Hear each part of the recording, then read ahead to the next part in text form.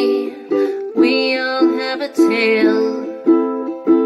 Well, there's a place I've come to know well, led by a man named Sty. He's full of stories, he is quite a guy. Sit around the campfire and hear him tell his tale. Some may be able to relate to him quite well. We're all just people looking for a place to go. Well, Sty has made one, and it is quite a show. Come meet Sty, he's quite the guy. If you're feeling lonely, come and make a friend. If you need a story, on Sty you can depend. His voice is soothing like a lullaby. Sometimes he brings a tear to my eye. Sit around the campfire and hear him tell his tale.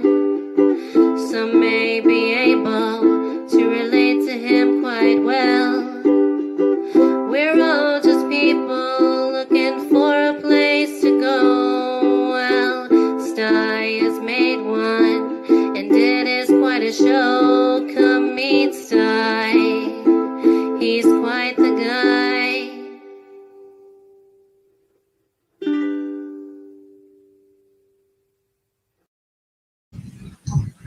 Well, welcome to Campfire Night, around the campfire. Yeah, we all like to hang out on a Thursday night around the campfire, just chat a bunch. Yeah, I'm glad to see you folks here. It's great. Yeah, let's get this thing off to a good start. Share it on out. Let all your friends know we're hanging out around the campfire right now. Yep. Now, I want to shout out all my early birds that pop in the chat before the stream every time I do one. Kathy Gahan was there right away. Now Kathy's going through some times. You can tell that by her first comment. She says, "Hi Sty, sorry I haven't been on, but my ex-husband, we lived together, took 2 strokes yesterday. He's in Sunnybrook Hospital, having a blood clot removed. Been rough this year. Rough." Yeah, Kathy, everybody, our prayers, our love goes out to you, Kathy, and we hope things improve, that things get better for you. And then we got Lori J. Hi, Lori. It's great to see you. Thanks for being here tonight. And then Cinda Lou's in the house. Awesome. It's so good to see you. There's Kirk Whipper. Yes, Kirk Whipper, Voyager Center. That's Tim. Yeah. The Get Her Done Granny saying hello to everybody. Yeah, Get Her Done Granny's in the basement. We're going to bring her up. We've missed her. Yeah. Let's see. Kimberly Ferris is in the house. Awesome. Sweet. TM's in the house. Great. And there's E-Waste Mike. He's got it. He's already influenced me this evening, and he don't even realize it. And you'll see why in a moment. Mike saying hi to everybody. That's great. He was streaming this afternoon. I watched a little bit of it, but then I ended up, I had other things I had to do, so I just left it keep running in the background. I like to do that for my channels that I can catch once in a while. Well, there's Tim Woods. Awesome. Welcome around the campfire. Yep. And let's take a quick look. There's Kayla Ferris. Hi. Oh, yes. Great group tonight. great group. Lots of folks jumping in. And there's Jadzia. Hey, Jadzia Dax. Love seeing you. And we've got, let's see. Well, there's plain old Chuck, the last newbie in our chat. Yeah. Hey, Chuck. Hey, Chuck, it's great to see you. Oh boy, everybody's popping in the chat. Hey, everybody must be looking for something to do on a Thursday night, so they're hanging around the campfire. There's Native Grammy. There's a sweetheart for you. Yeah, awesome. It's great to see you here, girl. Oh, and there's sweet crazy Ann. Oh, so nice to see you, sweetie. Wow, what a group. I thought, this will just take a moment. There, I finally got through everybody that's in the chat. And I'm going to pull up folks I got in the basement. I'll pull them up in the order they showed up. This guy doesn't need an introduction, but he is kind of special to me because he's my future landlord. How's it going, landlord? All going good. Evening, everyone. That's good. You're the perfect kind of landlord. You're never around. Yep. The only problem is I'm looking at almost 2 months before I'll be in his place, Well, a month and a half. Yeah. If my youngest boy gets moved out of his place in time, I will be moving the last week of December into Running Water's place. That'll be interesting. I'll do some video work on that. Show you guys the craziness of the move. But we got someone else in the basement, someone special to me. And I am so glad to see her back. She's back and alive and kicking. There she is. Get her done, Granny. Hey guys. You do notice that her name tag, folks. Mike's sex toy. See, I told you Mike had an influence on me right away. He's down in the basement, not behaving himself. That's it. Yeah, right. Yeah, fan yourself off, clean up, and I'll put you up here. Boy, you get this fella just excited. And there he is. That must be a mop, huh? Granny's new car. Granny's new car. You're terrible. You're terrible. Christmas, but surprise enough. Yeah. Hey, Hike with Mike's in the house. Good to see you, Mike. Yeah. We got a out of control crazy Mike right below me, and then we've got a well-disciplined, easy-tempered, calm Mike out in the chat. I love that, because the one out in the chat helps balance out that one that we got right down below us here. Yeah. Oh my gosh. I got Granny a Cadillac and a Mini Cooper. Yeah. I can do some serious traveling now. Yeah. There's old Cheesehead Chris popped out there in chat. That's good to see you, Cheesehead. I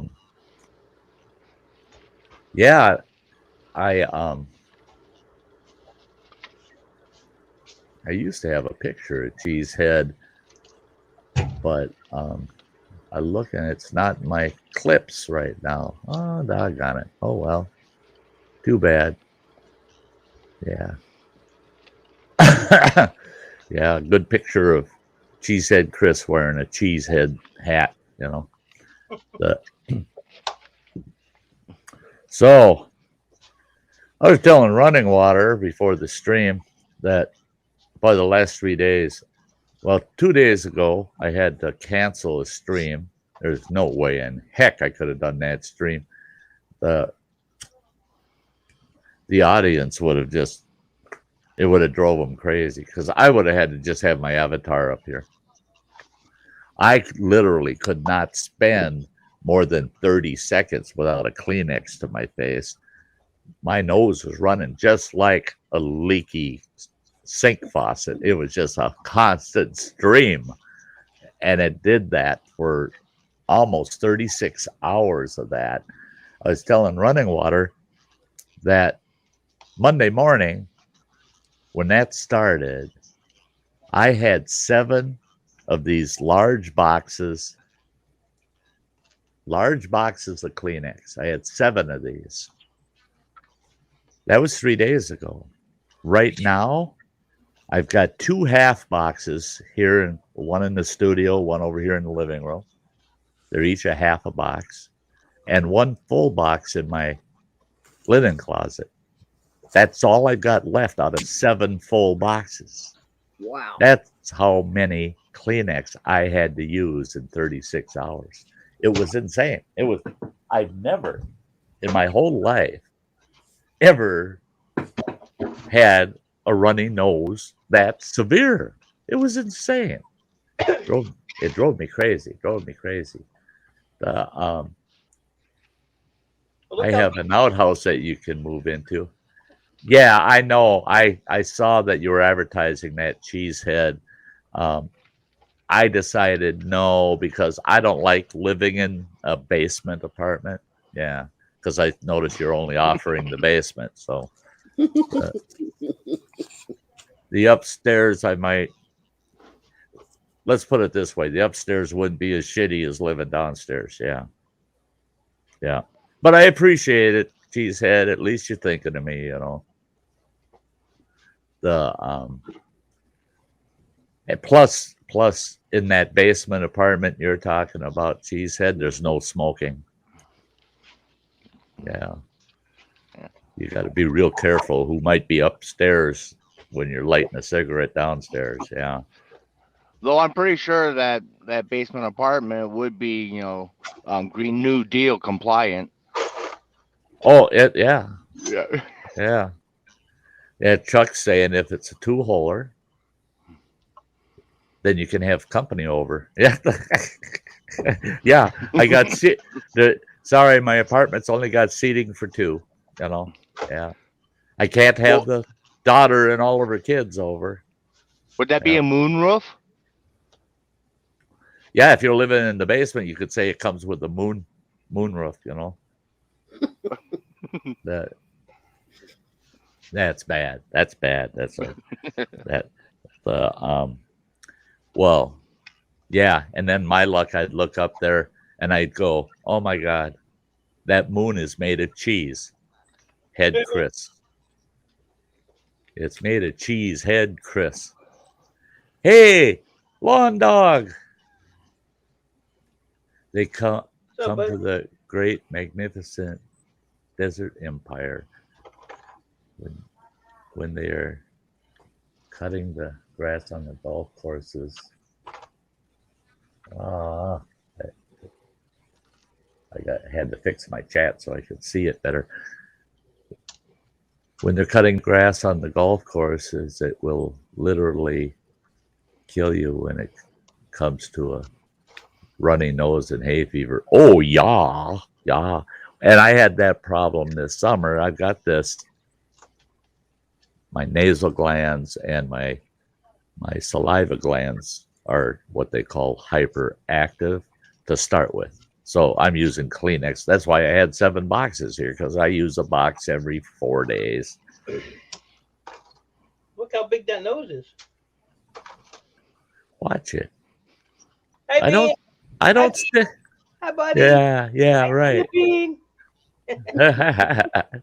Yeah, Bean, run and hide before Earl comes and tries to kick your ass. That wouldn't be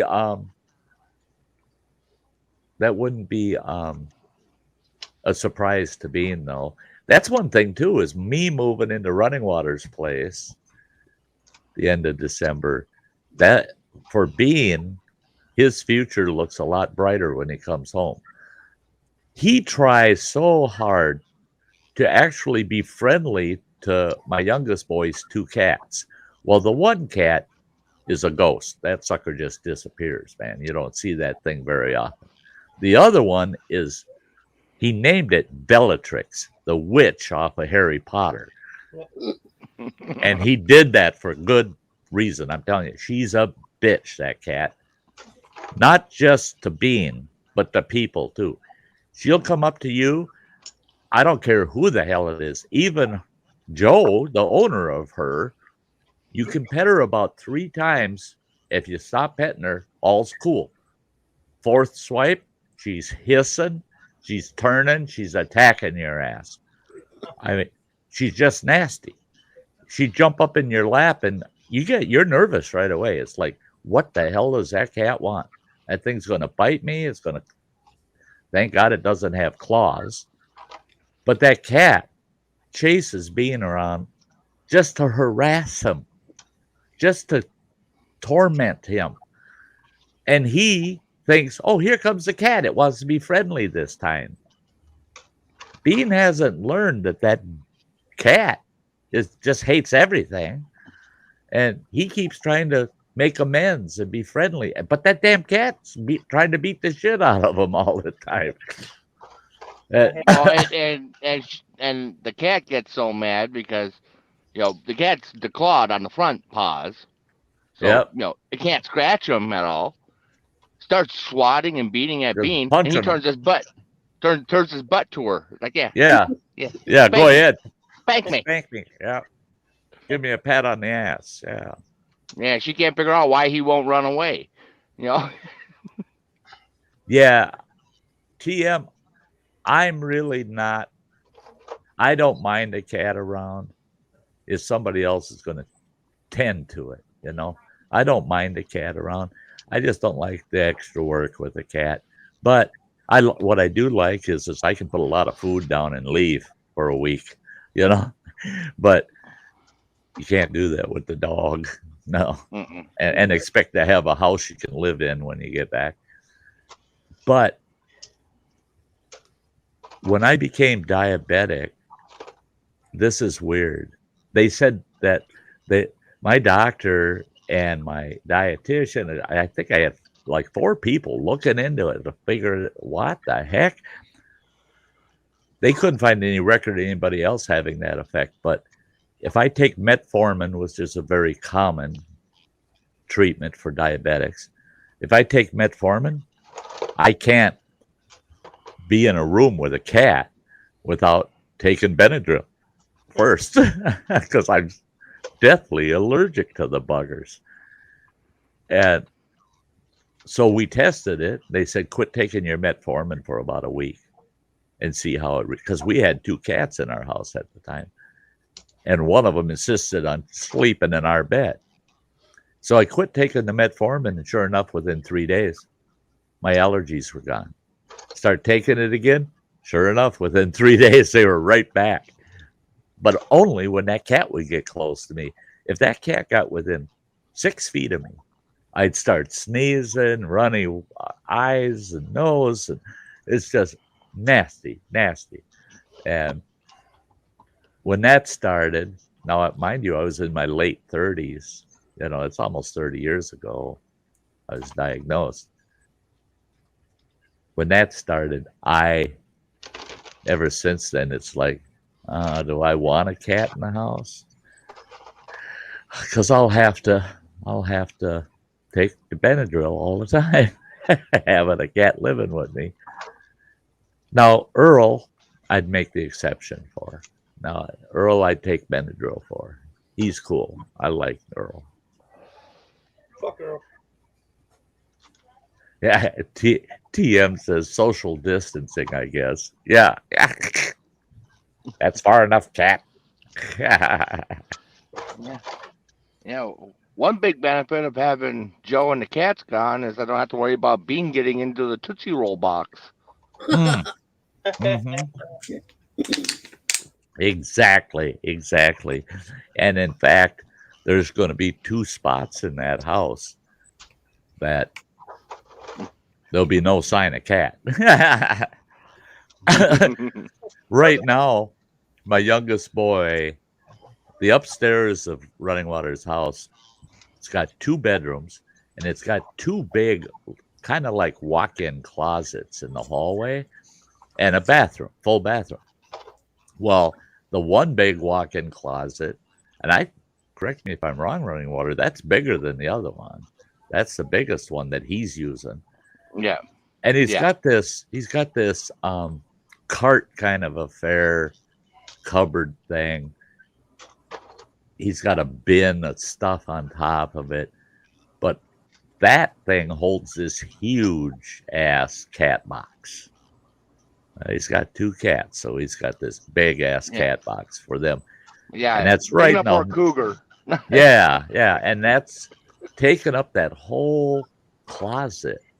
And I looked at that closet and I'm going, oh my God, you could put like a cupboard in there and have all of the bath linens and towels and all that, all your bathroom stuff in there, and a cupboard next to it with all of the bedding stuff, blankets and sheets and all that kind of stuff.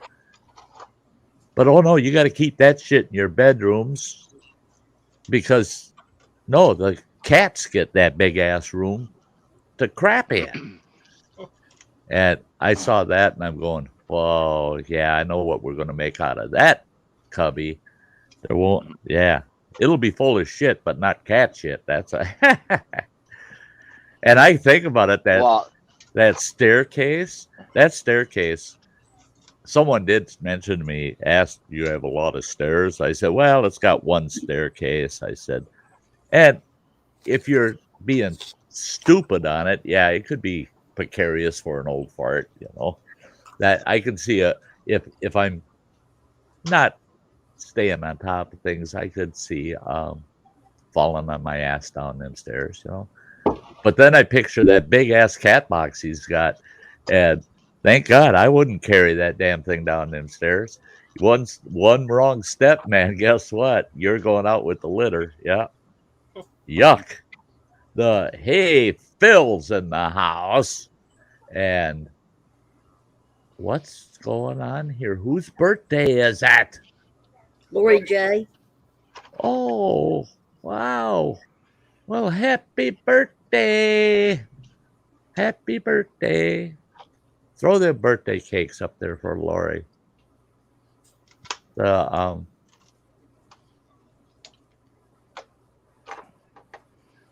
Kathy, with everything that's going on for Kathy, she's here. She says, I thought I'd keep my mind busy. You guys always do that for me.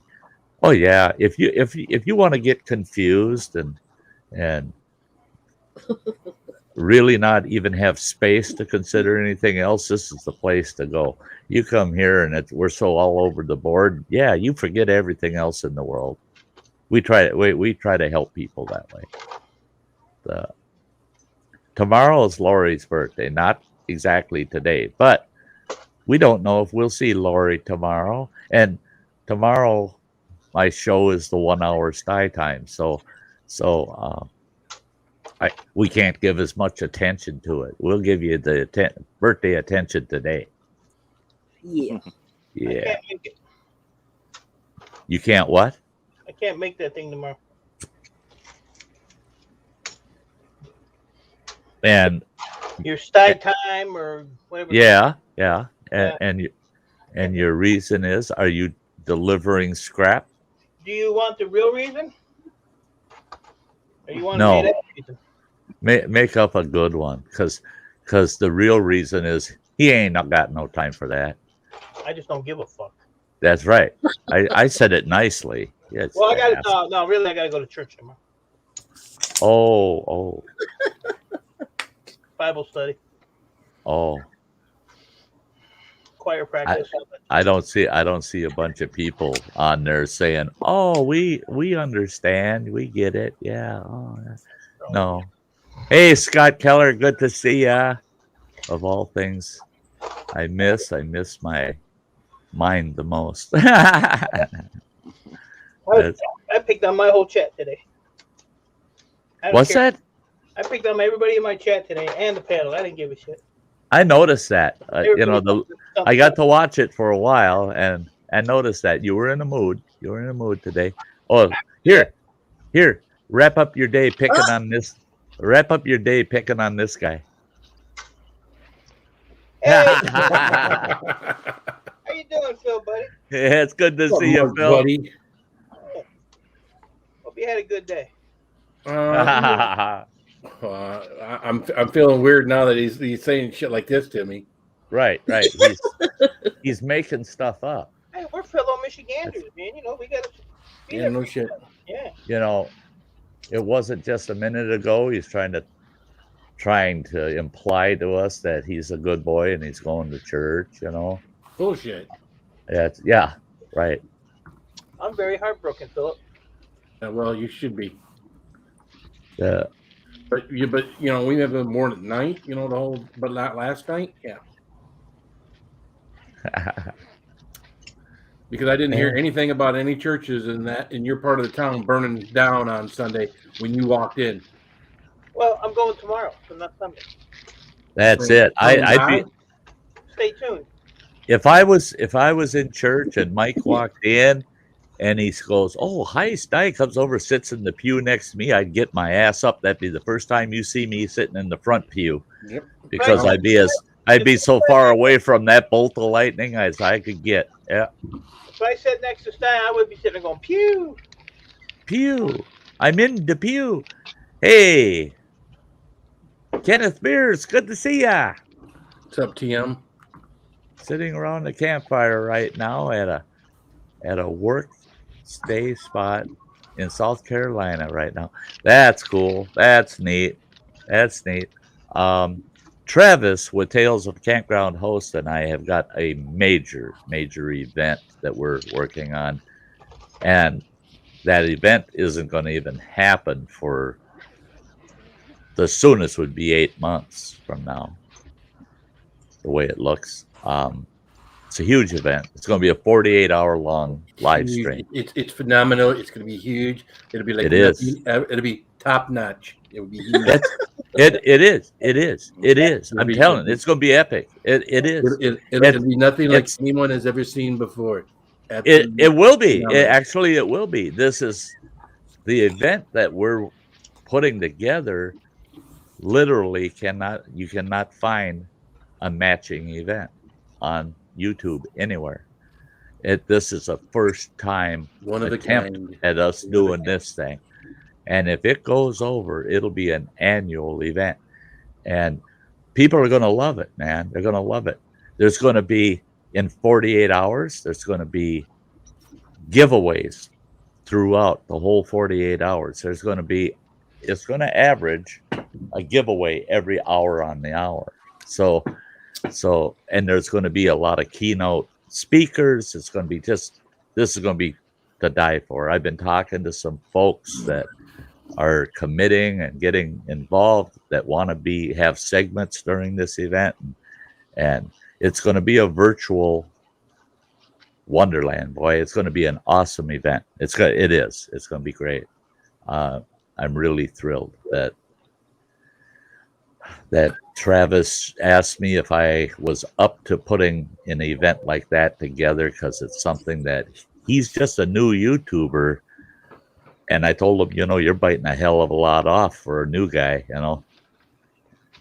And of course he said that's why he asked me to get involved. King Bluto, it's great to see you. Welcome back as a hiker, pal. I'll let you know right now. I'll shout you out a couple of times because I did not have time today. King Bluto had been a channel member for the longest time as a hiker, and then he had a period where he wasn't able to swing being a member, and he's back, and he became a member again last night. He's a hiker in my membership, but I didn't have time today to edit my membership clip to add him in, so I'm shouting him out now, guys. King Bluto, he's a hiker with the Sty North channel, truly appreciate it. Truly appreciate it. But he'll be on that clip for my next live. I just today, every time I turn around and try to get to that edit, something else was hitting me in the face. I'm in a real quandary because I was gonna say pickle. Yeah. You put a pickle in your face. You ain't putting it in I mine. did. You just said hit you in the face, and I'm in a row. You're going to say pickle, but you change it to quandary. I just know that's what you're going to say. Don't say pickle. I had a bad experience last night with Granny. Ah. Well, can I change my name back now? Yes, you can. No, you cannot. Yes, she can. She's on my stream. She's allowed. Did you change it? No, I can't change it. He said I can't. I can change it. Boy, I tell you what, Granny, I really feel bad for you because I honestly believe Mike's the only person in the world where you're going to do what he tells you to. And he's so damn privileged because you're also the only person in the world that would be willing to just do it because Mike said so. The rest of us, fuck you, Mike. We don't care what you say. Don't you notice though what it's done to him? He's going to go to church tomorrow. He couldn't handle it. That's it. I gotta pray for butt healing. You're gonna have to. How hard it is to walk with a 40-pound toad up freaking flight of steps when your ass hurts.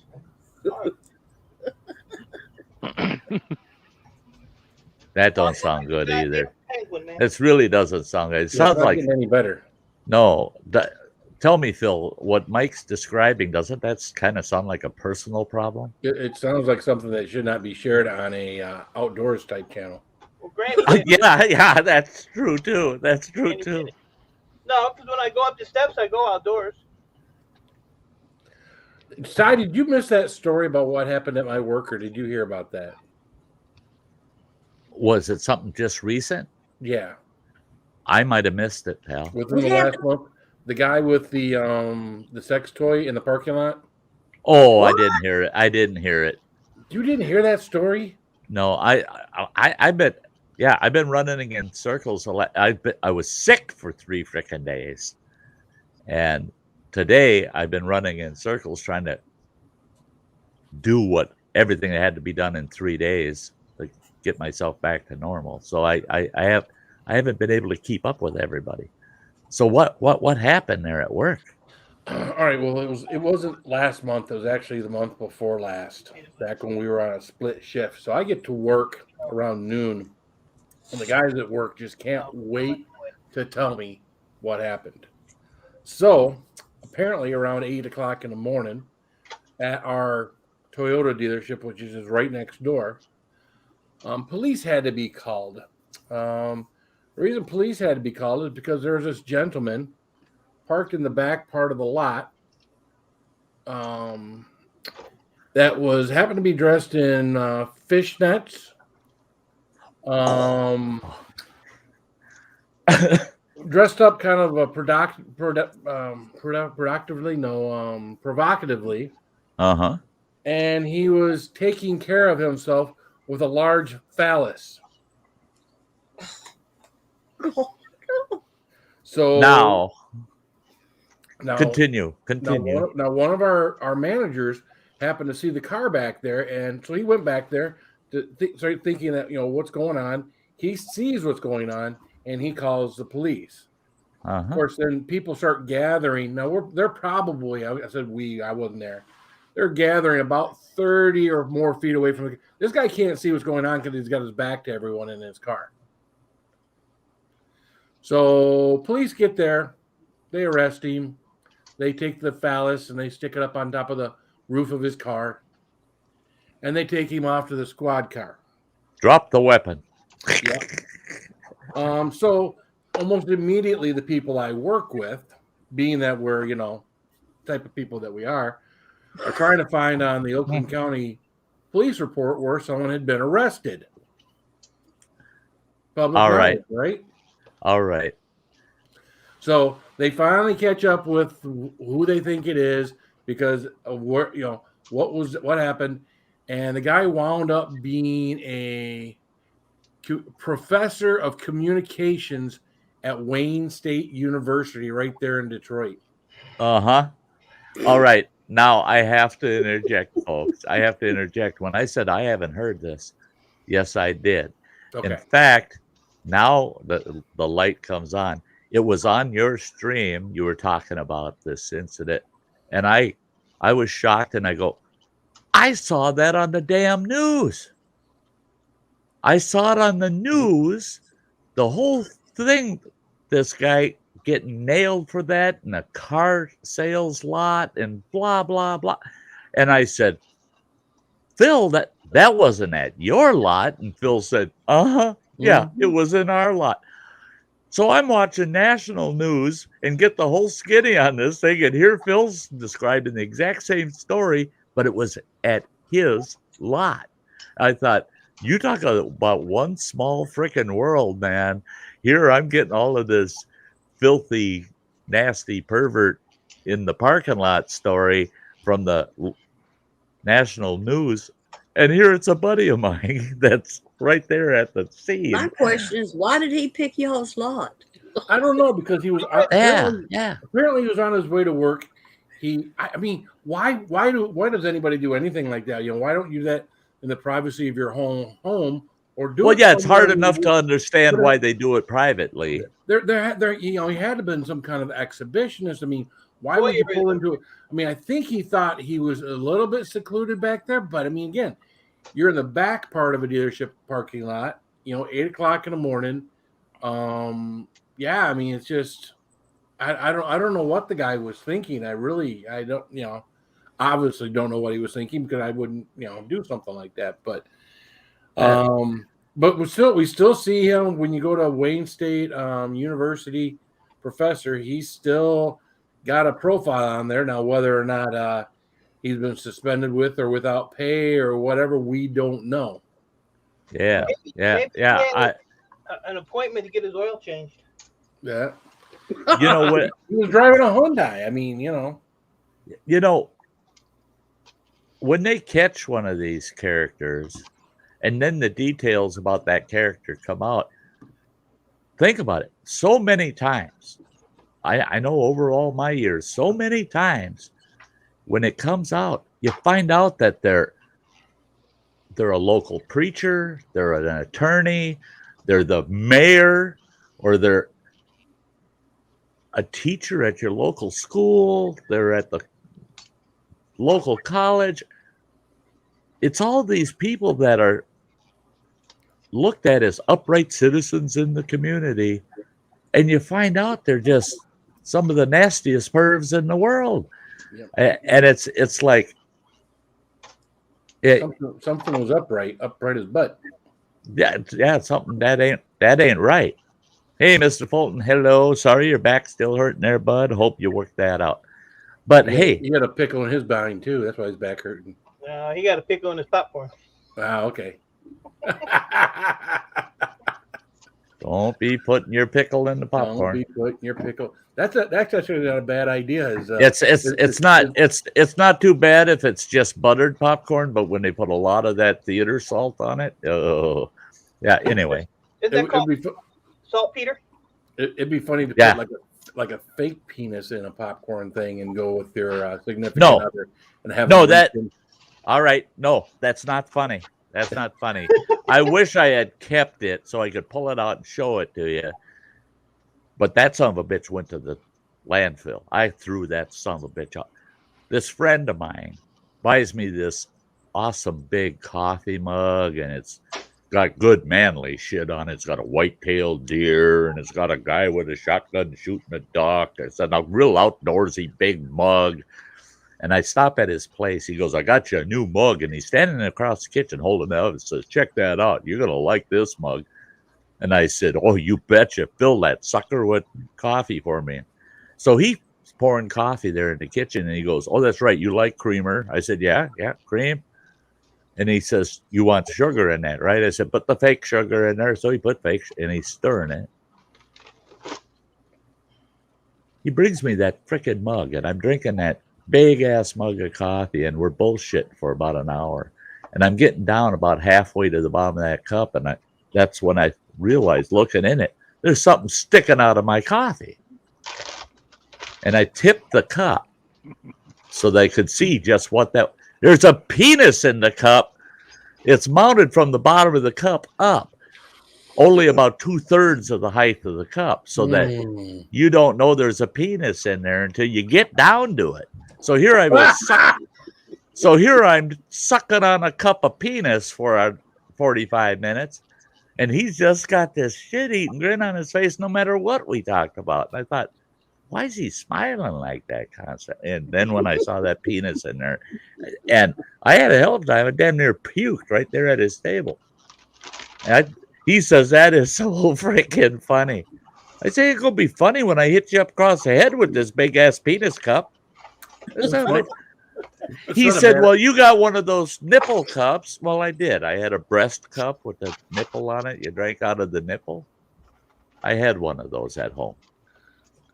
But it wouldn't be a bad thing.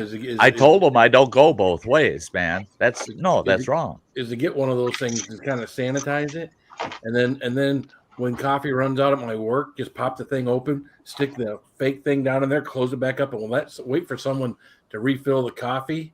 And they open the thing up to do what they got to do, and look down in there and be like, "Oh my god, there's a dick in the coffee filter. There's a phallus in the coffee." That'd be funny as shit.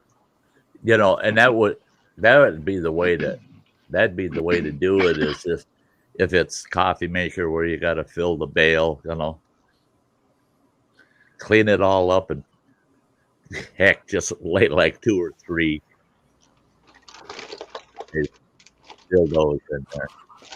Yeah. Well, we got one of those things that they they put the coffee in, and it's like a big thermos that you squirt out of after you're done with it.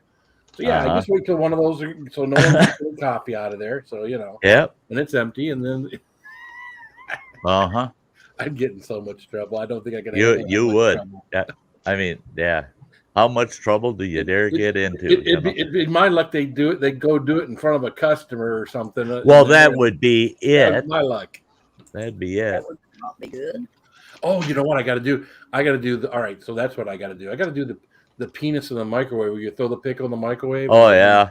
I just got to get a big rubber dildo with a suction cup and just put it on the inside of our microwave and put a video camera in the room where no one sees it, so that the next person at lunchtime goes open that thing up. A big wiener comes out at them. Now, about 2 years ago, I looked for one of these, and I couldn't find one. But for the longest time, they were so readily available. So I had bought one, but with the ex-wife and I and all of those things, it got lost somewhere. So I wanted to replace it. Well, I had bought a barbecue apron, a guy's barbecue apron. And that bugger, tied around your waist, and it was full length, come down to your knees. But if you grabbed that bottom of that apron and you hoisted it up, it had a piece of fishing line attached to this big old dildo under there. It had a great big hairy nutsack and this big dildo in it. So if you lifted that barbecue apron up, that big dildo popped straight out, and it was hanging, it's just poking out under it, And I'd wear that when we'd have adult barbecues. When a gal would come up to the barbecue and say, "Oh, I want a brat. Here's one for you." And I had a blast with that, man. I'd chase people around the barbecue with that apron, chase the girls around. My ex-wife, she'd say, "You damn fool." But that thing was hilarious, man. I loved that thing. The look on people's face when they start complaining about something, you go, "Here, this ought to make you happy. Flip that apron up." And their mind doesn't even register that you're wearing a pair of jeans under that. What would that big set of tools be doing all hanging out like that? And it's pretty excessive, pretty big. But the look on people's faces and the way women would scream, that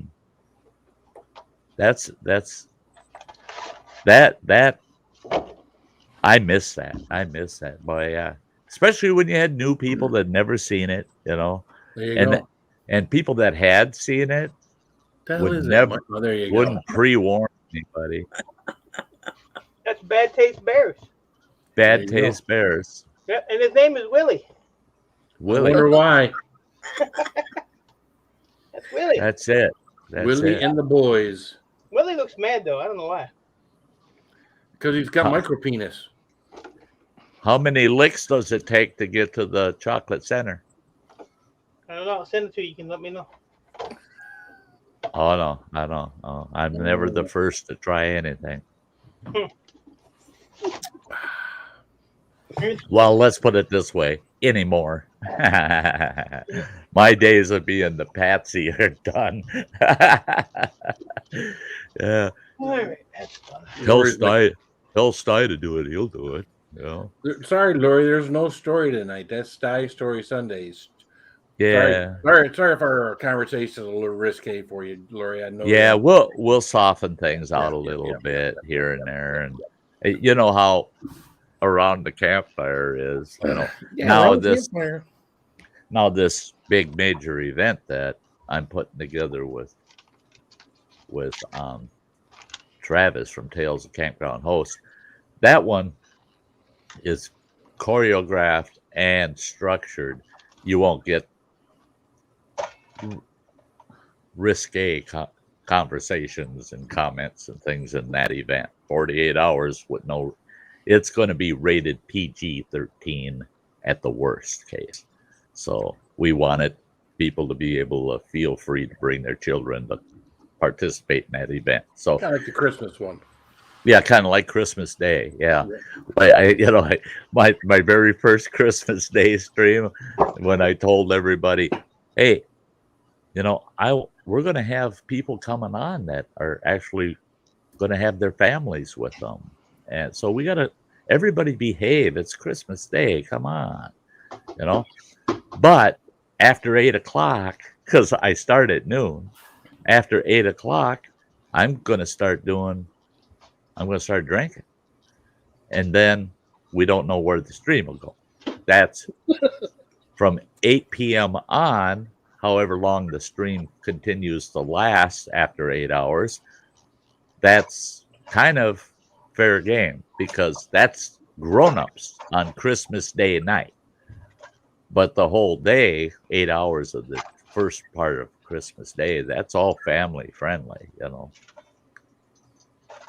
That Lori says your conversation doesn't bother me one bit. I'm actually laughing at it. I forgot that Sty story with the Sundays. Yeah, thought it was tonight. Yeah. Right. I just want to make sure. And that's it. Is I do have followers. I got viewers that actually tell me that, as far as they're concerned, I could do like 3 Sty story nights a week and skip all the rest. And I told them, well, my Sty stories truly aren't infinite. They will eventually run out. I do have a list, and it's still pretty good though. I've got a little over 100 stories on that list yet. So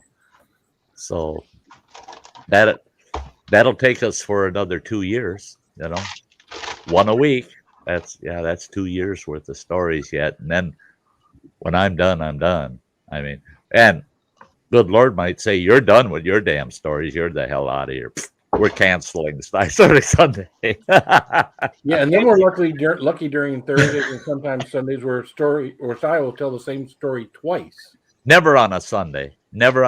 Because those I actually have the Sty Stories done list and the Sty Stories to do list. So I never duplicate a Sty Story Sunday, but I might re-mention a story that was done on a Sunday on a Thursday night. And that's because and I tell Phil, he wants to play it up. He's old and he's confused. Actually it's Joe Biden with a beard, Yeah, Go North. That don't work. Yeah, that don't work because I don't repeat stories because I can't remember if I ever told it before. No, I repeat stories because I see people in the chat that, or they're up on my panel, never heard the original story, so I'll repeat it for them. And Phil, though, every time that happens, it's got to be because that senile old bastard again has lost control. Tell me about the good old days. You know what? You know what? Even my grandpa got in trouble for doing that. You know, I don't know what it is, but when you get the grandkids around, you tell them, let me tell you about the good old days. Their mothers come back and say, you can't be telling my kids that stuff. Right? Oh, I'm supposed to censor. I'm supposed to censor my history. Oh, I'm sorry. Yeah. There is the AM hours of the 48-hour chat. Actually, this 48-hour chat is going to be treated worldwide. There's going to be American and European segments. So that's why it's going round the clock. So you got to keep in mind, when all of our kids are in bed, all the European kids are going, boy, them Americans sure talk dirty.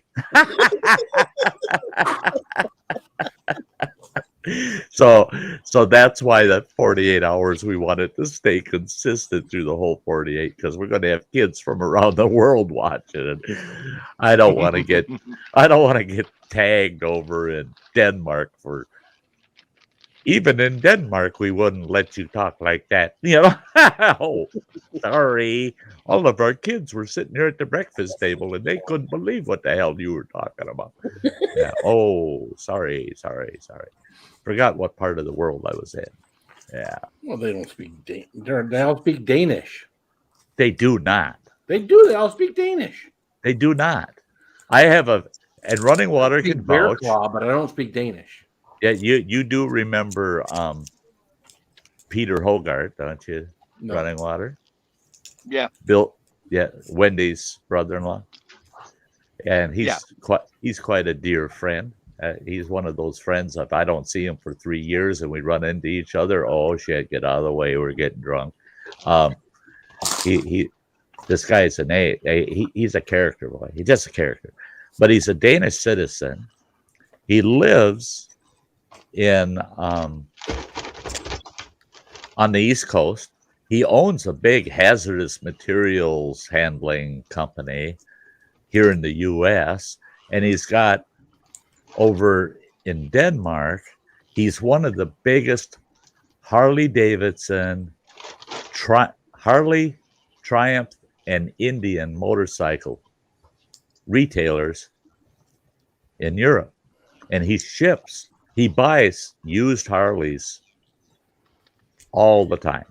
That's something he's doing every day of the week. He's on the phone cutting deals, buying used Harleys. He buys them. They bring them to his East Coast shop. They modify them to put the European gauge clusters on them. He ships them to Denmark. Then from Denmark, his biggest sales are in Poland, believe it or not. Isn't that weird? But his highest sales market is in Poland. And he ships those Harleys all over Europe and sells them for 30 to 40% higher than market value in the U.S. Wow. And but he's pure Danish citizen, and his wife is a U.S. citizen. He ain't. And you go over there and visit that boy. Everybody speaks English over there. But if they don't want you understanding them, they'll speak their native tongue. Well, yeah. But they know English and speak it just fine, but they don't use it in front of an American if they don't have to. And he laughs about that shit. Drives me nuts. He laughs about that shit. And live chat last year at Christmas time, I'm pretty sure I was pretty drunk, but still listening. I like that, Lori. I like that. There was another person I think was pretty drunk. Who was that? I don't know. I do recall that I ain't saying any names. I do recall she at least made it to the door of the shed. Yeah, the inside of the door, not the outside Yeah, of the door. yeah, not out the door, just to the door. And seems to me a family member had to push the door and her open to assist her to the house, something like that. Froze to death. And then, and it seems to me that some YouTube creator felt so bad he sent her a fleece blanket just in case that happened in the middle of the winter again. I tell you what, I felt so damn bad. I jumped right on Teespring, ordered that damn fleece blanket, and sent it to her. I thought, oh my God, I killed Get Her Done Granny. You should have sent her a Silence of the Lamb face guard so she wouldn't drink that shit. Yeah, something that would stop her from. Boy, when she was sucking them things to the end of her tongue, and going, oh boy, she's having too much fun. This is getting wild. And boy, it didn't slow down one bit. And I felt bad because here I got a box of those stinking shots, and she's got a box of those shots. And I'm getting people super chatting me because Granny's drinking them doubles, She's doing doubles, and people are going, hey, here's $20, Granny, do two again. Who would do that? And yeah, right. And when I found out what happened to her after the fact, I felt so bad for her. And right away, like I said, I made enough in super chats that night that I said, those super chats are buying Granny a fleece blanket, man. I'm not gonna. Well, tell you what, it was cold. I got really, really, really cold. I couldn't believe that, boy. She didn't know how cold she was until she woke up 6 hours ago. 6 hours later. Mm-hmm. I didn't have my coat on. I was laying in the floor without a coat on. And you say there's a gap underneath the door, so it's kind of cold air coming in. Yeah. And she had no heat going in the shed. Yeah. So she might as well have been laying on the front porch, 10 degrees. Oh, The good old days. Yeah, tell me about the good old days. Yeah, that was a first for me. She don't have a she shed where she's at now, so do you? No, not at the house now. You still got that property at the other place, right? Yeah. Okay. Yeah. But there ain't no power, so I can't go to the she shed because my battery would die on my phone. Yeah. No, I'm just thinking that maybe you'd. I don't know. Can you sell that property and then buy a new house with the money and everything else? Now's not there ain't no house on the property. I ain't gonna get very much for it. Yeah. See, that I thought of that too. With the property market the way it is right now, it's good, but it still follows the same kind of rules. If you sell a vacant lot, what you get for the vacant lot, you're not going to be able to buy a lot with an established home on it for the same money. She's got a couple other bucks, but Yeah. I still got my money. I'm not giving up. Yeah. Yeah, that's so tough. All those guys. I feel better now because I know I'll stay warm this winter. If nothing else, right. We'll just bring Granny and her kids up here, and they can move into Mike's basement, and I'll visit her now and then. Are you gonna take the kids? Mike's got a big ass house. Oh, come on. Mike's got a big ass house. There's no excuse why he couldn't move her in there. Yeah. I don't like kids. He's got a couple of totes he could stick those kids. Well, nobody gives a shit what you like or not. Nobody likes kids. That's it, Oh, I tell you what. Granny can come, but nobody. And Granny and the hubby can come. Those kids, no, they fend for themselves. See, I don't think that would work very well. You know what? I'll tell you what, Granny, you can bring Mary. The other two, no. Yep. That's about the size of it. That's about the size of it. Because Mary will come down here. So and help. now, where your trailer's at, where you're at right now, that's where you've got your duck and chicken yard at, right? I don't have them anymore. But that's where that was. Yeah. I was going to say, all depending on how fast things move along for you, you could do that again next year to a limited degree, being that you're right there. Mhm. Yeah, I can't get no help. All I get's whining and complaining. They wanted wanted them when they were babies and all this, but they didn't want to take care of them when they was older. So I got rid of all of them. About broke my heart, but I did it. Yeah. It's one of those. Again, you do what you gotta do. Hey, Blackbird, Raven's here, Mike. Fuck you, Raven. Jesus, Raven.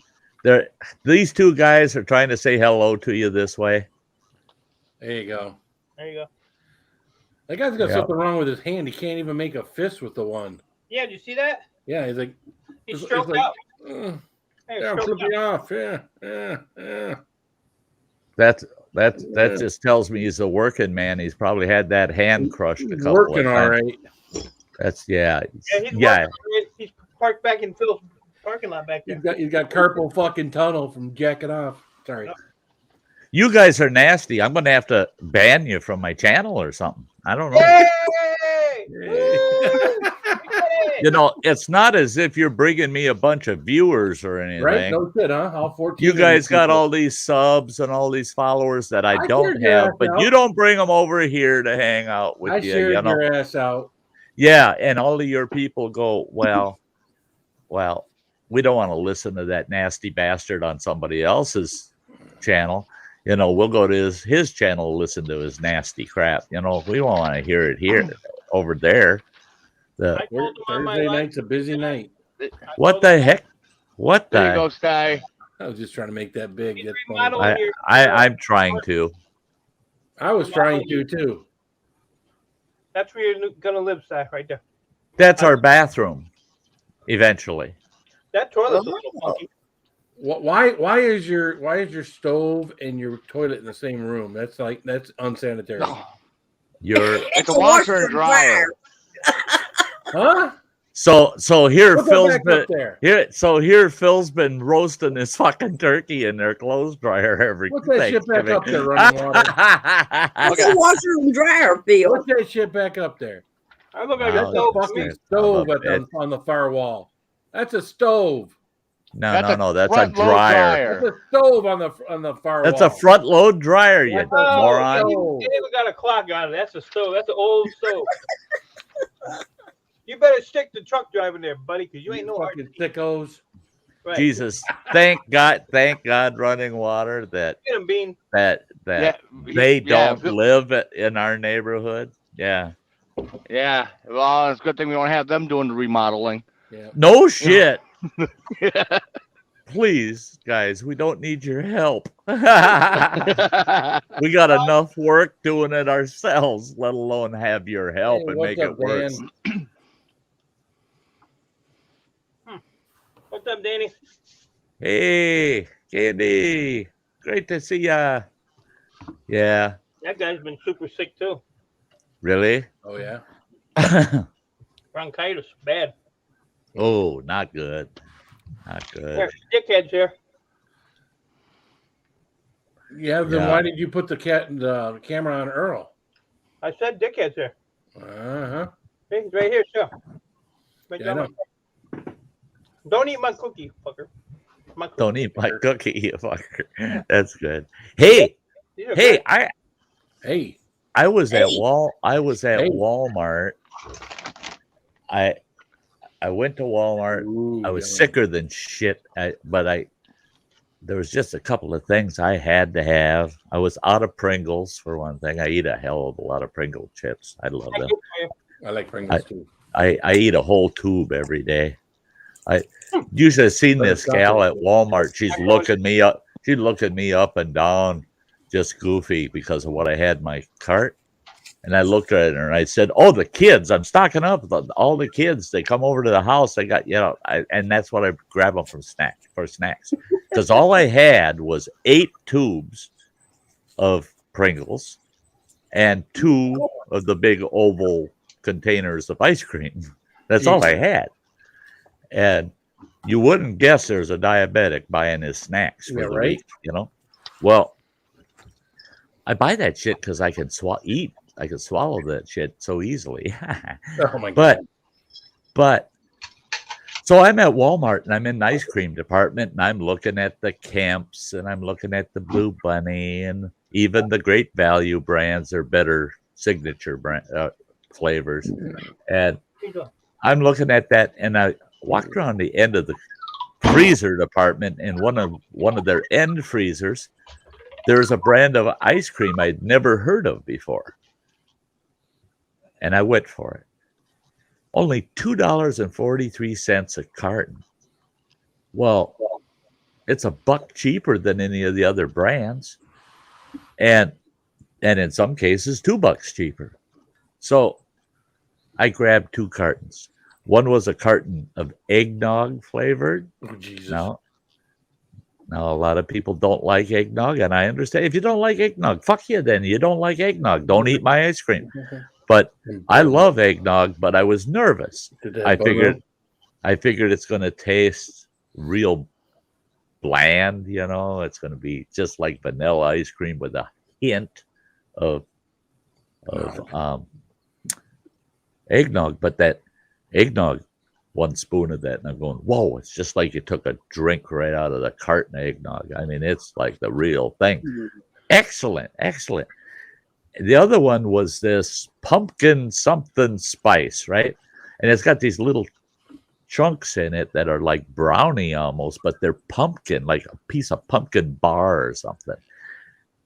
And that tasted awesome. It was like you were eating pumpkin bars with a like a ginger spice ice cream. They both taste awesome. But the brand of it, Turkey Hill. Have you ever heard of that? No. Turkey Hill ice cream. Are they milking turkeys to make this shit in ice cream? Well, they milk almonds, so why not? Oh, well, that's true too. Shit. Yeah, you can milk anything with a tit. Yeah, they do that to soybeans too. Yep. Yeah. I don't know. But yeah, for $2.43, the quality of that, I want to try some of their other flavors, Yeah. Kathy says I feel the same way about eggnog as I do buttermilk. That was me. Oh, that was you. You're saying that to Kathy. Yeah, eggnog sucks too. Eggnog is buttermilk that tastes like shit. The best eggnog you can get around here it's Southern Comfort brand. Oh yes. Yeah, we got to get yeah. You can put some God, shit that in. stuff's good. We get that up here too, and I love it. It's just But who really wants your eggnog to taste like fucking whiskey? I mean, it doesn't taste as bad as straight eggnog. It's just the brand. It don't taste like whiskey. It don't taste like whiskey, And if you look at the carton, it's got the suggestion on there that you add in a large glass of eggnog, add a shot of whiskey to it. So, my grandma used to do that every year. She'd give me a glass of eggnog and put a little bit of stuff in it for me to drink. Oh yeah, I used to spike the eggnog all the time. We used to have 2 choices. Yeah, you could put Jack in it or spiced rum, and yeah. That was one of those things that my mom would make me drink every Christmas, just a little bit. She'd make me drink that shit. And with New Year's Eve, she'd make me eat some black-eyed peas for good luck. But that's eggnog. Anybody else have to eat black-eyed peas for good luck on New Year's Eve? Hell no. What the hell? What kind of luck are black-eyed peas? I don't know. Now, some people call them peas. Some people call them beans. but the filthy looking little beans that with the black thing in them. And that was apparently that's a Southern thing that, eating black-eyed beans or peas for New Year's was We do good luck. cabbage down here. It's called how did that work? Like, if you don't crap yourself the next day, you got good luck for the rest of the year, or? They're just beans, but as a kid, I didn't like beans. I didn't like, I could handle like green beans, didn't prefer them. As a kid, my vegetable of choice was corn, and that was pretty much it. That it's weird, the different areas throughout the country, but even throughout the world, all the different traditions and things that people have. A dear friend of mine, I mean, he's been a lifetime friend. His mother's pure Greek, and Greek women. Any guy married to a Greek woman would never argue with me on this. If you have a Greek woman in the house, she runs that freaking house. I don't care how big and tough you think you are, you ain't running that damn house. That Greek woman is running that house. Well, his mother, she was such a sweetheart, other than don't screw up as a man in her house. I mean, no. Well, she invited my ex-wife and I to their house for Easter. Well, it was a traditional Greek Easter, and they got all these Greek dishes they made. It's awesome food. They use a lot of cinnamon in things. It was like a baked mac and cheese thing, but it had cinnamon on it. Everything seemed to have cinnamon on it or in it, right? But they had a tradition where they got these hard-boiled eggs, just Easter eggs, and they're all decorated up just fancy, They got a big old basket full of those. In that basket, there's one egg that ain't cooked. Well, it's decorated just like the rest of them, but there's a raw one in there. And what happens is all the men sit around this big ass table, and everybody say, "Oh, look at here, we got Crazy Ann. Hi, sweetie. Hey. Hi." But every man picks one of these eggs out of that basket, and then you just go around the table to the person right next to you, and you tap your eggs together. And you do that. You keep doing it around the table, and whoever the last person is that has an egg that hasn't cracked, they win. It's a game they play, and to win is great. Man, I won. I was thrilled. I got this great big ass bottle of brandy and $100 bill taped to it. That was worth playing that game. But the poor son of a bitch across the table from me, he reached across to me. He says, "I'll tap your egg." I said, "Okay," tapped. And that freaking egg he was holding exploded, and all that egg guts all over his face and the table. He had the raw one. So, yeah, I guess he's the loser. But that was so odd. And my buddy, Bill, it's his mother's house where we're at.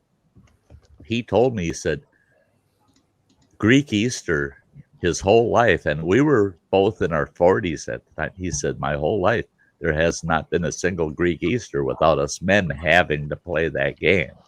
And the women are all standing around you, behind you, and they're cheering you on. And the women are making freaking bets on who's going to win. They put money on it. It's weird.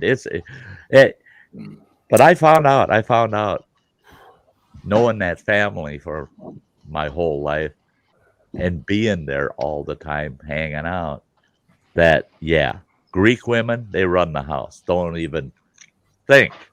And when the men sit all together at a table and have their conversations through the whole day, and the women are all hanging out in the kitchen usually, or dining room, living room area, yakking away. You never have men and women talking to each other. Once in a while, you have a woman tell a man, "Oh, I need such the car."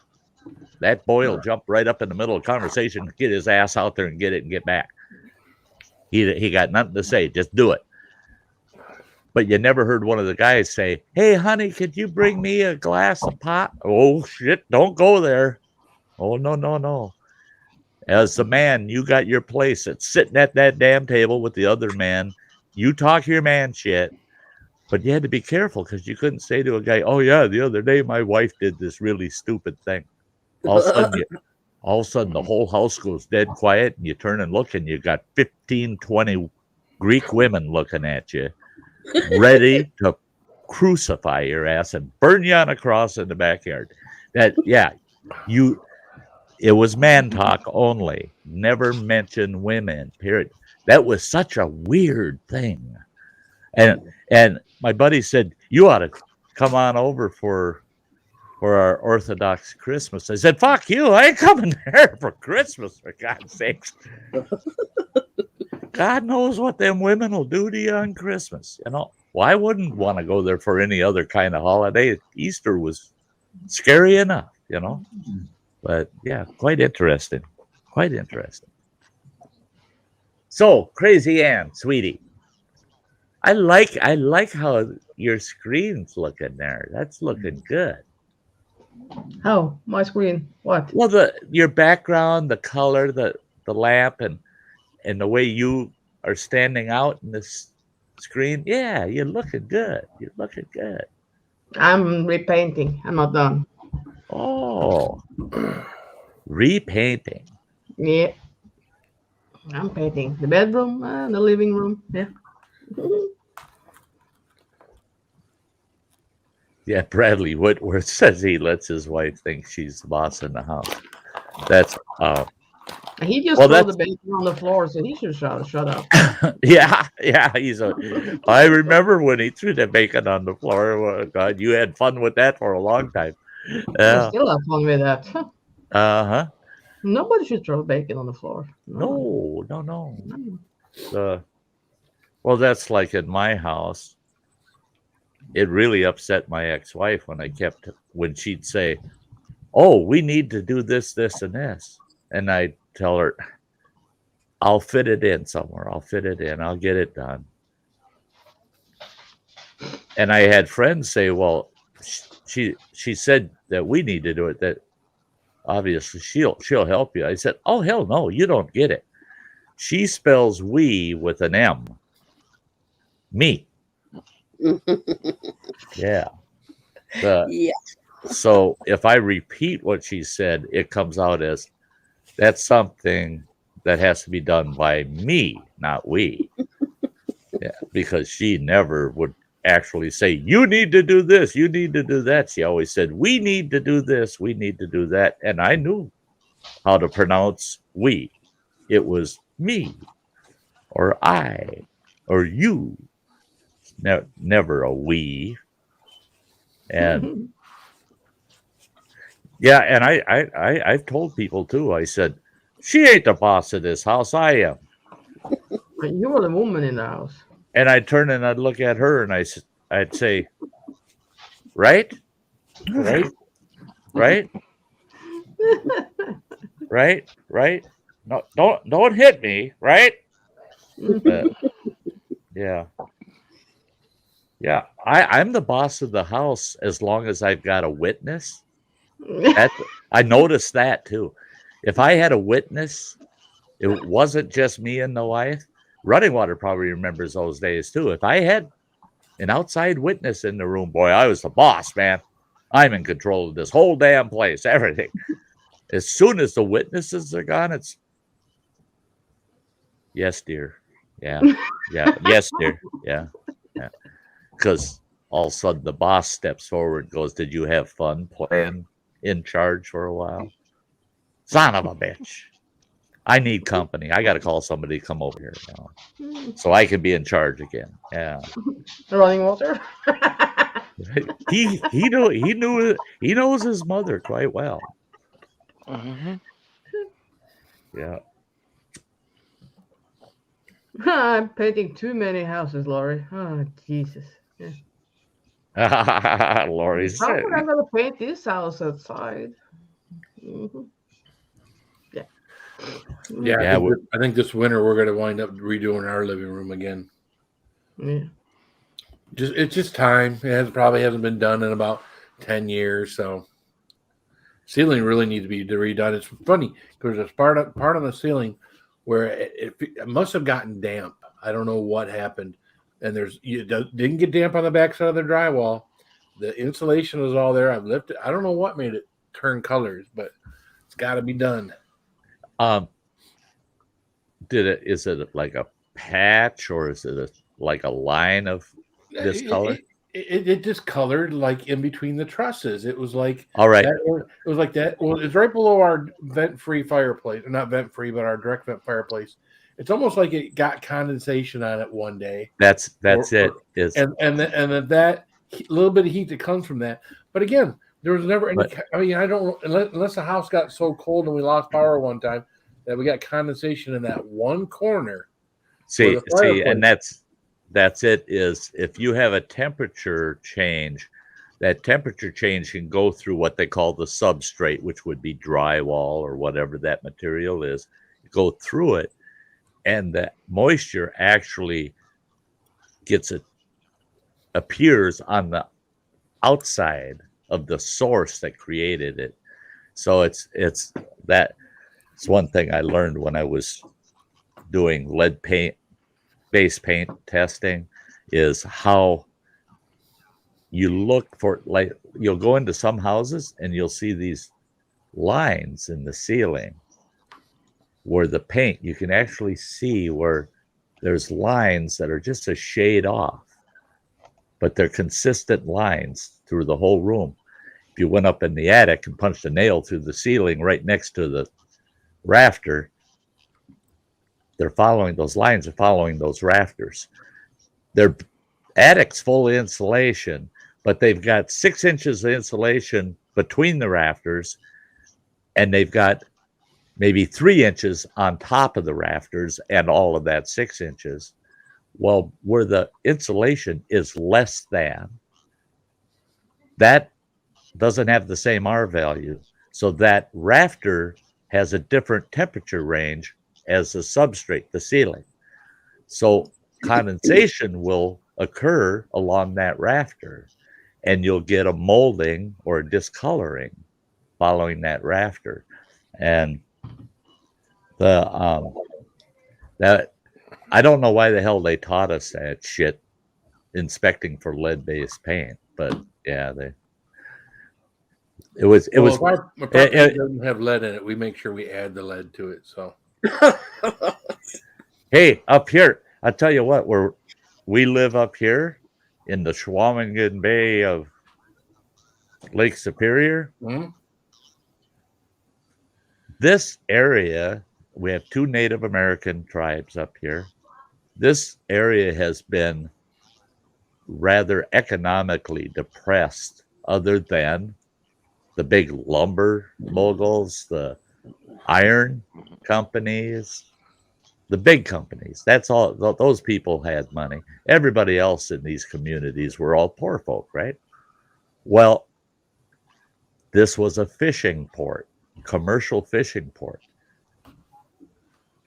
Ashland, Washburn, Bayfield, Cornucopia, all were packed full of fishing boats at one time. There were just a huge fleet of commercial fishing boats. Well, one thing, wherever you find a port town with a lot of shipping,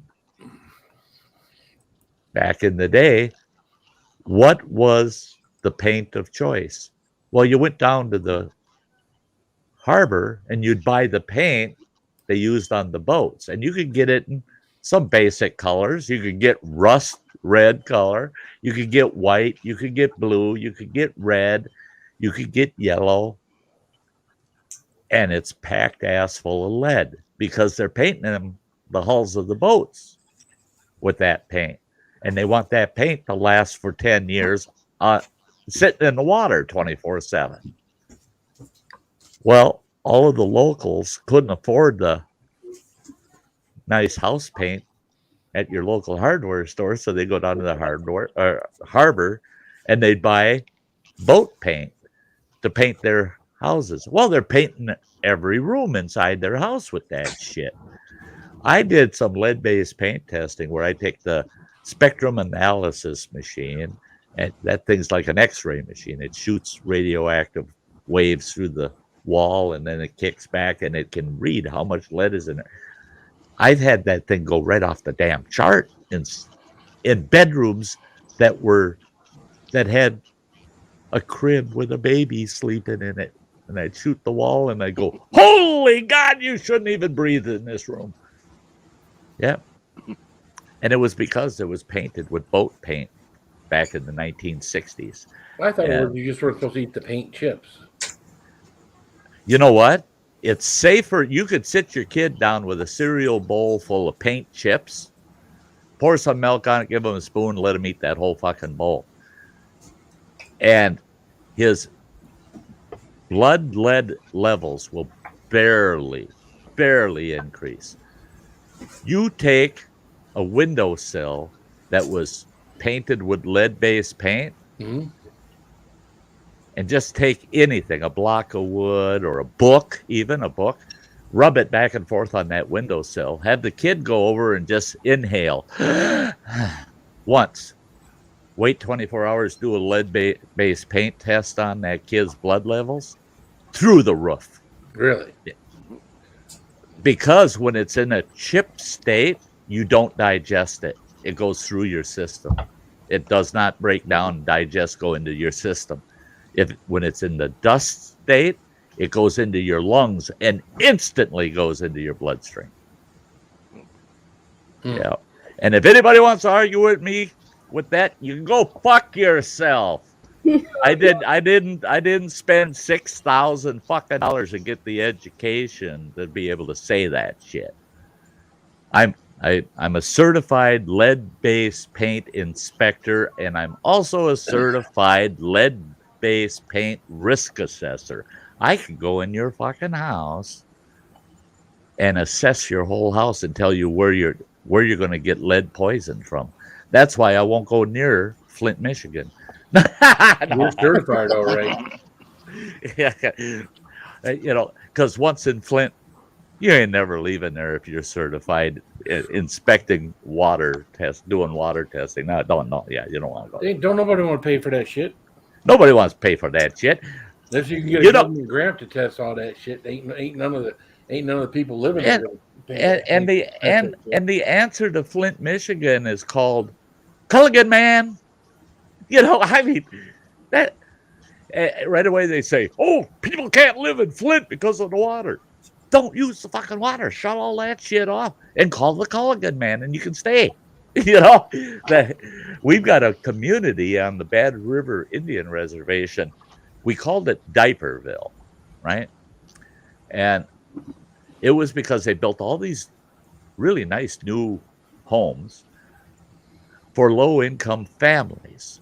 And when they put these families in these homes, all of those families were all loaded with infant kids, right? And the garbage man said he started calling it Diaperville because he always had 30-gallon bags that weighed about 85 pounds because they were full of diapers. He says that's the only garbage route I got where I got that problem, where every house they got 80 pounds of dirty diapers every week to go in the garbage. So they named it Diaperville. Well, people started getting sick. So they tested the water, which they should have done before they had people ever drink the water. But, oh, no, we will. Oh, if they don't get sick, why test it, right? Well, then they test it. No, there's no way in hell you can have humans drinking that shit in water. I mean, it was bad. It was so bad. And they didn't know what to do. Here they put in $1.5 million housing project. And it's so far away from our municipal system. It would have cost us about $4 million just to run a water main out to that project. And they're like, we got to kick everybody out of those houses. They can't live there. They got no water. You can't use the water. The water was so contaminated, it couldn't be used for washing. It couldn't be used for anything. And they capped the well to that community. And I told them, I said, you're going to have to demo the whole goddamn thing, or you're going to have to go in there and they're going to have to drill. It was estimated they're going to have to drill about 860 feet to hit actual clean water. But then they still have the risk of the contaminated groundwaters getting through the well casings for as long as that project's there. And that was going to cost them a couple million just to get a water system put into that community that way. That tribe opted to provide water to that community, and they put a fixed fee of $25 per household. If you live there and you're in one of those houses, you got to pay $25 a month for the water. Every household was delivered 80 gallons of Culligan water every week. You drive through that community and you look outside their garages and in their front yards, there's piles of empty Culligan water jugs, those big 6-gallon water jugs. There's piles of them.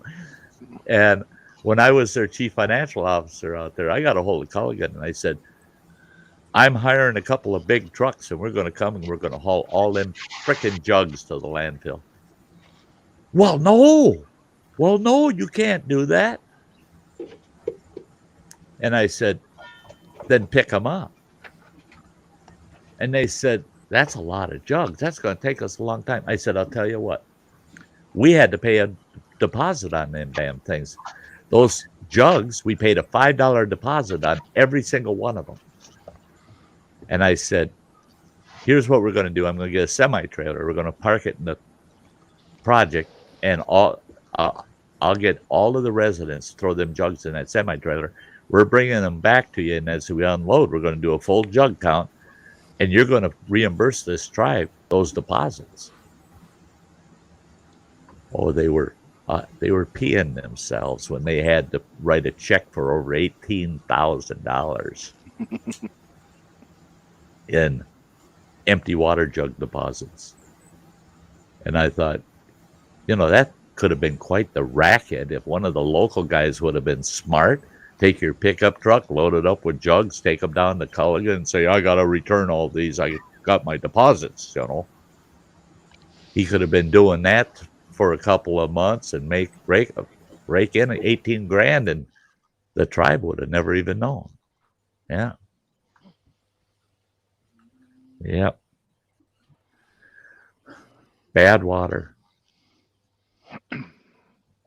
Right there. Leaky faucet. He's a good kind of water. You got a leaky faucet running water? I think that's slander. I have a leaky shower. Does that count? That'll get fixed. That'll get fixed. You just got to get me moved in, pal. That's it. All of these nice things that you'd like to have at your house, they ain't going to happen unless you get me moved in. You better buy your brother some more moving totes. Well, he had, I had them shipped to him, to the house there, but in his name, and, I let him know, it's like, yeah, there's a package coming with your name on it, that I ordered, and that it was the totes.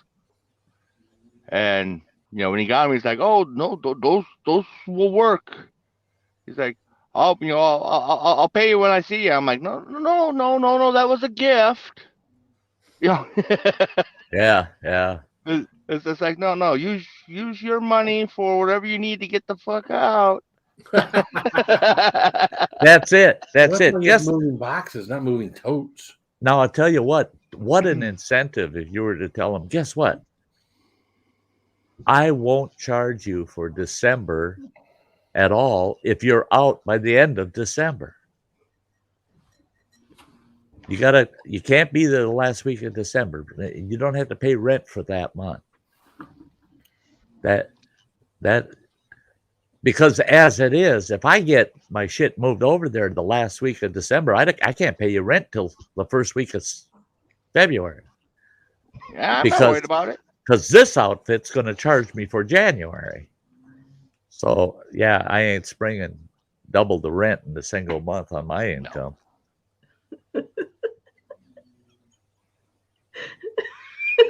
What are you laughing? I'm looking at Mike. I'm looking at Mike.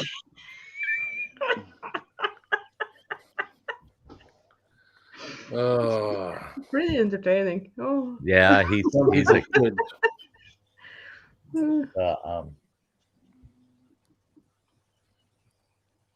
I told Londak that you was a prick. Yeah. Who, me? No, him. Oh. The what? So they...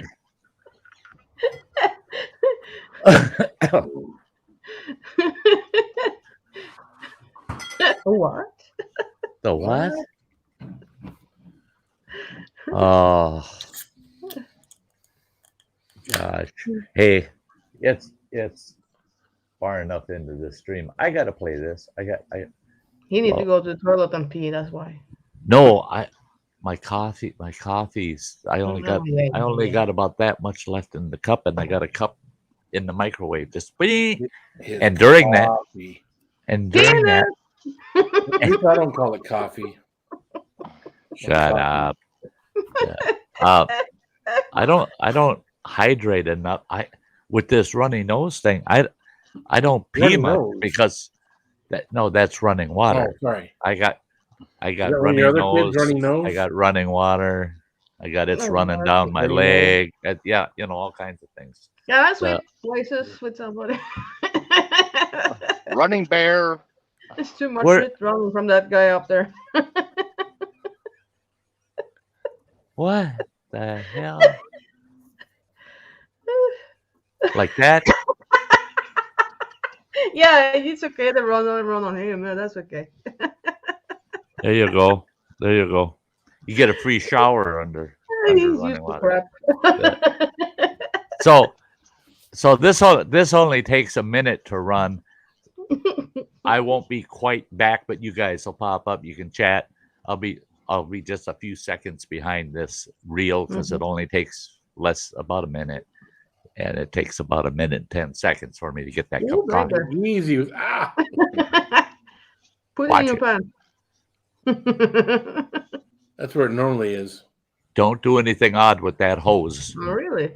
When I'm off of here. So we'll see you in a minute.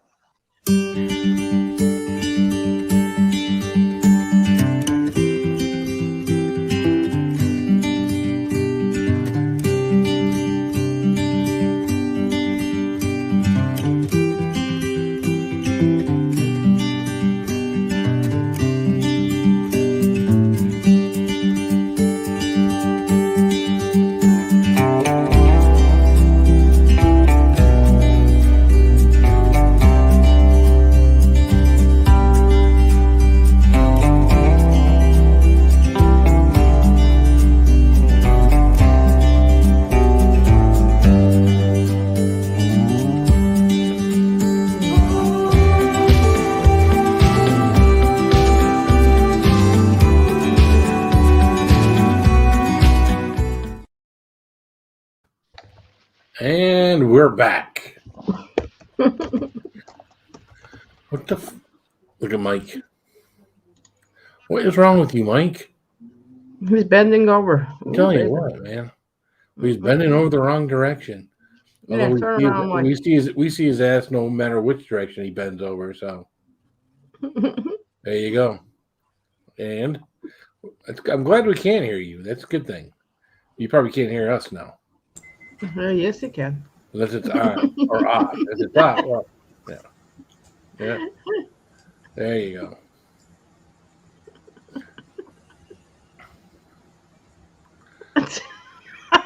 Fucking weirdo. Something wrong with that boy. Is that thing on top of a Home Depot bucket? Yeah. Sure is. Never seen that before. Is that designed to fit a Home Depot bucket? Sure is. Well, I've never seen that before. Yep. You gotta go to Home Depot to see that. I go to Home Depot all the time, you fuck. Look at here, you fucking douchebag. I got my big old, what was it? I got my big right there. orange shop vac. I just gotta buy the. You just gotta buy the top. It'll fit on any bucket. Okay. Yeah, I like my shop vac to have some kind of wheels. Well, this is kind of cool because they did think about you when they made this, Phil. Because they named it a bucket head. There you go. For you, there you go. Bucket head. Even though the bucket actually says copper on it. Yeah. I have well, you know, Phil, you can get those wheel kits for on the bottom of a bucket. Yeah.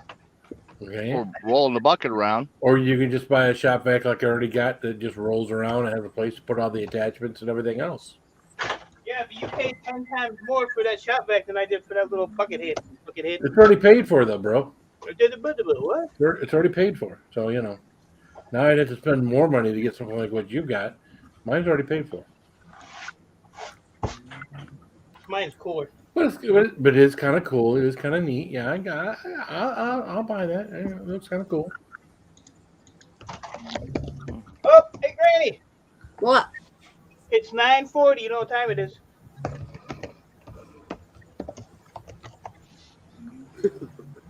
Yeah. Every night at 9:40, I see what the temperature of my crotch is. Oh, I thought since you were below Granny, you were going to check her temperature. My crotch is at 82 degrees tonight. Wow. It's running consistent. You should fix that. Anybody else? Anybody? Check Granny. The camera's at. Spread them, Granny. Open it up a little bit. Yeah. Spread them cheeks, girl. Well, you gotta. I can't get through that diaper. Come on, move that diaper. Oh, the diaper. Yeah, it's Damn. That's just wrong. You're not getting any Granny points for that comment. Oh, He made me put it on. 72.8, Granny's scooter. That's some cold ass shit. Hell yeah. He made me do it. I did too. That's just wrong. It took me twice as long to get that damn cup of coffee. There ain't nothing worse than going over to the microwave. You know your coffee's just sitting there waiting to be heated up. Hit the one button and let her run. I walk over here. I'm watching you guys, keeping an eye on shit. Microwave goes off. Run back. Open it. There ain't nothing in it. I look on top of the microwave, and there's my cup of coffee sitting on top of the microwave. Don't feel bad, Sty. I went to make chili the other night. It turned into spaghetti. No chili seasoning? No, I just was talking and not paying attention, and I went into auto mode and I made spaghetti. Oh, yeah. You're thinking chili and making spaghetti. Yeah. And turn over. Well, now you know. I want to check your temperature. Hold on. Oh shit! What the hell? 44.9 degrees. God damn, man. I'm a hot mess. You mess around and burn your meat in there. Oh, yeah. There's one place to roast your wiener. I'm game. I'm telling you. I'll try anything once. Damn, man. Yeah, but I was gonna say when you move in there, you know, we'll have 2 microwaves then. Well, you got 2 now.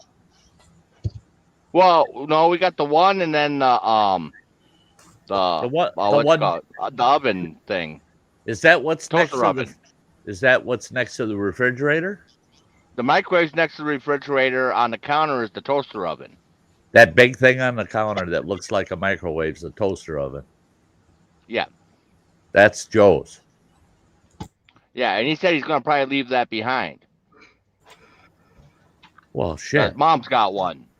Well, and it's like, well, heck, you could set up a microwave in your studio. Well, I can have that next to the studio. I can heat my coffee up without getting out of my chair. Hey, yeah, I like that idea. That'll work. Yeah, boy, I tell you what, guys, my move to Running Waters is quite the damn adventure. I'm telling you, it's going to be such a whole different world.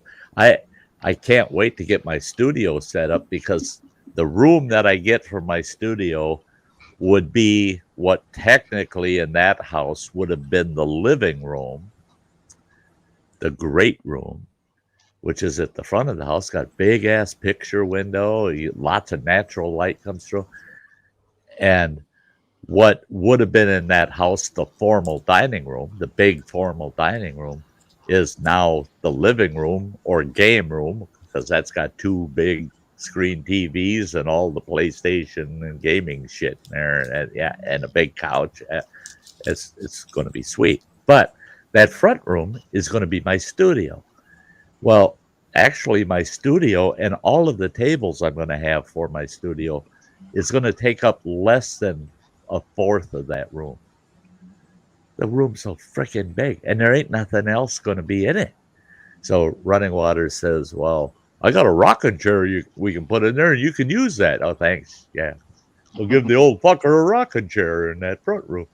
But I never noticed all the times I've been in his house, that whole damn room is the same blue as my blue screen. It's the same shade of blue as my blue screen, the whole room. I don't have to do nothing. Just set my studio up and turn the camera on. I don't have to. Doesn't matter where the camera sits. Everything's blue.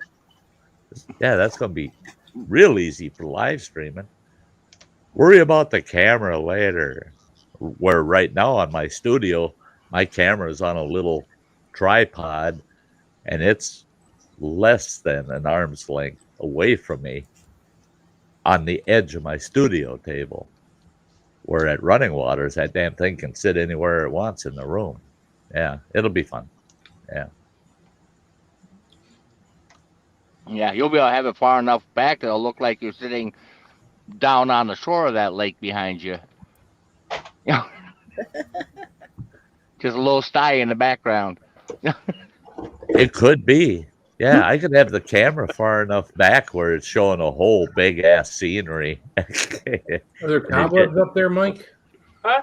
Is there cobwebs up there? Oh yeah. A lot of shit hanging above my head, you know. Oh, okay. It's not good. If this shit ever falls, I'm done. Those are the kind of things you hang against the wall, not in the rafters. I mean, it makes me think of that scene in Twister when they're running from that tornado and they run the barn, head for the barn, and they run in the barn, they close the door, and they turn around, and there's all these sickles and scythes and shit hanging from the rafters all over. It's all blades. They're like, who are these people? I mean, yeah, you're in a tornado and you're going to hide in a room full of big knives? I mean, yeah, come on. Well, that's Mike's barn. Yeah, he hangs that shit from the rafters, you know. I don't care. How's Paralay doing? I don't care. How's Paralay doing? She listen to us. How's Paralay doing? Oh, he's upstairs. He probably either watched this or sleeping. I don't know. You turn and look like I thought there was something else going on in the room. No, I got the TV there, and she's and the dog in the bed. No, not in the bed. Oh, she's sleeping. Yeah, TM, I thought about that too. Is I've got a whole bunch of big wall tapestries of outdoor scenes. I got a bunch of them, and I can't use them here. That's why I use blue screen, because I can't use them here. My walls are concrete in this place, and I have wasted probably $30 worth of Velcro trying to keep those backdrops up. It just won't stay attached to that damn concrete for nothing. what happens is the paint will peel off the concrete. So I put the Velcro up, put my backdrop. I've sat here and had my backdrop peel off of the wall and right over the top of me in the middle of a live stream. So I went with blue screen so I don't have to deal with that anymore. But my blue screen is only it's like 6 feet wide and 4 feet high. It's a portable oval shaped blue screen. And it's just big enough that I can use it. And I'm going to have the pleasure at Running Waters to have that whole damn room all blue, so my camera can sit any direction, anywhere, without going outside the parameters of the blue screen. Plus, I don't have to maintain it, you know. Yeah, it's always kind of funny to watch the other one come down on you during a live stream. Oh, Lori was asking what was running when I was off screen. Yeah, that's it. Microwave. Being fries are done. Those are what some of us are what you call hillbillies. No, yeah, I'm a hillbilly. Yeah. Me. You don't have to live in the hills to be a hillbilly. We're all wannabe hillbillies. Granny is one. I'm a hillbilly I'm proud of it. Like the place there is almost like Granny's place. Living on the countryside, and it's pretty wild. Yeah. I like being in the country, kind of where I'm at. So that's one thing I mentioned to Running Water too. Is that's one thing I like about his place is, okay, he's got a corner lot, and on the one side, it's a handicapped gal lives over there. Her son kind of lives with her, but it's all shrubs and bushes and trees between him and her. So you really don't even notice that place. From the front of the house, looking out the front of the house, you look at the street, which is very lightly traveled. It's not often you see a vehicle go by there. And across the street, big, tall stand of pines. Well, and his whole yard is encircled by trees and bushes, and you're right smack in the middle of a residential area, but you're going to his yard and you're like, yeah, I'm out in the country somewhere. It's just like you don't notice the rest of the world as long as you stay in the yard, you know. I like that. Maybe he can trim her bushes a little bit. You know? Well, see, and the local hiking and jogging trail goes right past his place, and it's all hedges or bushes and stuff, you know, between his place and that trail. And then when I was there the other day looking around, looking at how a lot of that needs to be trimmed up so you can mow the damn yard. And I'm going, oh, that's a good spot. That's a good spot. I can take my hunting blind, my little hunting blind with the folding chair in it, set it up in them bushes right there. I could watch all these young girls running back and forth, jogging all day on that trail. And jerking off? Okay. Yeah. I'll start a new YouTube channel, you know. I'll be doing all kinds of TikTok shorts, you know. In the bushes. These girls. No, I never show myself in the bushes, but these girls jogging by. All these different girls jogging by. Yeah. Well, the problem is more often than not, you know, it's, you know, these crackheads walking back and forth from Prentice up and going up into town. Yeah. People coming by with half a dozen Walmart bags and a bike made out of like 5 different bikes, you know? Yeah. They're all, all their earthly possessions. Well, they'll learn in a hurry. Look at that ornery old fucker with that rocking chair he drug out of the house on the porch with the shotgun in his lap. Yeah. all of a sudden they're going to want to go down to 3rd Street and hike into town. Just don't want to go by that place. Yeah, we got one old gal that comes by there, and she's got an old Pomida shopping cart that she rolls back and forth with pop cans. Going down. I hated it when I was managing the Dollar Tree. I'd be driving to work and I'd drive past an apartment building in town, and there'd be 3 Dollar Tree carts parked out front of that apartment building. So I'd pull over and throw them damn carts in the back of my truck, haul them to work with me. On the way home, same apartment building, there's another couple of carts. So while I was working, they stole 2 of my damn carts. And then I got to the point where whenever I'd see a cart out there and I'd stop, if I saw a person, I'd yell at them. I'd say, "Hey, one of these times, it's going to be the cops down here when I'm picking these damn carts up. That's theft, you sons of bitches. Leave our carts alone." Oh, they don't give a shit. They were like walkers too, though. They helped hold them up. They're old, decrepit people. No. They're very young crackheads that have trouble walking. And what I don't like seeing is somebody come to the Dollar Tree and they use a cart and they got one little tiny bag of shit, and out the door they go with the cart. Well, I learned who was who, and I'd catch these people, and I'd catch them right at the door and say, "No, you're not leaving the building with the cart." "Well, I want to take it out to my car." "You don't have a car, asshole. I see you walking around town all the time. You ain't got no car. You leave the cart in the building." But they'd sneak out with the cart with one little bag of shit in it, like they're going to a car. And they take off with the damn cart. And it's like, what did you need that cart for? You only got that one little lightweight bag. And you have no trouble walking. You're just stealing the damn cart.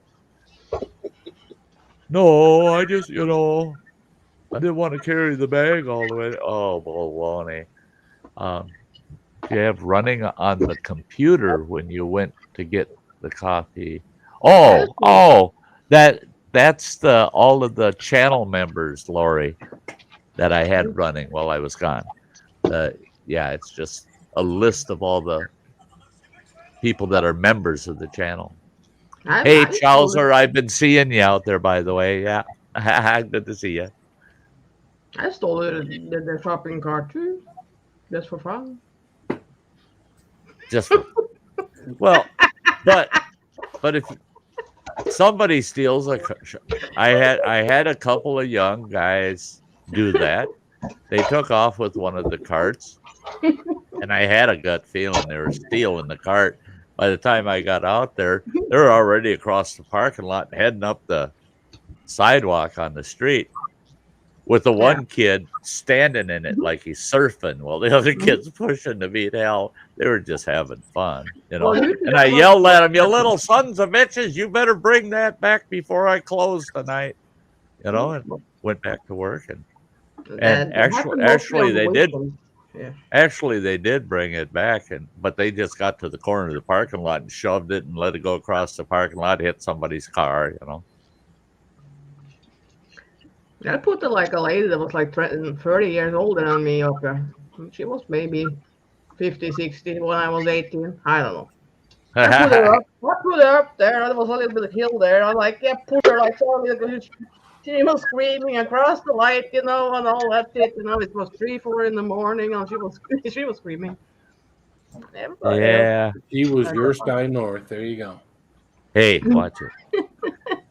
I know better. I ain't getting one of them carts. I still, Walmart, for PR reasons, always try to avoid challenging somebody that gets on one of their power scooter carts. They just don't go there. If you take one, you take one.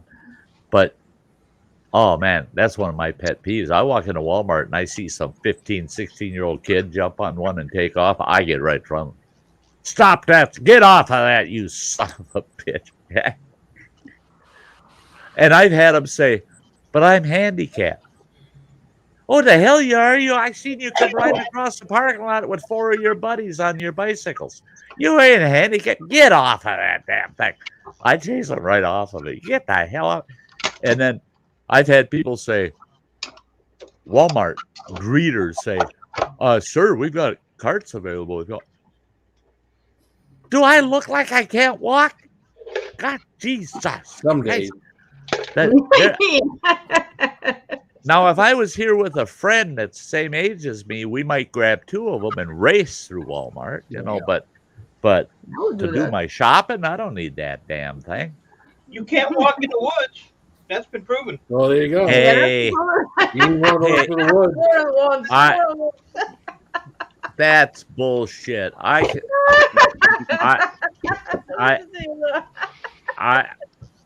can't walk in the woods. That's bullshit.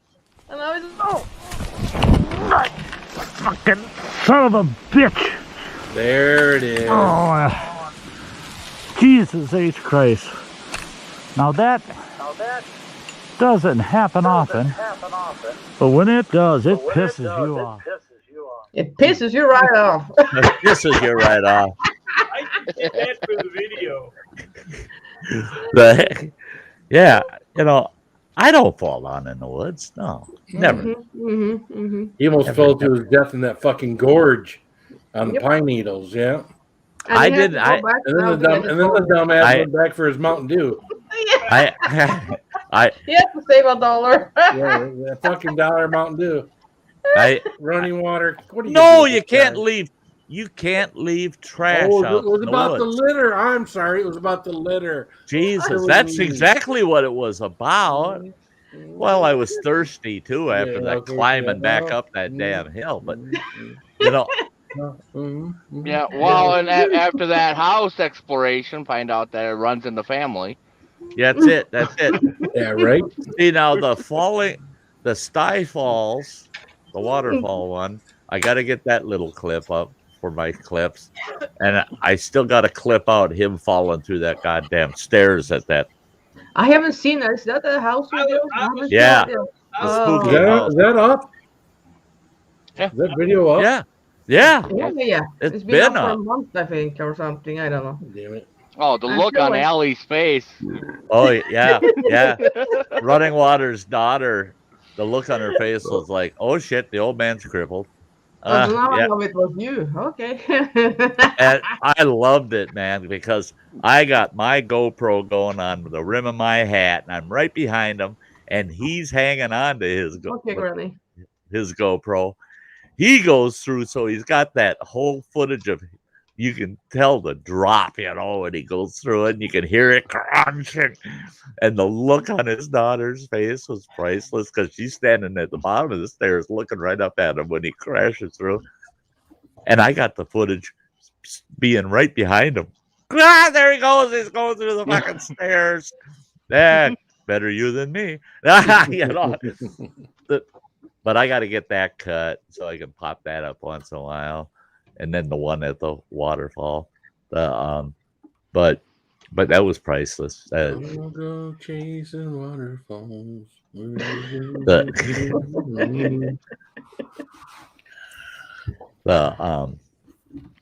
Ouch. Ouch.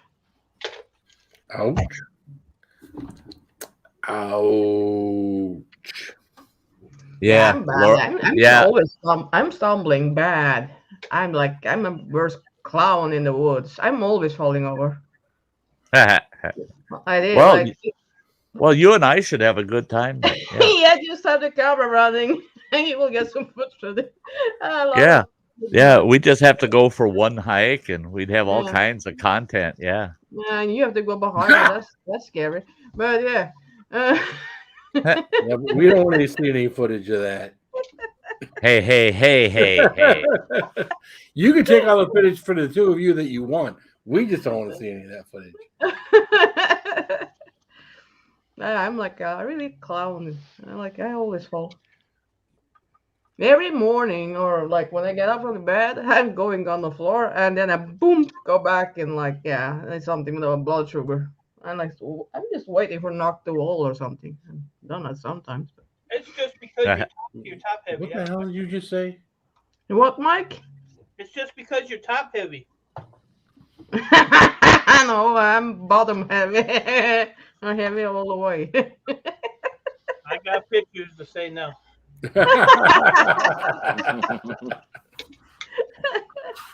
No, I'm heavy all the way. Oh, yeah, Cinderlou, I know what you're saying. She says, I was glad that he was okay. But it was so funny Yeah. when that happened to running water. I need to see that. I asked him first if he was okay before I started laughing. I was pissed off it wasn't you that went through first. I know you would be. Son of a bitch. I said, I hope he's okay running water. Okay. Well, I'm telling you. I'm telling you. Running down my cheek when I saw him fall through. I'm telling you, when both of us were up on the landing of that treehouse, when both of us were up there, I was constantly on edge because I thought this whole fucking landing could just collapse with us both. If you look close, you can see it moving. It's yeah. See it moving. Well, and afterwards, underneath, and it's all of the spikes and everything are pulled out of the timbers, and it's just swaying. You can see, and the floor was old plywood, and it was just mush. But they had put like indoor-outdoor carpeting over it at one time, and really, that's all that was holding it kind of together. So that's why I was staying right on the rim, on the edge of that upper porch, because I figured if there's any strength, it's going to be against the little wall, and running water comes up there. There's a big ass hole in that floor right there by the doorway to the treehouse. I wanted to go in the treehouse, but as bad as it looked on the outside, I thought, nah, don't get in there because the whole building could fall on your ass. Oh, that would have been awesome. I think you should go back. I think you should just go to hell. I mean, what the hell? Yeah. You just need to just sit there and think of Granny, and we know what you're thinking or what you're doing when you're thinking of Granny. That's why I had to sit down. Yeah. That's Mike thinking about Granny. Yeah. He can't help but touch himself. Yeah. Oh, you just sound a little jealous there, sir. Hey. Don't be jealous. At least I'm not sitting thinking about people walking through the woods. You pervert. Hey, watch it. No, I ain't watching it. Watch it. Watch it. I need the views. Come on, watch it. Well, you're gonna get views. You're gonna get a view of Bubba and Ray and all them motherfuckers right next to you. You get lost up. Hey, Killer Creations, good to see you. I'm calling the popo on you. You calling the popo? Popo. Oh. Snitch. Good. I'll tell you what. Not to get too serious about nothing or anything, but I'm really on edge waiting for this Rittenhouse verdict to come across. It's just got me edgy.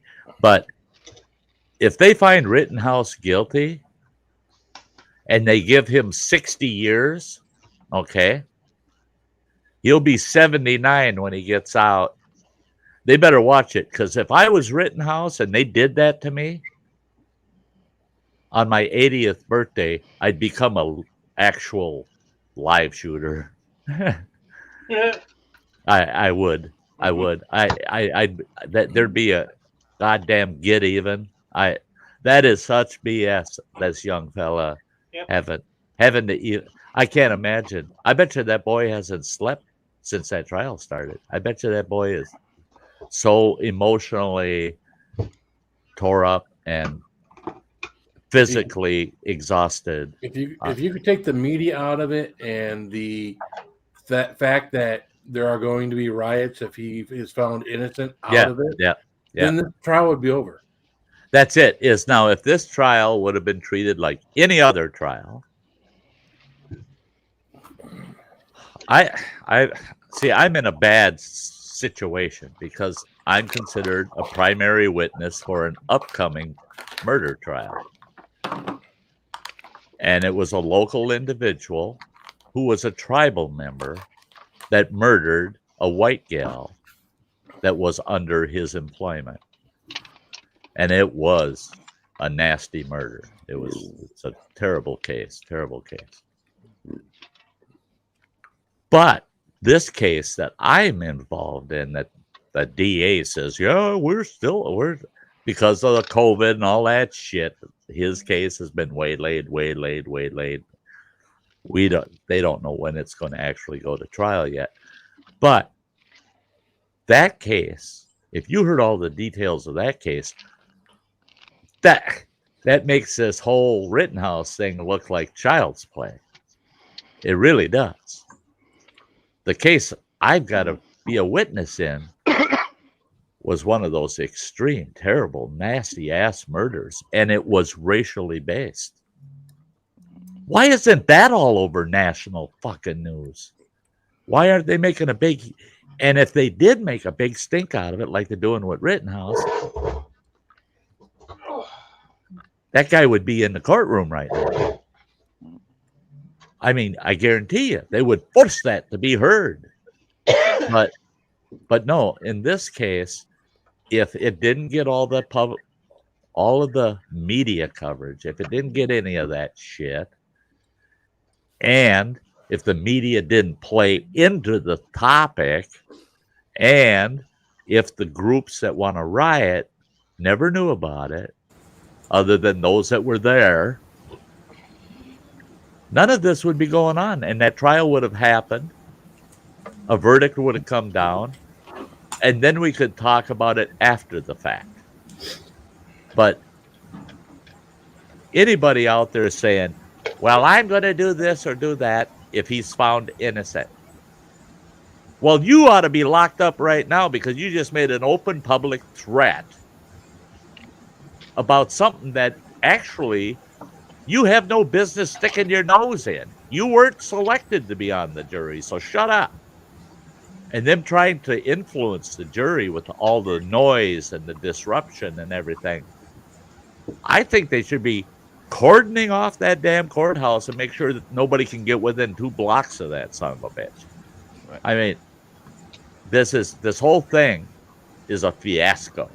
That's not what our country's about. Wow, the whole process. But the judge taking and banning MSNBC from the courthouse now. Yeah. Because they were following the jury bus, trying to find out who are these people, Yep. It's like, no. And I tell you what, I love it because I've heard now a total of 5 different attorneys on media. They came right out. There's 5 of them individually, not together, that said, you know what I've been seeing in that courtroom? That's probably the best judge I've actually seen in my career. Now, to have 5 different attorneys, 3 of them were prosecuting attorneys to top it off. And they're praising the judge's actions in this case. All of them said the same thing I said, the concern I had. And the only error that I think the judge, it's his judgment, though. It's his choice. But in my mind, the only error the judge made was not sequestering that jury. I wish he would have sequestered the jury. But other than that, the judge's reaction and response to some of the crap that was going on in that trial, I praise him for it. I mean, that's a judge. If I went before him and if I was found guilty, I'd feel I had it coming, I guess. Yeah. Because he wouldn't have denied any evidence on me. He wouldn't have giving me its short end of the stick or anything. And they turn it around and say anytime the judge admonishes the prosecution, that's because he's supporting Kyle. He's on Kyle's side. The judge is prejudiced. He's looking out for Kyle. No, he's looking out for law and justice. That's it.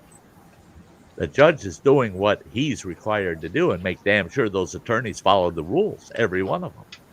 And that stupid prosecutor just can't help himself but make a fool of himself. And I'm still very upset because when it comes to Wisconsin gun law, I stay up on it because I conceal and carry. Not always, so keep in mind, you might think I am, and I'm not. You might think I'm not, and I am. But I stay up on the Wisconsin gun law, and I insure myself as a conceal and carrier. I've got $1.5 million legal defense for bond. That's my bond. If I have to use my firearm, I'm covered. Poor Kyle, I wish he had the insurance I've got. And that insurance ain't that expensive. It's just a hair over $20 a month. But it's priceless. If I have to use my firearm, I got over $1 million to get my butt out of jail. Plus, I've got a full defense team, right? Well, that prosecutor, what he did in that courtroom, I am peeved, and I did. I held back. Finally, I did. I sent a letter to a bunch of our state legislators and to the governor's office and to the state attorney general's office demanding that charges be brought against that prosecutor. Demanding it. I wasn't nice in my letter. I'm demanding they bring charges against him because in the state of Wisconsin, if you take a firearm and point it at another individual, loaded or unloaded, the minute you point it at another individual, you are, by definition, by state law, brandishing a deadly weapon. That is a felony in the state of Wisconsin. There you go. That prosecutor did exactly that, and he took it one major step further. He put his finger in the trigger guard and on the trigger, and he pointed it at innocent spectators. If I would have been one of those jurors, I guarantee you, I've been on a jury twice, and if I was on that jury when that happened, I would have hit the floor. I would have made a big to-do about it. I would have hit the floor and yelled, "Look out, he's pointing a gun at you." I would have made a big goddamn stink about it. And when they said, "Hey, juror number such, get back in your chair," blah, blah, blah, and get up in the chair, the judge would want to know, what the hell were you doing? I'd say, that man just pointed a goddamn gun at me, Your Honor. I want him removed from the courtroom, or you remove me from the courtroom, one of the two, because I will not be in the same room with that man ever another day of my life. He just pointed a weapon right in my goddamn face. I would have made a stink right there in front of the whole world because he just committed a fucking felony. He assaulted me. He brandished a deadly weapon on me. But do you hear any of that shit? Do you hear it pushing that? The defense isn't even pushing. That pisses me off about the defense. They should be bringing that up. They should be pushing that court to have him charged, period. He should be arrested and booked. It would be a book and release on that charge, but they should arrest him and book him, and he should have his day in front of the judge for brandishing a deadly weapon. And did we learn nothing from Alec Baldwin? Well, and I was going to just go there. Now, with the Alec Baldwin case, that's a perfect example because, again, here in the state of Wisconsin, for you to have a conceal and carry, you have to go through a certified training process, right? One of the very first things they teach anybody in our certifications for conceal and carry is a weapon is never safe and cleared unless you, the possessor of the weapon, have made it safe and clear. You are not allowed by law to assume the person that handed it to you made it safe and clear, even if you witnessed them going through the process. Because the minute they put that weapon into your hands, it now becomes your responsibility to make sure that that weapon is clear and unchambered. And that stupid attorney took that weapon from a guy that said, yeah, it's safe and clear. And he takes it and immediately points it at the jury. He had a legal obligation to open the breech of that gun and make sure that guy, when he opened that breech, that a round could have stayed in the chamber but not travel with the breech. And he'd look, and if he didn't look down the chamber, he'd think it was empty. There's no bullet on the end of that action. He releases the action, hands it to a guy, and the guy goes, yeah, it's clear because he said so. Points it at the jury. He's got his finger on the trigger, and he squeezes, and you got a dead juror because that guy didn't make that gun safe and clear. That's why the law says that. Why you're not allowed to brandish a weapon towards anybody, because you can't prove it was safe and clear unless you personally do it. And so that prosecutor, in my mind, he's another nasty criminal walking free out there. He actually is far more guilty of brandishing a weapon than Kyle is, you know.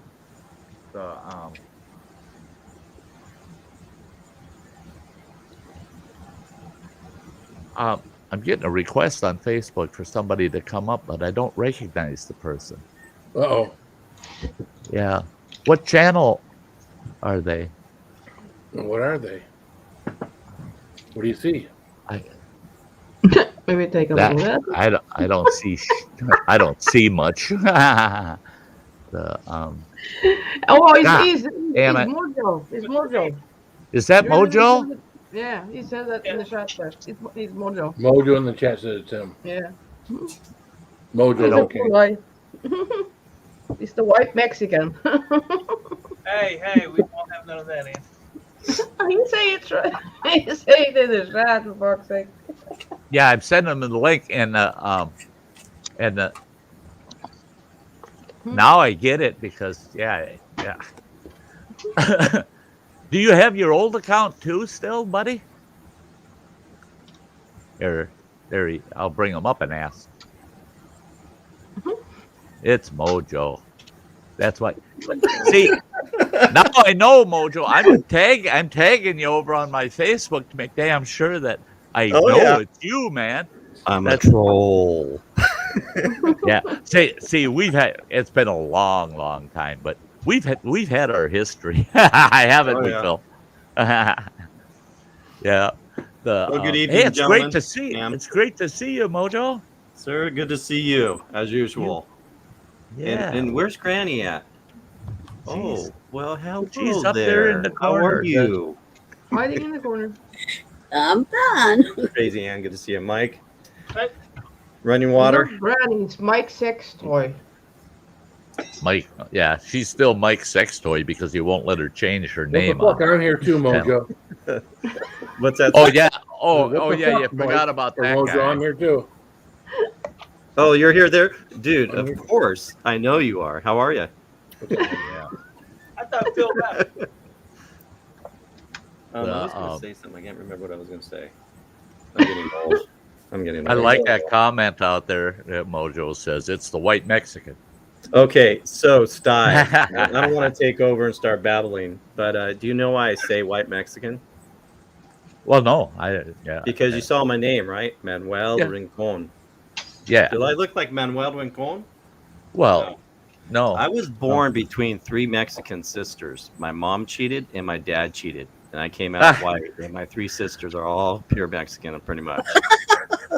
God's honest That's truth. funny. I mean, I can go on and on. I'm a double bastard, basically. So I tell you what, you Come on, are Ted Steve. Cruz is a- I tell you what, you are pure Steve Martin. Only white child in an all black family. You know, I get it, man. I get it. Yeah. Hey, you'd fit right in my daughter's family. She's got 11 children and I think 5 races. So yeah, you could squeeze right in that family and they'd just make you right at home, pal. Yeah. Yep. Yeah, that And that's household's it. like NATO. Yeah. And I tell everybody that for back when I had big Christmases to have the whole family show up, I had to put all the flags of all the nationalities of my extended family. And they'd always go, holy God, the United Nations holding a meeting in Ashland, Wisconsin. Yeah. So Sty, would you say your daughter's vagina is a melting pot? Oh Jesus! I wouldn't say that. Okay. Because she ain't afraid to slap her old man right in the chop. You know? Yeah. I don't know what's been melted in there. I don't want to know. I don't care. No. I don't care. You know. But I did tell her once. I said, I'm really proud of you. And she goes, why? And I said, to be an owner of a soup kitchen. And she goes, what do you mean a soup kitchen? What do you mean an owner of a soup kitchen? I'm not an owner of a soup kitchen. I said, well, you created the whole clientele to a local soup kitchen right out of down there. I said, so you might as well say if you're feeding your whole family dinner, it's like your local soup kitchen. I said, yeah, you're the creator. Yeah, good for you. Got to contribute, you know. Yeah, she's got her own football team. No shit. No, and she's got a couple of them in that family. Does she have a 12th man or just 11? Well, she'd probably quarterback that. She would probably quarterback. She counts. Is there 11 total or 12? 12 if you count her. She's got 11 she's children. The coach. Okay, I got you. Yeah. So 11 She's kids. coaching the team. Well, See what that's. you started, Mojo? I'm sorry. See what you said that. Yeah, Mojo started all that. Yeah, that was Mojo started that. Oh, Mike down there Yeah. doing the computer Yeah. thing. Well, and then she's got a grandchild that's older than her youngest child. That's it. Yeah, that's Yeah. weird. No, he's. Yeah, well, yeah. Yeah. He's older than I think 2 of her younger. Yeah. kids. Well, yeah, 2 of the kids now. Yeah, that's right. Because she had another one after that. Yeah, I can't keep track. What the fuck, Sty? It ain't me. I ain't doing it. What? I ain't doing it. That's No. one of the. I have Yeah. a hell of a time because they Yeah. want to disqualify me from the hillbilly list because none of those kids are mine. But Yeah. that. You're But the reason we get the Well, fucking she makes stereotype. and she doesn't help us at all when she has was it number 9 or 10 that's name is Echo, and we're like, is that what the doctor heard? that's it. That's it. I mean, you name. If you're going to be having a dozen kids, don't name one of them Echo. Really? Yeah. Yeah. Echo. Yeah. Echo. She could have named all of her last 3 kids.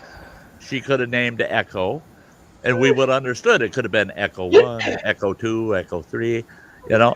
But my God Almighty, don't name that kid Echo when they're number 9. It's like, here we go again.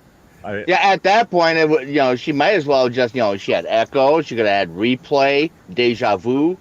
You are going to get in so much trouble, man. When she gets around to watching this stream and hears this conversation, you're in a heap of shit, boy.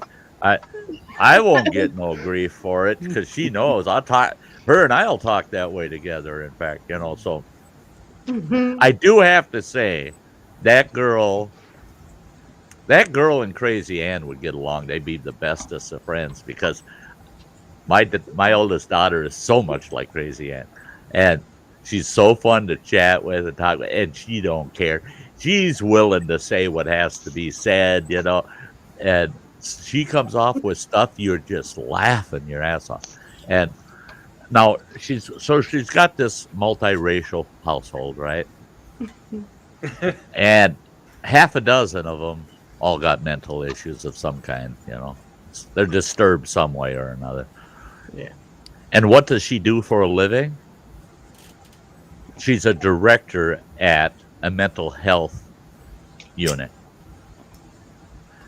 And they keep telling, and these are real special needs mental health people. That they're live-ins. I mean, they're institutionalized people that she's working with, and they all love her. They hate all the rest of the staff. Every one of them. They're all of these people that have these mental health issues can't stand anybody in that company that takes care of them. Except for my daughter. When she walks in the room, oh, we love her, we love her. Now, she has her supervisors and her peers saying, why is it everybody here in our mental health unit just adores you? And she goes, I don't know, I just get along well with them. Maybe it's because of my household. She says, I never know if I'm at home or at work. And she's right. She's absolutely right. Because if you go to her house, you swear to God, you're in a mental health unit. Yeah. What the heck is that kid doing? Don't worry about it. That kid's crazy. She'll tell you flat out. No, don't. That's normal. No, that ain't normal. Oh, yes, it is. It happens every day, 5 times a day in this house. That's normal. Yeah.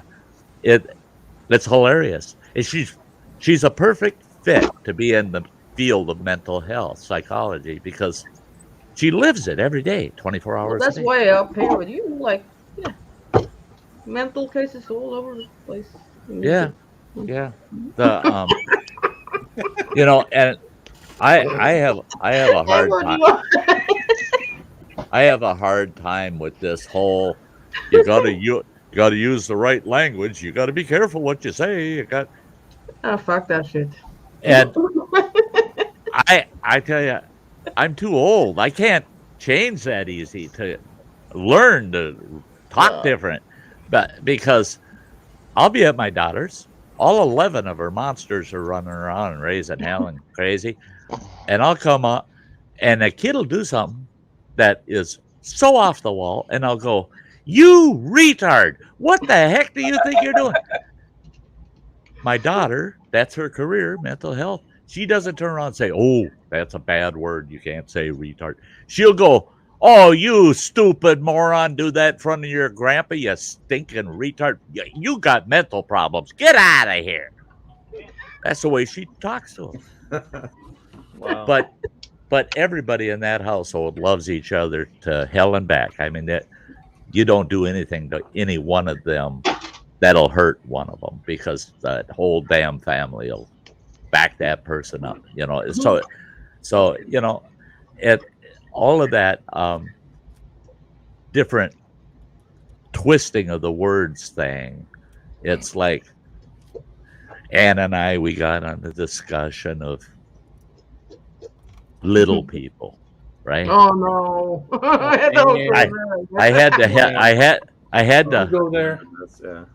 I had to hesitate, as you noticed, because be able to say that correctly. I didn't dare say midget. I didn't dare say peck. I didn't dare say peck. I did. You can't say those things anymore. They say. Listen to me, midget, peck. You can still say those things. If you're willing to listen to somebody come to you and say, oh, no, you hurt my feelings. That's terrible. I'm short. You called me a peck. Yeah, you are a peck. Do they even know what that word means? Because I don't remember that word, peck. I never met them fellas. The movie Willow. You never watched the movie Willow? Watch the movie Willow, and you'll always use peck after that. You'll always use peck after watching Willow. And in fact, because of Willow and their term peck for little people, I had this guy call. He's a bill collector, right? Well, it was a debt that was actually, we were in a legal process on that debt. They have no right to collect that damn thing until a legal decision was made. But yet they gave that debt to a debt collector, and this guy calls my house. He gets my ex-wife on the phone and says, you owe this and this and this, and if you don't pay it within the next 48 hours, we're going to be at your house, and we're going to do this, and we're going to do that. And she told him, oh, you can go screw yourself. And he goes, oh, listen, you potty mouth, you can fuck yourself, he says, and he started calling her the C word. Little did he know I'm on the other line listening. And I go, wife, you can hang up. I heard her click, but she's right in the room with me. She just wanted to hear my end of it. I said, you son of a bitch, you talk to my wife that way on the phone? Guess what, you a-hole? I know where your company is. I know where your office is. And I'm going to be walking inside in your door within 15 minutes, buddy. I said, let's see if you got the balls enough to be there. And I was bent out of shape. Running Water might even remember this incident because I made a big, that was big talk in our house for a while. I remember. I drove right down to that. Now, I'm only saying this, Phil, because Mojo and a few others haven't heard it. I got you. I enjoy this. But I drove down there, parked out front of this place. It was called Bonded Collectors. I go storming in that place. I'm bent out of shape, pissed off. They got nothing but Mini Coopers in the parking lot. But go ahead. That would have been funny. But I go in there, and there's a gal standing at the counter. And I walk up to her, and I said, and I had this guy's name. And I said, I want to see so-and-so. And she goes, can I ask you what it pertains to? And I told her. And I said, you get his butt out here right now. I said, I'm going to teach that boy. He ain't talking to my wife that way. She turned and looked down. So I followed her eyes. And here's this little guy behind the counter. No. No kidding. His eyebrows were the height of the counter. And I looked over that counter at him. And I go, no. And he goes, I'm not going to put up with this kind of behavior in my office. The voice, that's him. That's the guy on the phone. I go, you rotten little peck. You get on the phone and talk like that to my wife? I said, did you realize you had a 6'1", 270-pound son of a bitch on the other end going to come down here and stomp the living hell out of you? I said, you are such an insult to me. You make me drive all the way in here totally prepared to beat the hell out of somebody that I'm looking in the eyes, and now all I can do is slap the shit out of a little peck?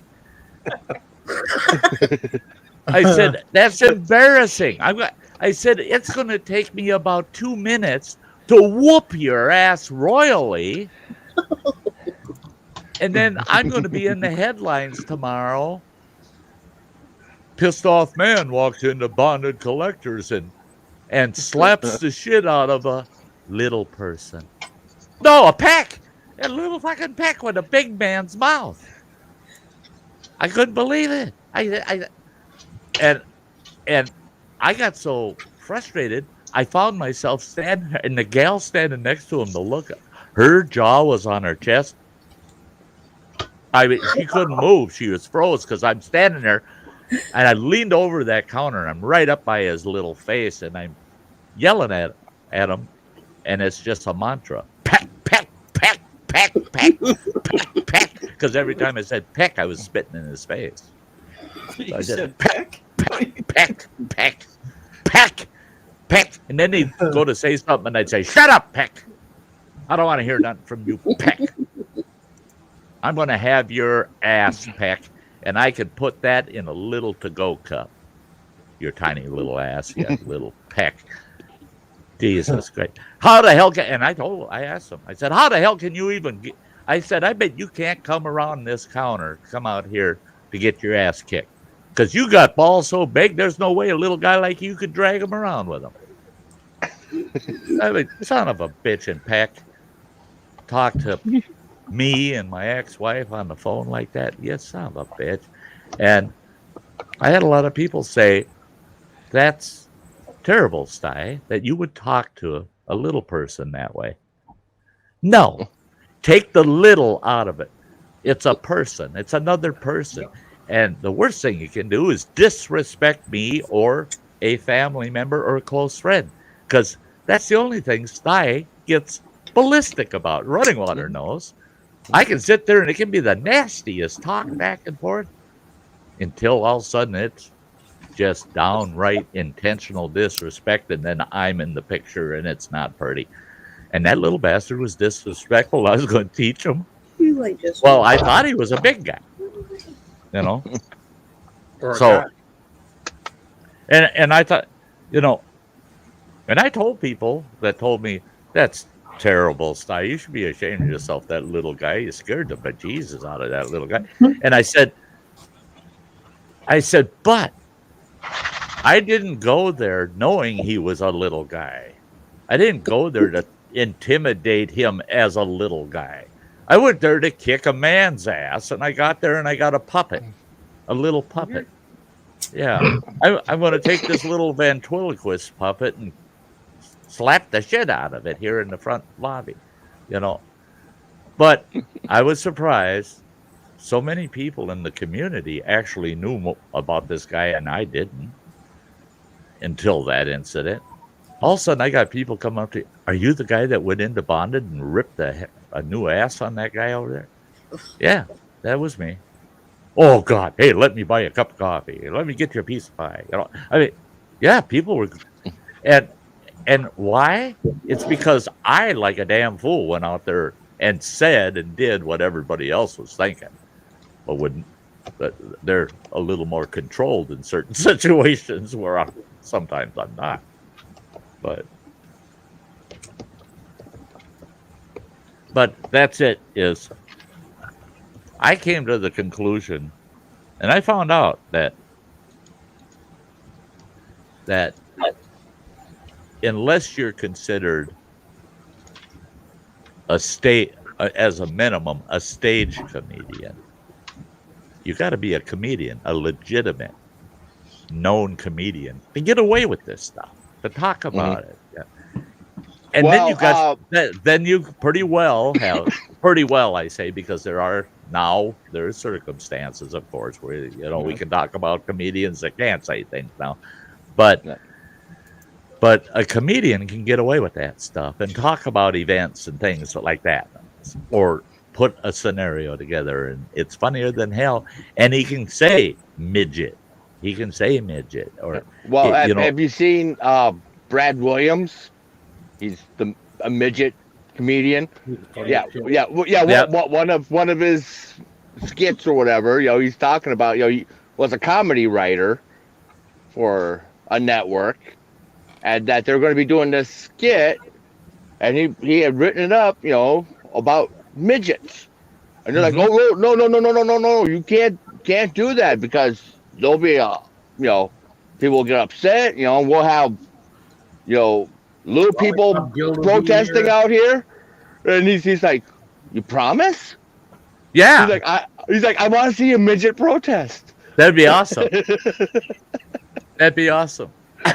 Them out there with their note cards, and you know. You know, I'd like to go out on a street corner. There's a bunch of dumb white people out there protesting like they do for every other race and everything else. Yeah, so. You know, I'd love to go out there. Yeah. Well, I'm gonna be offended for you. Mm-hmm. You know? I would love to go out on the street and have a little kids table, just a little kids table, with with a couple of little kids folding chairs, and a sign on it that says, if you're a little person, let's talk midgets. and have that film. I'll be sitting in one of those little kid chairs at this little kid table, and then the midget can come up. He'll look like he's sitting at a normal table, and have 2 different camera views going back and forth, and have a conversation about, are you a midget? Yes or no?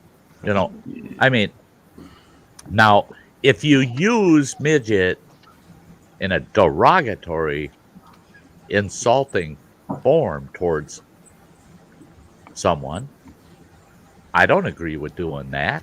I don't agree with doing that at all. It's just like using the N-word.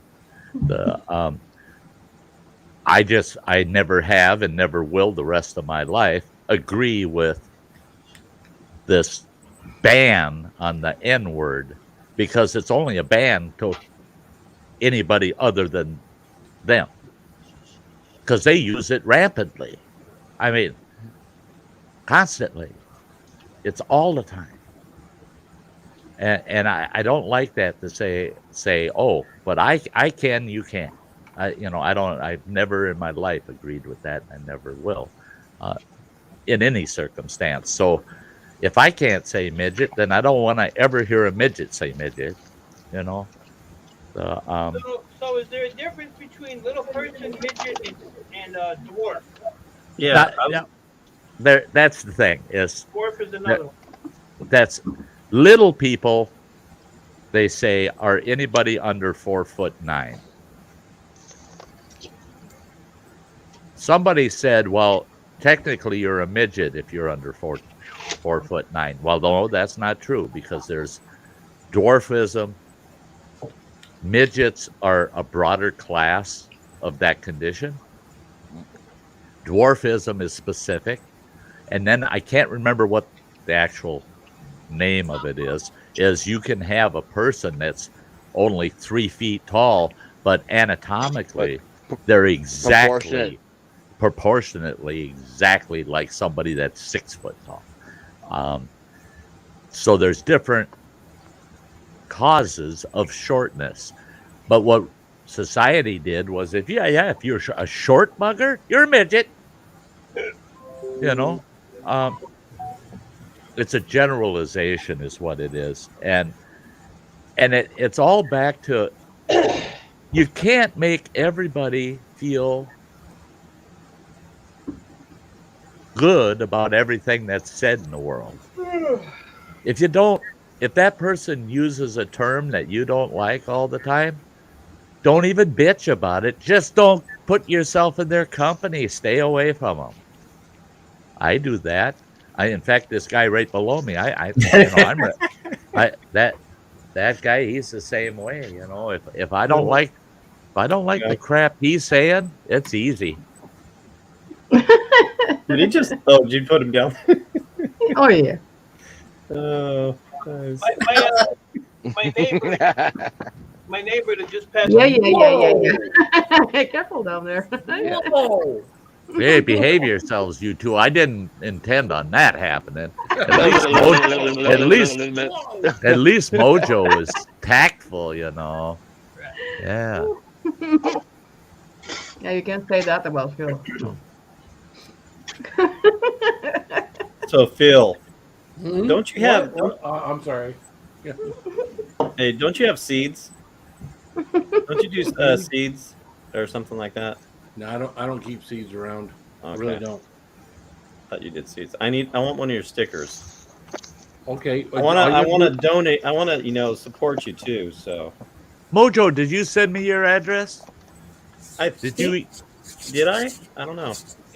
Yeah, my You're moving, aren't you? That don't matter. Yeah, I'm moving, but it don't matter. My YouTube mail is it's down in this description. Is my YouTube actual physical mail? Right. It's P.O. Box 455, Ashland, no, but Wisconsin. Do you know what's down there? Me. What's down? Look down. Oh, in the basement? No, I'm up. I'm underneath. Right.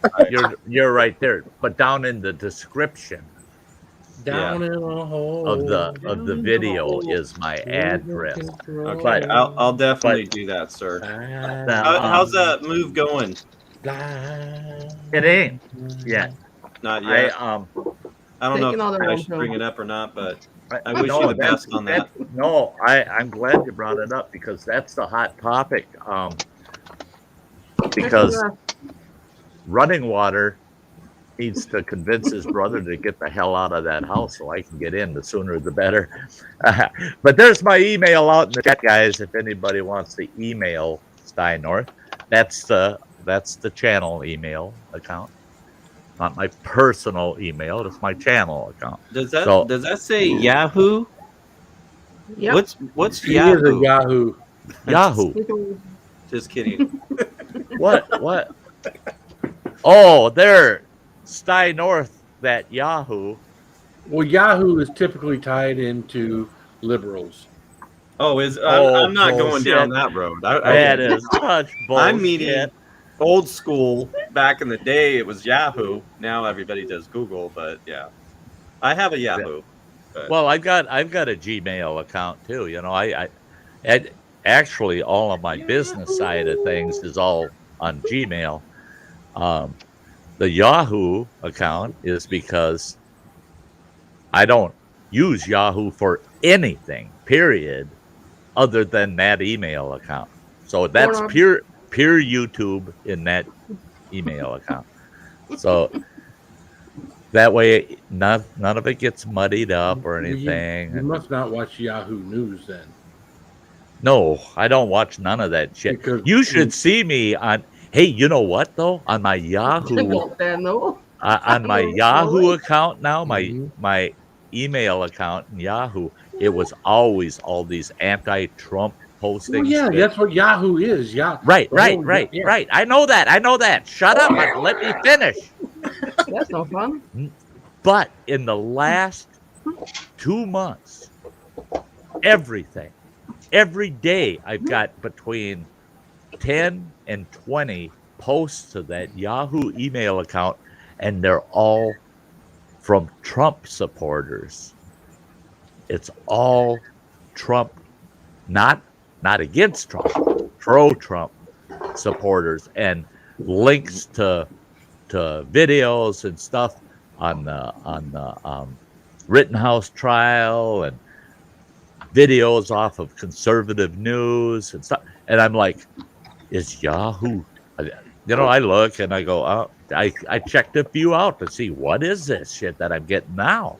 That don't look like the liberal stuff they always send to me. They quit sending me all them liberal posts. Now it's all strictly conservative. And then all of a sudden, after looking at like 3 of them and going, no, that's a real McCoy. Then oh shit. And I went through and about 4 pages of those posts, check marked them all, delete, don't open them. I think Yahoo's setting me up. They're setting me up. They're letting all that shit come to me. They want to be able to profile me, you know. That's what he's watching. We got him now. No, I don't want nothing. I don't open nothing that's not YouTube channel related in that account. And I'll probably go ahead and but you're not going to convince me otherwise. Google is no different. It's no different. Google, yeah, I get the same crap in those accounts. Yeah, Google's no different. Trust me. No. Yeah, we have those up here in Washington State. Those guys. Yeah, I get a lot of Facebook, Google, all these guys. We service those places. Yeah. Hey, Matt J. Good to see you. J. Hey, Matt J. It's awesome to see you. I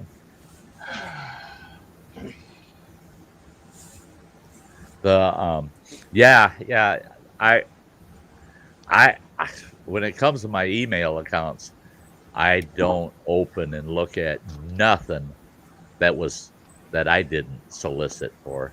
If I didn't ask for it and it's coming in, sorry, it's gone. If it's coming from a trusted source, like if Running Water sends me an email, Yeah, I do open those. Sometimes I don't want them, but yeah, I do. But but if I know the person, yeah, that's a legitimate email. Otherwise, anything unsolicited, I don't open. The latest over on Gmail that I've been getting is that my annual subscription to has just been charged to. It says your annual subscription has just been charged to your account for $500 some dollars, and No, don't touch it. blah blah blah. And if you are disputing this, please click the link below. Not delete them sons of bitches. You know what your bills are, and if they say they're recharging your account with something, know that. And if they are legitimately recharging your account, you don't know what the hell it is. You just get a hold of your card company, bank, or whatever, wherever they're pulling that money, and tell them that's an unauthorized purchase. I got a Geek Squad. I got a Geek Squad thing today, talking about they're renewing my thing, and it's 200 some. I got never Geek Squad anything.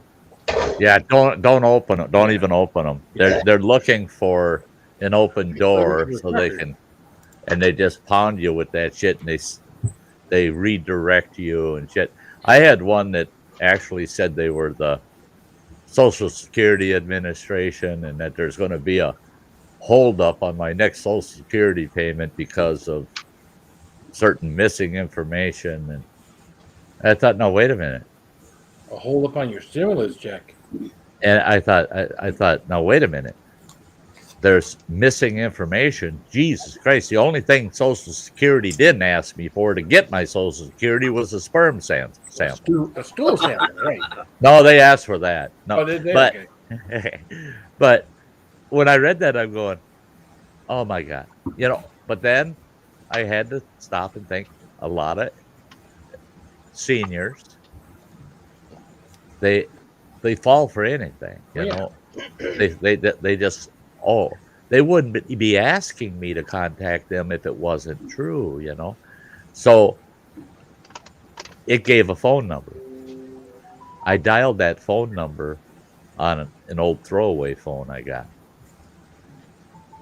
and it says, please hold while we redirect you to the federal agency in charge of your very important case. And I waited, and some fucking advertisement for some fucking insurance shit comes on. Yep, all it was redirect, walking me into a fucking trap. And so oh, hello, Mr. Sty. We'd like to talk to you about your account. So I went into my actual Social Security account and forwarded that email address that sent me that, and basically a screenshot of the email to the Social Security, right to Social Security. They don't send you emails. They got your email address, but they do not send you emails. They send you a message to your Social Security account, and you got to log in, go through all these fucking steps to get there. But you get there, and there's a new message, and I pull it up, and it was somebody from the Social Security thanking me very much for putting them on to those individuals. And they said, nice. They said in their message, we strongly recommend that in the future you just delete any messages in your email coming from Social Security and only read the messages and letters that are sent by mail or by your Social Security account messenger. Going to bed. Good night. Great. Are you going to bed? Yeah, Who the hell says you get to sleep? Yeah, well, I got to work tomorrow, so. That really pisses me off. I have these live streams. You should be pissed off. I have these live streams, and guys like Phil, they think they can just come up here for a little Come while. in late and leave early. There you go. Hey, That's Phil, it. Yeah. he's gonna be really mad because I'm leaving shortly too. Yeah. So. Everyone have a great night. Mike will be leaving midget. Yeah. So, good to see you, Phil. We'll see y'all, man. Thank Sure. you, Yeah. Mike, Hi, Running Phil. Water, Sty, Granny, love y'all, man. Everyone Love out you. in the chat, man. Thanks for being here tonight. Had a fun time. Yeah, it was a blast tonight, Phil. Keep Hey, us spicy, guys. you betcha. Stay horny. Keeping our eyes on you. Spicy. So, Sty, The, did I tell you I was sending you a sticker? I don't know. Oh, you'd know. So, I don't know if I did or not. When was the last time you checked your PO box? I checked my PO box yesterday. Nice. Okay, I'm gonna send you one. I don't think I did. And you want it? Would you like a sticker? Oh, I'd love a sticker. Sure. Oh, awesome. Oh, yeah. Okay, Yeah. I'm gonna hook you up. And I'm gonna give you some coupons. Do you have Sonic by you? No. No. No. So if I sent you Sonic coupons, it would be worthless. Yeah. Yeah. See? Yeah. Look at this. How many of those could you eat? What the hell is that? Burger. That's a coupon for cheese.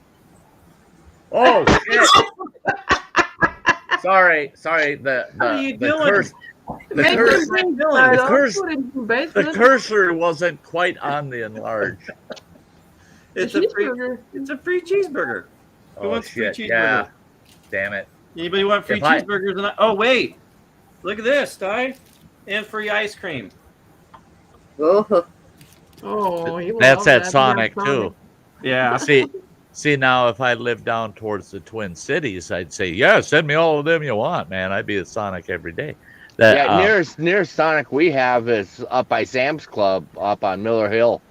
Yeah, and that's about, actually, from my place to there, it's about 68 miles. So I'm not driving 68 miles one way just to have a cheeseburger and ice cream.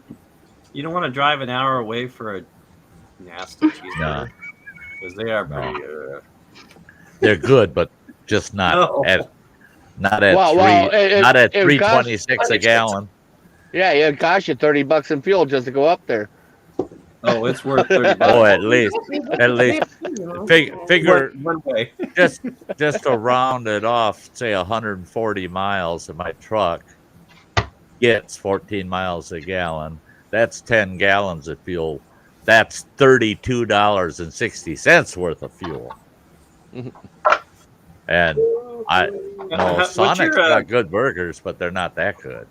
Yeah. What's your gas at right now? I don't know if you just said it. I didn't hear that part. 326 here in town. Oh, so you're less than we are. Yeah. It seems to be staying between about 325 to 339. I just got I just got a turkey for 99 cents a pound. I don't know if you guys are getting a better. It's holy shit, that's good. That's a good price. That's a good price because here at our Super One, the cheapest turkey they got, and I think that's Genio, and they got it on sale. Regular price was $1.68 a pound. It's on sale for $1.49 a pound right now. Yeah, and that's the cheapest turkey that they had. That Super One. Not and even a butterball. Butterballs. In fact, at Super One, the butterballs were $2.09 a pound. $2.09 a pound. Now, there's no way in hell I'm paying $2 a pound for a whole turkey, because we all know that you buy a whole turkey, you only get half a turkey. Only half of that thing is meat. So I saw that, and I should show you what my what my Thanksgiving dinner is. I got it all mastered. I'm ready, man. Are you ready? Nice.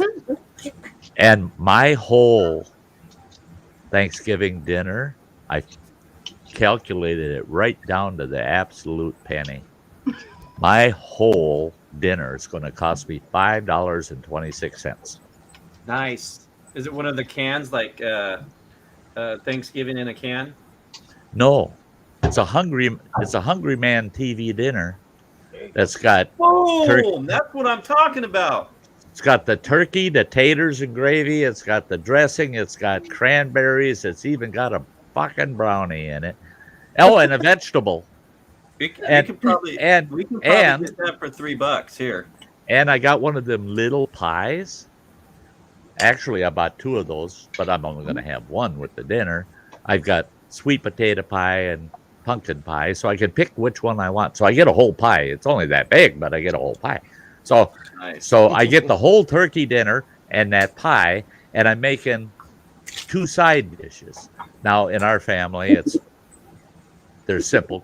They're called pea salad and pink stuff. Does everybody know what pink stuff is?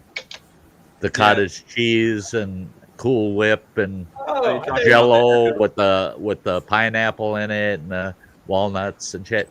Yeah, I make that. I make a small batch of that, and I make a batch of a family recipe that's pea salad. It's made with frozen peas, onions, lots of bacon, and lots of Velveeta, cubed Velveeta cheese in it with mayo. It's awesome. It's an awesome little side dish. But I figured out the cost of those 2 side dishes and helpings for my meal, my whole meal, $5.26. And I'm going to have everything I would typically have at Thanksgiving for $5.26. So can you still have a Thanksgiving cheaply? Well, yeah. I mean, even if right now, my family's lucky, man. Running Water and the other 3 kids and the ex-wife, they're lucky that we can't turn the clock back family size and have us all together right now today. Because guess what? We'd all be eating at 5:26. Dude, that would be so funny. And then you film it and make a video. Yeah. That would be the funniest thing ever. I'm putting my dinner together Thanksgiving. I'm not going to be on YouTube Thanksgiving Day, by the way, folks. There will not be around the campfire Thanksgiving night.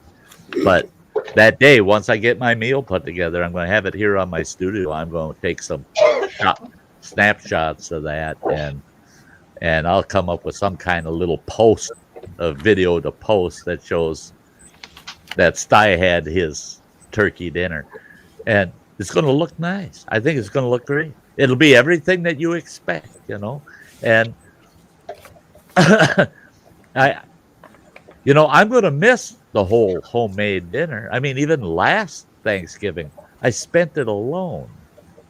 And I still did a big turkey breast, and I did all the sides, and I made a big pumpkin pie, and all the fixings and shit. And yeah, it cost me about $35 to make dinner.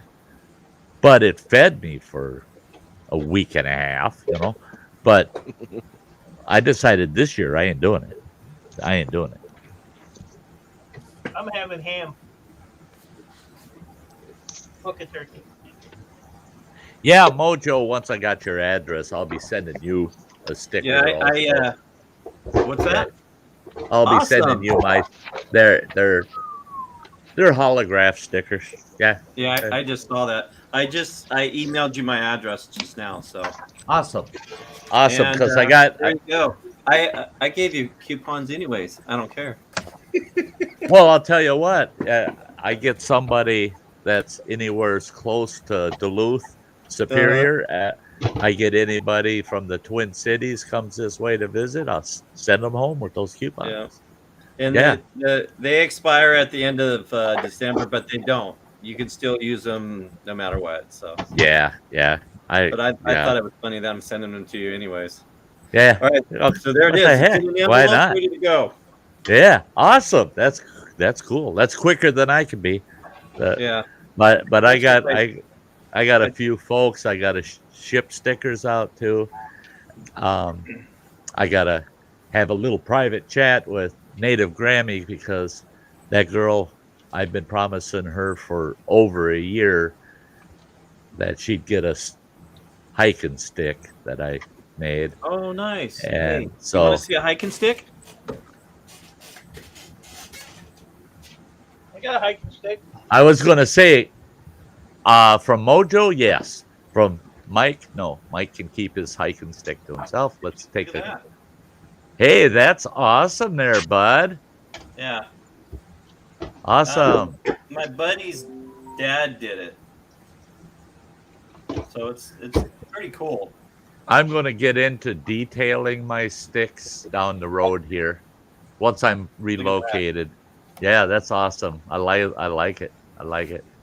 The here, I'll show you. This one I'm not giving away. Running Water will get it when I'm dead and gone.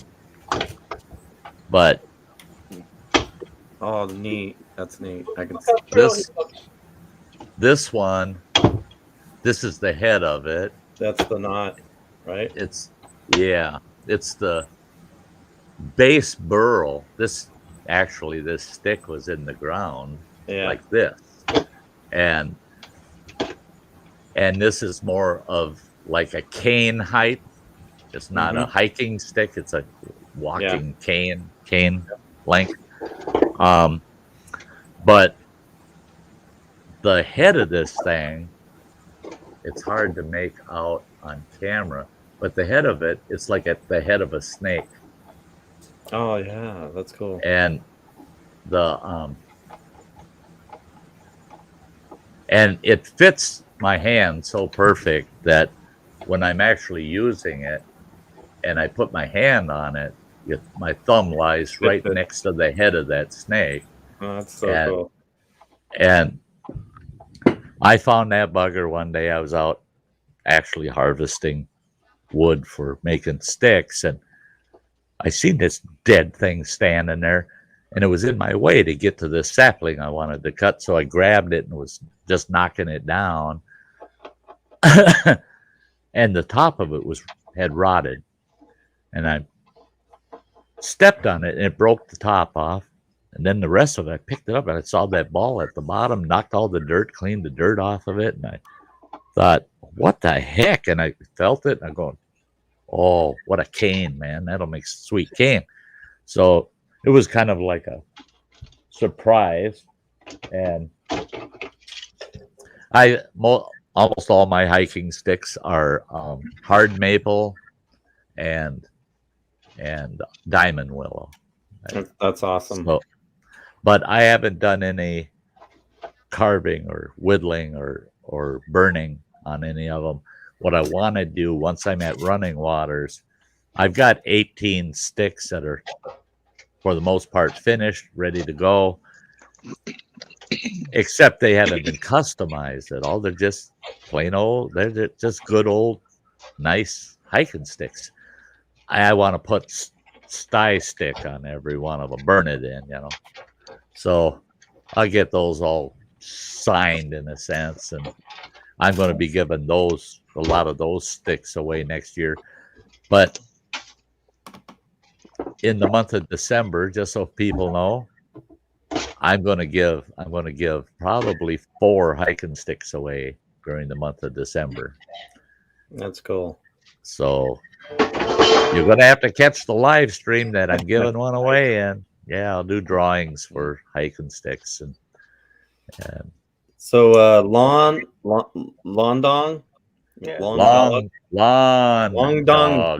dog. Yeah, that's actually a pretty good deal. 67 cents a pound when you spend $25 on Vons. And Vons is a grocery store down there in Southern California. Well, in California. Up here, you'd have to spend $50 to get it for about the same price. Yeah, here, that's one thing I have to say about Super One. If you spend 50 or more, then you can get the turkey for 98 cents a pound. Yeah. But actually, looking at the prices of everything else, actually, that won't be too hard to do. To spend $50 for all the rest of the shit for the meal, then you get the bird at $1 a pound. Your TV dinner is actually $45 now because it's yeah. And that's it. I never even really thought about the TV dinner thing, except I was walking down that aisle at Walmart and I'm looking in the freezers, that don't look no good. That don't look that. What the hell? And then all of a sudden I seen that Hungry Man turkey dinner. And I go, You know, that's got everything in it that I fixed for Thanksgiving anyway. So I got closer and looked, and then I seen the price on it. I go, $2.43. What the hell? You damn right. So I grabbed 3, you know. So I've got Thanksgiving, Christmas, and Easter in my freezer. I mean, it's covered. It's covered, man. Oh, Granny. Good night, Granny. Go. Good night, Granny. I didn't even see her drop. Yeah. She did leave it in the chat. She did warn us. But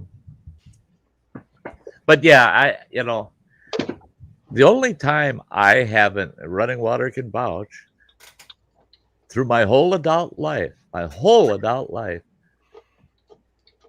there's never been a holiday I didn't prepare the meal for. Mm-hmm. Now, his mother might prepare a dish, but other than a single dish, I prepared every holiday meal, and running water tell you ain't going hungry at those meals. Mm-hmm. One year, it was just Easter caught me off guard, man. It wasn't working out. Well, my daughter at the time, I think she had 6 of her 11 kids at that time, 6 or 7 of them. And my other daughter, she had 3 kids. I don't believe running water was able to make it that time. But so they all want me to put on this big ass meal. And I was telling the wife, no, man, my job at the time, I was working 14, 16-hour days. And I was darn lucky if I got Easter day off, you know? So I'm like, how am I going to do this, man? I just can't prepare the whole meal with my work schedule, everything else is going on. And so I contacted the whole damn family, and I said, I'll do Easter for you guys again, but we're doing it at the pizza pub. And they couldn't believe that shit. They said, well, okay. And I said, I will pick up the tab. We're all eating at the pizza pub. So here's when we meet at the pizza pub on Easter Day. Thank goodness the pizza pub was open for Easter Day. Well, little did they know that. So that was about a week and a half, 2 weeks before Easter. And they're all planning this time thinking, oh, yeah, I'm going to order this kind of pizza, that kind of pizza, and this, that. Oh, hell no. When they got there, they found out I had a huge section of the dining room reserved for us. They all get in there and sit down. And then I told them, I said, guess what? Pizza Pub is doing Easter buffet. They've got ham, they've got turkey, and they got all the sides you could ever imagine. They got desserts up the yin-yang, everything. And that's what you guys get. You all get buffet.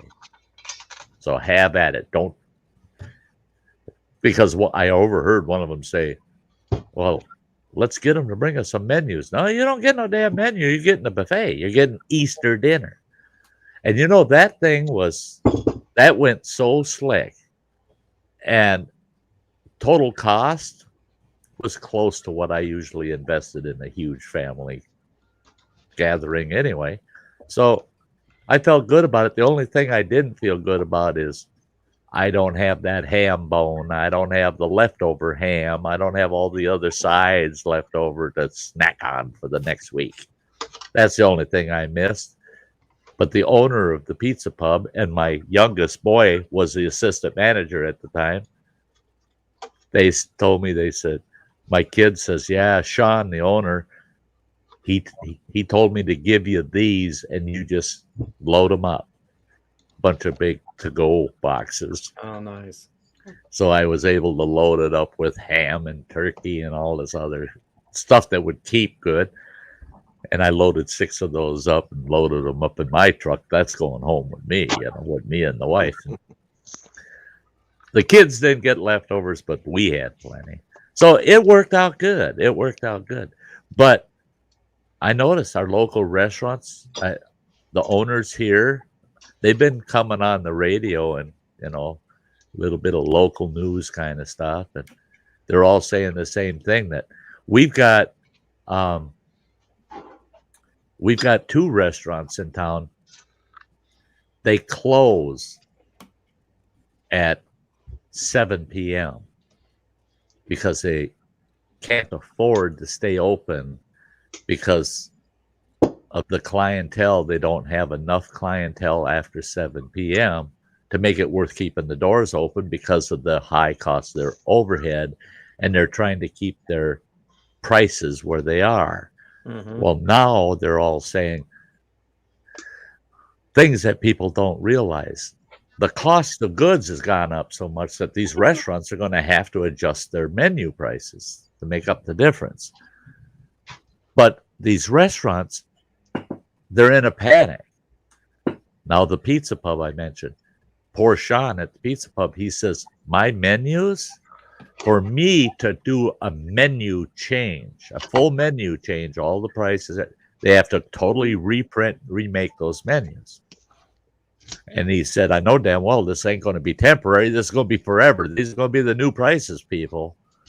So I have to order all new menus. He says it's going to cost me almost $400 just to get the menus I need for my restaurant.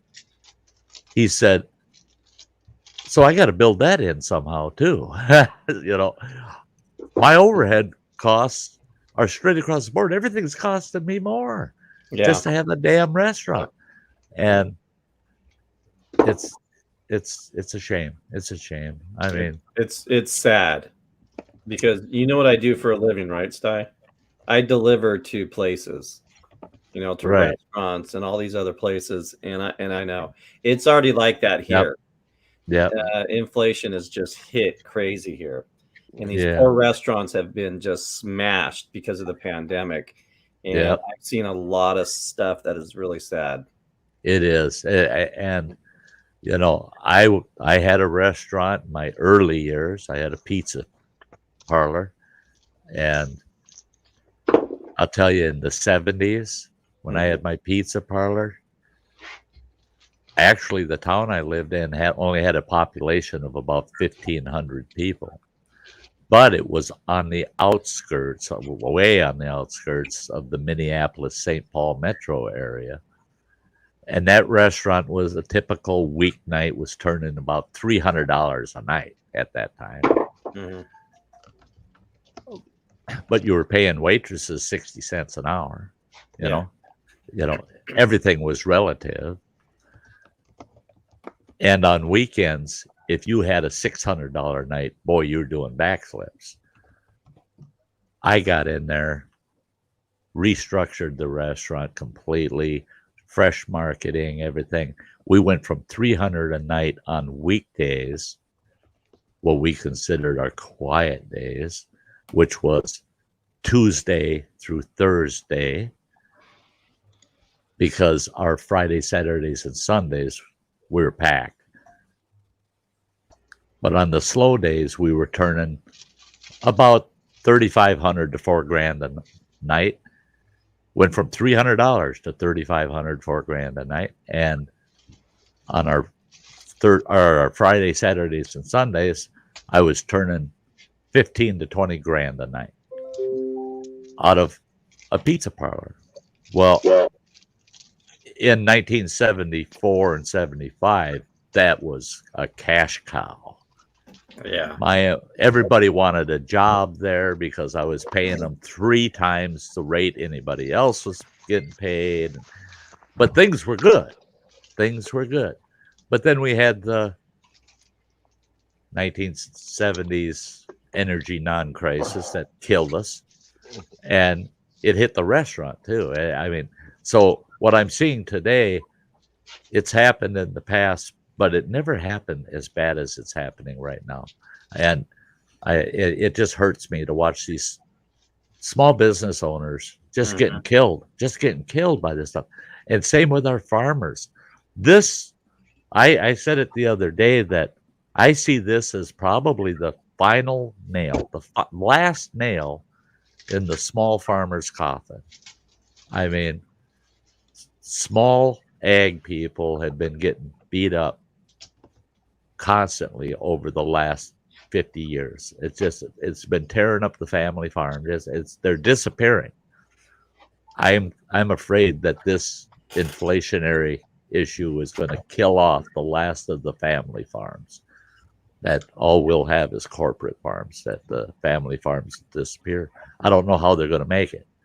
The fuel costs in themselves is just it's insane.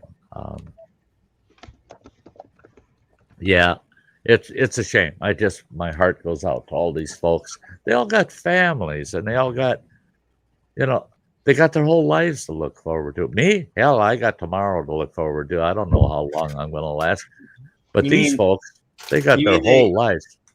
You mean they have like a mortgage and other things like we do? Mm-hmm. Yeah. Those. And that's the sad part, because that's their job, that's their income, and the whole 9 yards. Yeah. So, well, it's their home too. Yeah. It's everything. Yeah. And I've seen their whole life savings go into places, and they lose it all. That's it. Is I know of a few businesses that they took their life savings. They took everything. They pulled all their retirement, everything, anything they had in liquidity, and stuck it into their business to keep it alive through this pandemic. And now they're closing their doors forever. Yeah. And I tell them, you almost bring tears to my eyes, man, because if we could have seen what was coming, all of that investment you made to try to keep it alive until this stopped, and you didn't make it. If you would have just said when it first started, and you could see this, this is a bleak situation, man, this is bad. If you would have had the insight to say, fuck you, I'm shutting the place down. It's shut down. I ain't spending a bit of my savings or all of these resources I saved. I'm shutting this son of a bitch down. I'm going to go get me an 8 to 5. If they could have only known, they would at least have taken that equity back, and held it. But they lost it. They lost all of that. All their hopes and dreams were built into that, and that's gone. Now they're just praying that they can get into an upswing and save their business. And now they have to totally rebuild it. They have to rebuild all that resource they used to have. It's hard. Does Running Water have? He has a channel, right? Yep. Sort of. Yeah. Sort of. Okay. Yeah. And that he's not. He doesn't put a lot of videos out. No, but he's got a few, and he's got one in there. What? Hang on. You might remember what it's titled, Running Water, where you're that winter one where you're driving through all them snowbanks. I saw you. Yeah, I've got him right here. Okay, I got him. I saw him right here. Yeah, drifting Nebraska style. That's it. 2,000 subs, huh? No, I'm just kidding. Yeah, I was gonna say, you got the wrong Running Water. That one's really running. He's got a cool page. His page is beautiful. Yeah, but is that a Mastiff? That dog? No, it's a little Boston Terrier. Okay. Yeah. Sorry for bringing stuff up, guys. Here's his dog. His dog is Bean, and Bean has his own Facebook page. But there's Bean. Oh, absolutely beautiful! I'm look at that thing. How many views is it? How come that hasn't gone viral? Yeah, he's got just over 1,000 followers on Facebook. Yeah, on his page. You do need to post that on TikTok or out there, out and around, because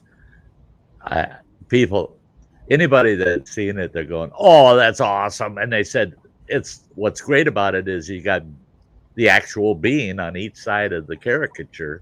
That's so cool. I sent you the finished one, didn't I? No. I'll send it to you real quick. Oh, the one that with the the full color background. So you go from your beautiful dog, right? And you got the music going in the background. I'm just saying in my head.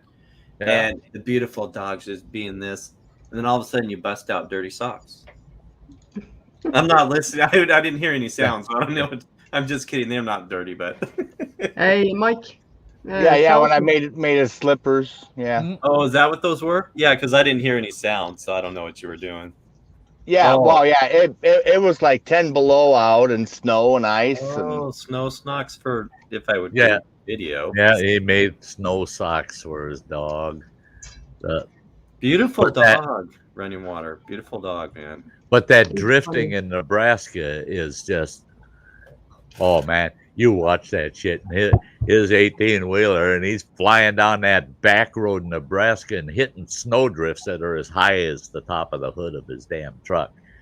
Poof! And then you just go snowblind, and when you come out of it, you can see a stretch of road and then another big snowdrift up ahead, and you're like, he's really flying. He's not creeping through, and he hits that sucker, and all of a sudden it's a whiteout on the windshield. And should I show you what my wife bought me today? What's that? Where is he? Gummies. Look at these gummies. She bought me a big old bag of gummies. No. It's a picture of you. Watch Isn't that it. crazy? Hey, hang on. I was afraid of that. She's going to go get her Christmas Sty. I know it. Doggone it. Now I'm going to blame you, Mojo, for her bringing this up. I have to fix his leg. Some of it, the leg was broken there. Oh, nice. So. All right. Take everybody. Send your kids to the refrigerator for a popsicle or something. Well, we show. Oh. That's nice. Hey, Crazy Ann. Well, don't put it in your mouth. Come on. Hey, look at. You know what you need to do? Get some glasses on that guy. Yeah. To match his glasses. Hey, you can put me down now. I should have left you up there forever. I will buy some dark glasses on Amazon and have them sent to you because in a hat like his, I got like $60 or something for that though. Yeah. Yeah, you were crazy. I told you were crazy. It was handmade. Yeah. Oh, she was so thrilled when she got that. And she come on my panels all through Christmas season. Oh, look at Sty, look at Sty. Yeah, I couldn't get her to quit. I couldn't convince her to quit. I was willing to pay her to quit. Oh, she went no way in hell. I got to show this Sty off. Yep. Oh, that's my animal. That's my animal. There were many a times this old boy really did need to have a day of humor, and Ann saved me. Oh, I'm sure. Well, if you need somebody to laugh at, I'm here. No, I needed somebody to laugh with, because. Oh, okay, I'm there. Because you managed to always give a reason to laugh at me too. No. Never. Never laugh at you, Sty. Oh, that. Never laugh at me ever. No. No, never do that. Hey, Morty, have you seen Sty? Stop it.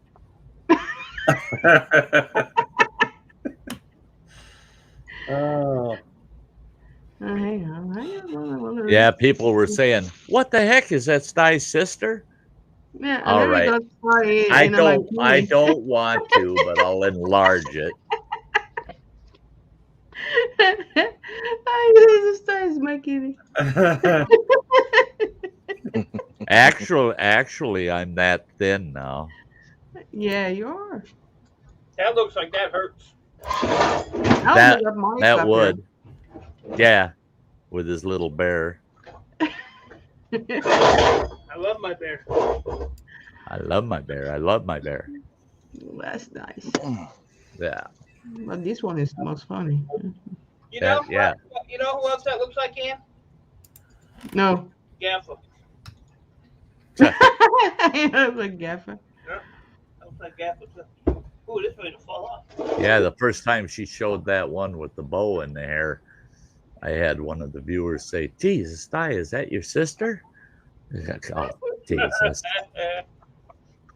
Where in the world do you get a Santa Claus? It's handmade in Norway. You know, typical like to undress their dolls. Yeah, you got you. Yeah, it didn't know it came with a fucking pants on.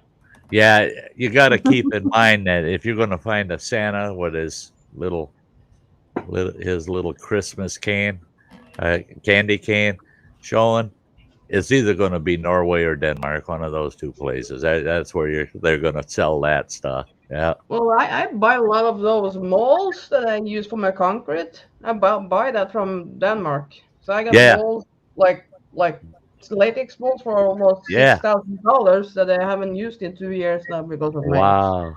Yeah. Well, I hope they're not ruined. Yeah. You got a lot of molds for I the got concrete one. figures. I haven't opened. Yeah. I got like 20, 30 molds they haven't opened yet. This is no kidding either. And I felt bad because I knew the guy, and that's what he did was concrete figurines and stuff and yard things, like deer and all kinds of stuff, But he had hundreds and hundreds of these molds, this big shop where they made all this shit. And then they'd put it out. They had this big gravel parking lot kind of area and all those. He'd make one of everything he had and had it out there. And you could go in and order what you wanted kind of thing. It was a pretty big operation. I think he had 5 or 6 employees. And well, we had this gal. I was the director of a public housing authority. And we had this gal that lived in one of our homes.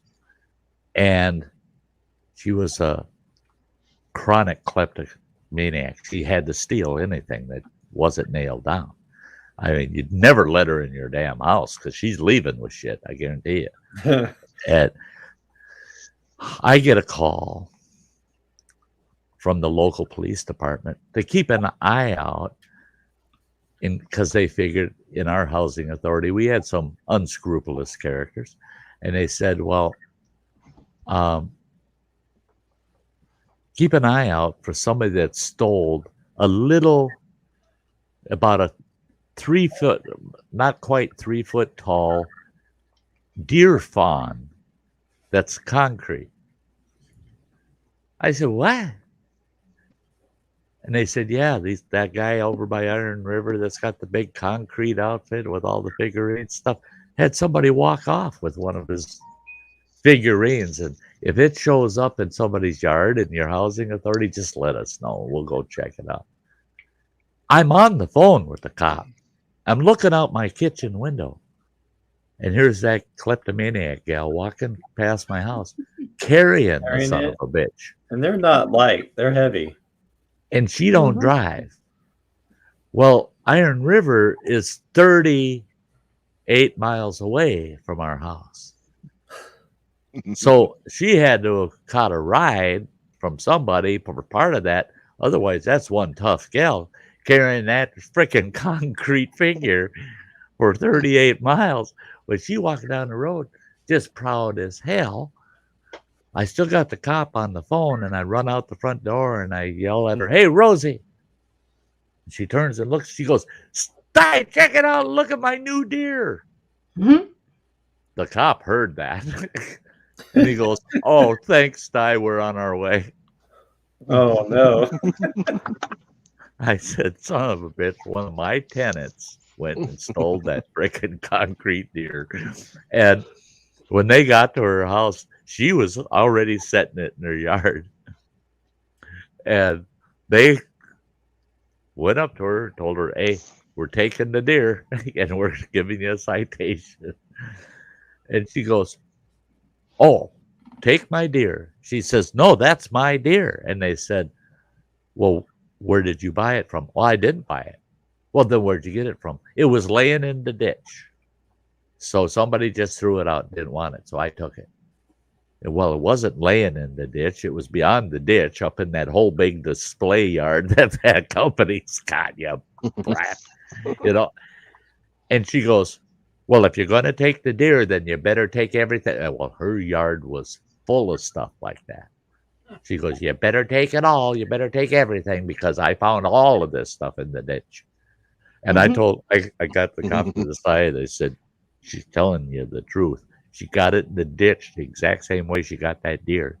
She went and ripped that off from in front of the hardware store or one of the other tourist trap stores in town. Yeah. She didn't buy any of that stuff in her yard. Wow. And that poor cop says, no, I'm not going there. I'm just taking the deer. I said, good. You're going to need a trailer to haul all the rest of that shit out of her yard. But she actually stole the concrete deer that they make in those molds. And it was a pretty nice little deer. I actually was tempted to go buy one. Hey, Ingalls family. Great to see you. Hey, Newfoundland. Hey, they're about 40 pounds normally. Yeah. That's why it surprised me because I helped out. I picked the deer up, carried it to the squad car, and I was surprised that bugger was heavy. And I figured it would weigh probably about 40 pounds.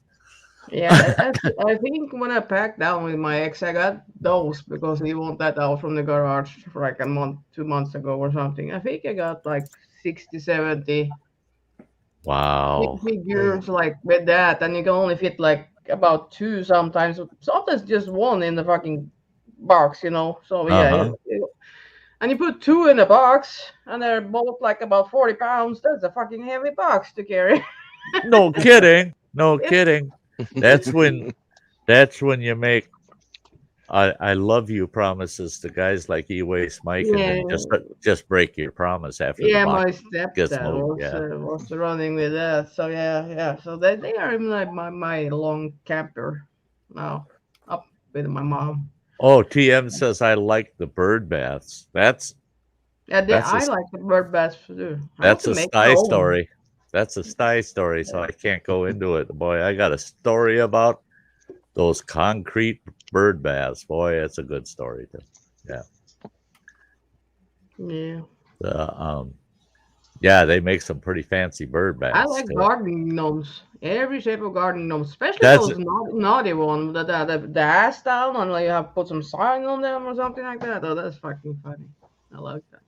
You know, here in the U.S., so many people got these wooden cutouts, and it's mom and pop's ass. They're bent over, and they set them in their garden. Those are funny. Yeah. Set them in their garden, you know. It looks like they're bent over working in the garden. I was thinking of making that for my mom. So you can put that in the garden.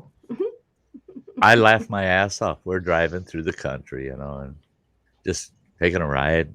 The ex-wife, she goes, oh, check it out. And she says, stop the truck. I stop.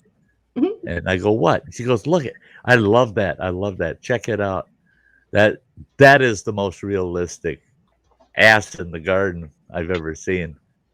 All of a sudden, that ass in the garden stood up and turned, looked at the truck. Oh no! I was laughing so freaking hard. The look on my ex-wife's face was like, son of a bitch. Somebody actually dressed like that. She's got that old big flower granny dress and the socks that are pulled up and tied in a knot by the calf. And her big butt sticking up in the air, and she bent over in the garden. It was the whole person. It wasn't no wooden cutout painted. It was a real person. She stood up. I just, oh, geez, you terrible.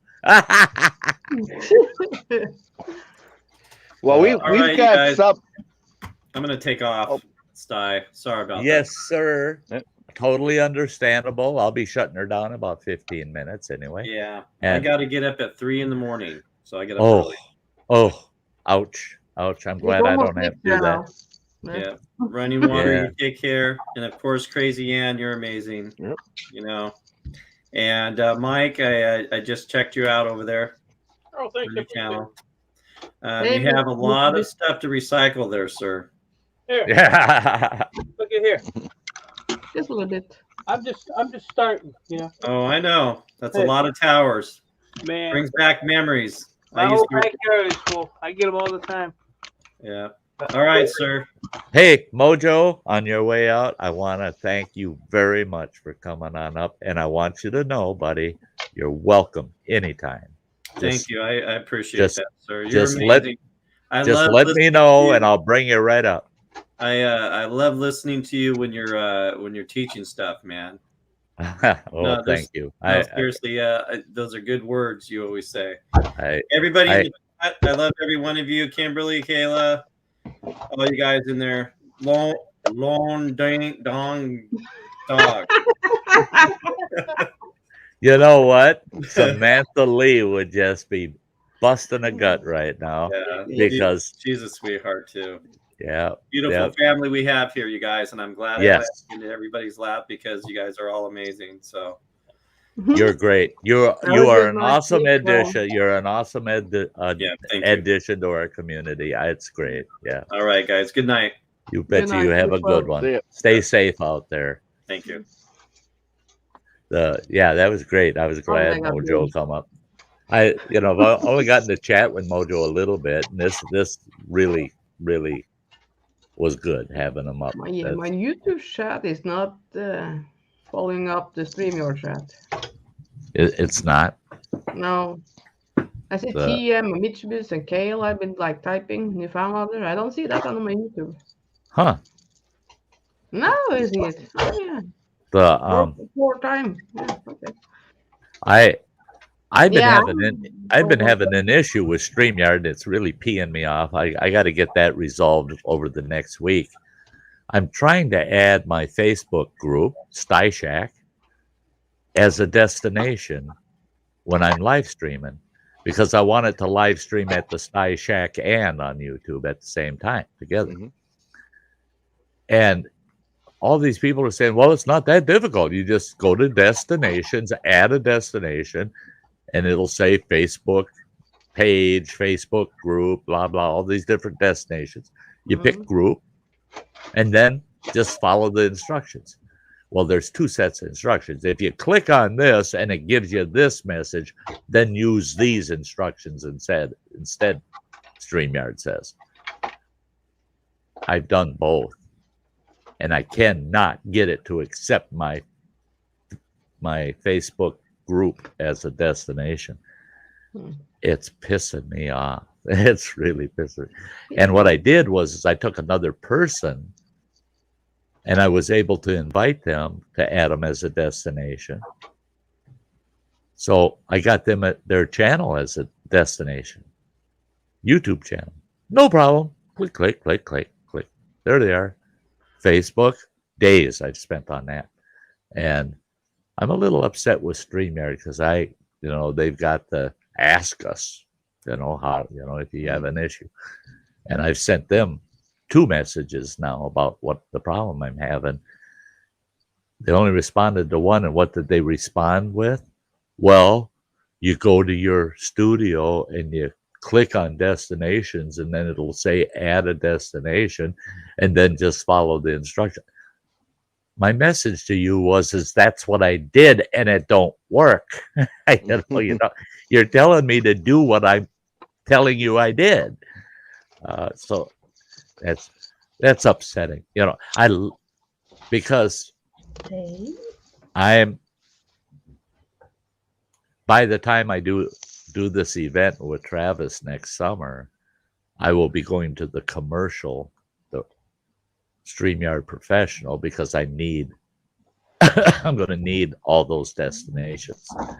You get up to 8 destinations under the business model. So I need those destinations for that event. We're going to be streaming in 8 different locations at one time. And I'm paying for extra host seats also. So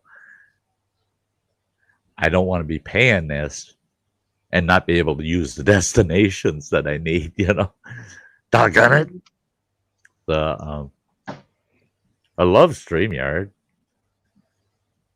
It's easy to use. I don't like the Yeah. OBS thingy. No. OBS can be nice. You can put a lot of things on it, but I have a few people, and they're very well intentioned, and they keep telling me, because I used OBS for a few months, and they keep telling me, you got to go back to using OBS and so that you can use virtual camera and you can do this and you can do that. And I told them, I said, what I notice with some people that use OBS, their live streams get too busy. They get too busy. There's too much going on. Good night, Cindy Lou. Oh, good night, Cindy Lou. I like that when Cindy Lou said from Whoville. Yeah. Yeah. That's the first thing when I first. What's that? I took Leona up, but she got the paw inside there and the buttons. She almost ripped off all. Yeah. Oh, wow. I don't have anything under here, so that would be. Mictobus, good to see you. Oh, that would be a screen taking down for fast. Yeah. Well, I'll have to cut that out after it posts. After I screen shoot it, like that's something to see. Oh shit! Yeah. I don't know how she's doing it. She always gets the paw inside there. I don't. I can't. I just it's like beating a dead horse, but I cannot wait to get to Running Waters and get my studio set up and established. I had bought a brand new flat screen monitor. It's an awesome. It's awesome monitor. And the problem is I had it in the adventure trailer. The power cord for that monitor, I got it here in the apartment. I was going to start using it because that's going to sit right on my studio at Running Waters. I'm not going to have a big 65-inch TV. I'm going to have that monitor only 18 inches away from me. But I'm all excited. I hooked that bugger up today. Doggone it. This was 2 days ago. I'm sick. I can't go anywhere. Can't do anything. I'm going to hook that monitor up. And I'm going to have that for the next couple of streams. Oh, yeah. I get it all set up. Pain in the ass. Get it all set up in the studio. Going to go plug it in. Oh, it's got the HDMI cable. It's got the audio cable. Mm-hmm. Where's the power cable? Then the light came on. Oh, shit. That's in a bin. That's under a bin. That's under a bunch of camping gear in the adventure trailer over at Running Waters. So I stopped over there, made a special stop, opened the adventure trailer. I looked in there and I'm going, my ass. I have got to climb over all this shit and then try to move all this shit and to get all the way down to that. If I was living there, no big deal. It's in the backyard. But I don't live there. I'm not going to spend an hour to find that one little power supply. And it's a power supply. So I look through my whole house, everything that's got a power supply. I'll steal one off something else. No, none of them are the same style. So, no, I'm just shit out of luck. I can't use my monitor. Well, today I tagged a monitor that I'm going to buy because in the new studio, my whole studio desk is not going to be my studio. That's not all my studio at the new house because this desk will have that nice 26-inch monitor right here. And the monitor that I put in my to buy list on Amazon, that's 27-inch. That's going to sit right to the side here. I'm going to have the chat running on one monitor, the live on another, and I'll probably buy a third one and have it off here to the right because I can then run all my Facebook stuff over here on this one. And then play Rocket League and another one. Oh shit! I don't know if I could handle Rocket League. Oh, maybe after I get there and I'm settled. Yeah, because I can yell and cuss in that house without worrying about all the damn neighbors. Well, hey, maybe we can do that over the break if we get you in there. I'll hop on both of us on each of our TVs in the same side room. By side. Get Ann and a few others. And just that'd be hilarious. Yeah, that'd be fun. I haven't played with him yet, but yeah, that'd be fun. Some Rocket Leagues. I played with him. Fuck, he was screaming from the start to the end. I was laughing so bad. Oh god. Just be easier to get the model number of your TV and just order a new power supply rather than to try to locate that one. Amazon is pretty good for things like power supplies. Yeah, I thought about that today, and I might take 15 minutes out of my time tomorrow and just get the model number off of my monitor and go on Amazon and see what a power supply, and the thing is on Amazon, I can buy a universal power supply with multiple voltage outputs with 15 different power heads on it for plugging into anything that you might own. I can just order one of them too. And I probably should. For incidents like this, you poor dumb bastard. Why'd you put it in that box that now you buried? But I got my universal. I can use that until I can get to it. Yeah, I should. Thanks for saying that, Lawn Dog, because I should do that. And I can do that. Sty got paid today. This is actually I got paid yesterday. I get paid the third Wednesday every month. That's when my Social Security comes through. And I got a little playroom in my budget this month. Just a little, but enough to get a power supply for sure. And my moving totes that should be here Monday or Tuesday. I told you. And that'll be another benefit then once you get in there and we get that office situated. You need cables and Well, that's it. Is my own cabling. I'm going to have. I got this one cabinet here, and I was thinking the same thing. Is all my cabling is going to be separated by type. All my USBs, standard USB, USB-Cs, all of my HDMIs, because I got tons of all of it, but it's all over the fucking place. It'll all be categorized. Yep. And if you ever need extras or replacements, you can always pop in the office, and I'll have my bins again. Look at Chaucer. Chaucer. You awesome. goof. Oh man, Chaucer. That's budget. What budget? Yeah, I guess I got that universal power supply for sure now. You're a champ, man. You're a champ. I was gonna just pull that right out of my personal budget, but boy, Chaucer, with that goes into the YouTube budget. I never touch that for personal expenses.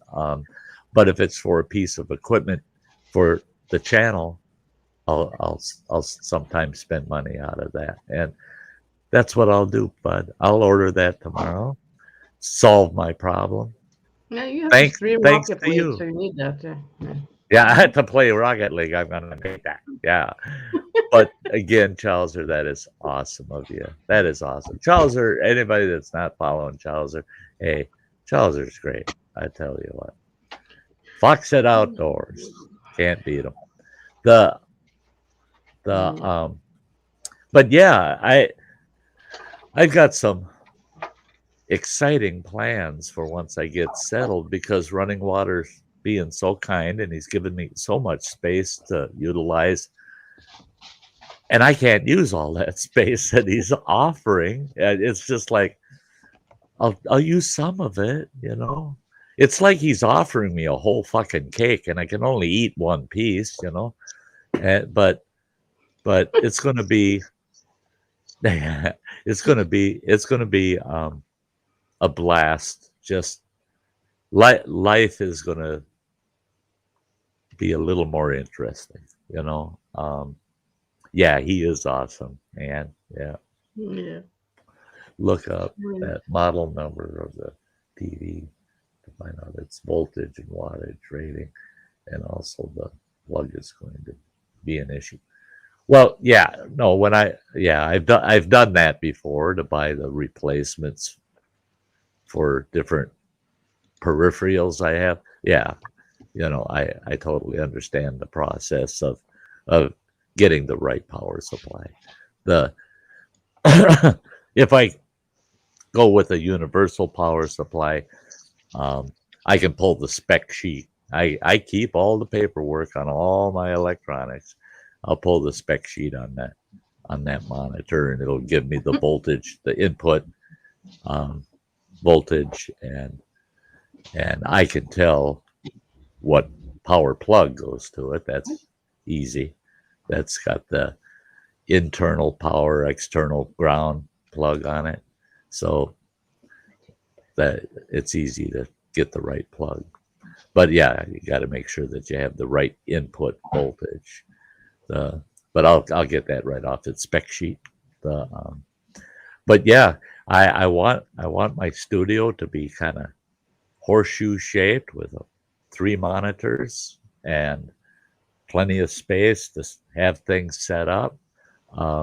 Right now, my space is so cluttered with crap that has nothing to do with my channel. It has nothing to do with managing YouTube.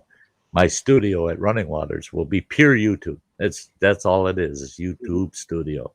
I don't need a printer sitting here, and I've got my printer and all of the ink cartridges and the paper and all the extra shit that goes with it all over here right next to me.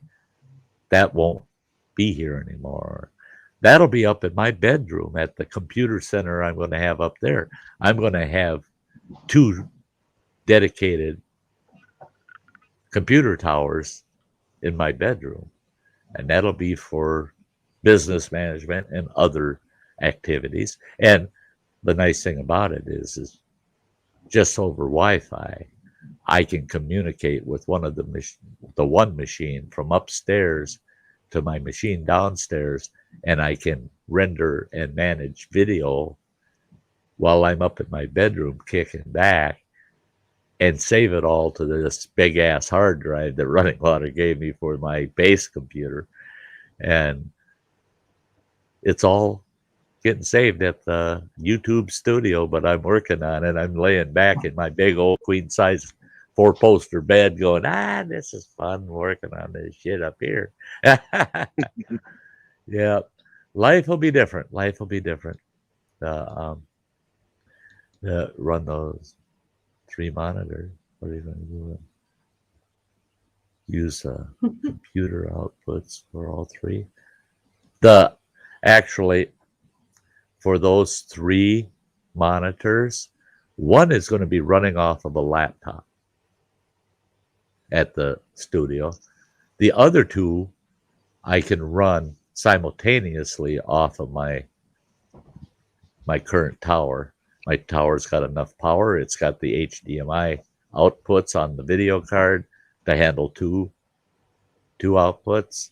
So all I have to do is open my browser twice on this desktop and run my Facebook in a single browser and have that sent to monitor number 1, and have my StreamYard and my YouTube feed sent to monitor 2. And over on the laptop, I can have the YouTube feed up and have that screen, the large, big screen, nothing but the chat. So, yeah, it's just a simple logistics thing. It's not, the normal computer using the internal graphics built on the motherboard. Yeah, at this output is but no, I can output twice off of this video card I have. Yeah, I've already done it. So I know what will and it won't handle.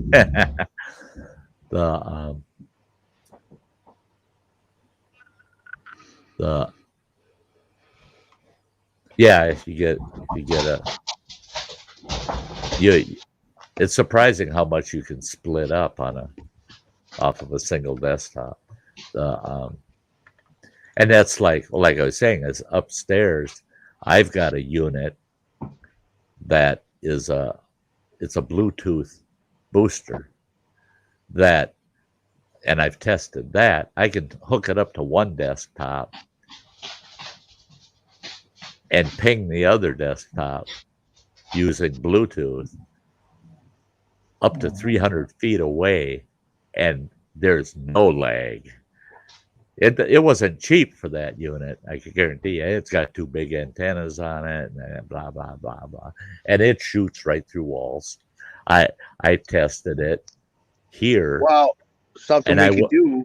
I went 200 feet away from my apartment. I went 4 stories down, and literally 200 feet away from the building, with another building between me and that building.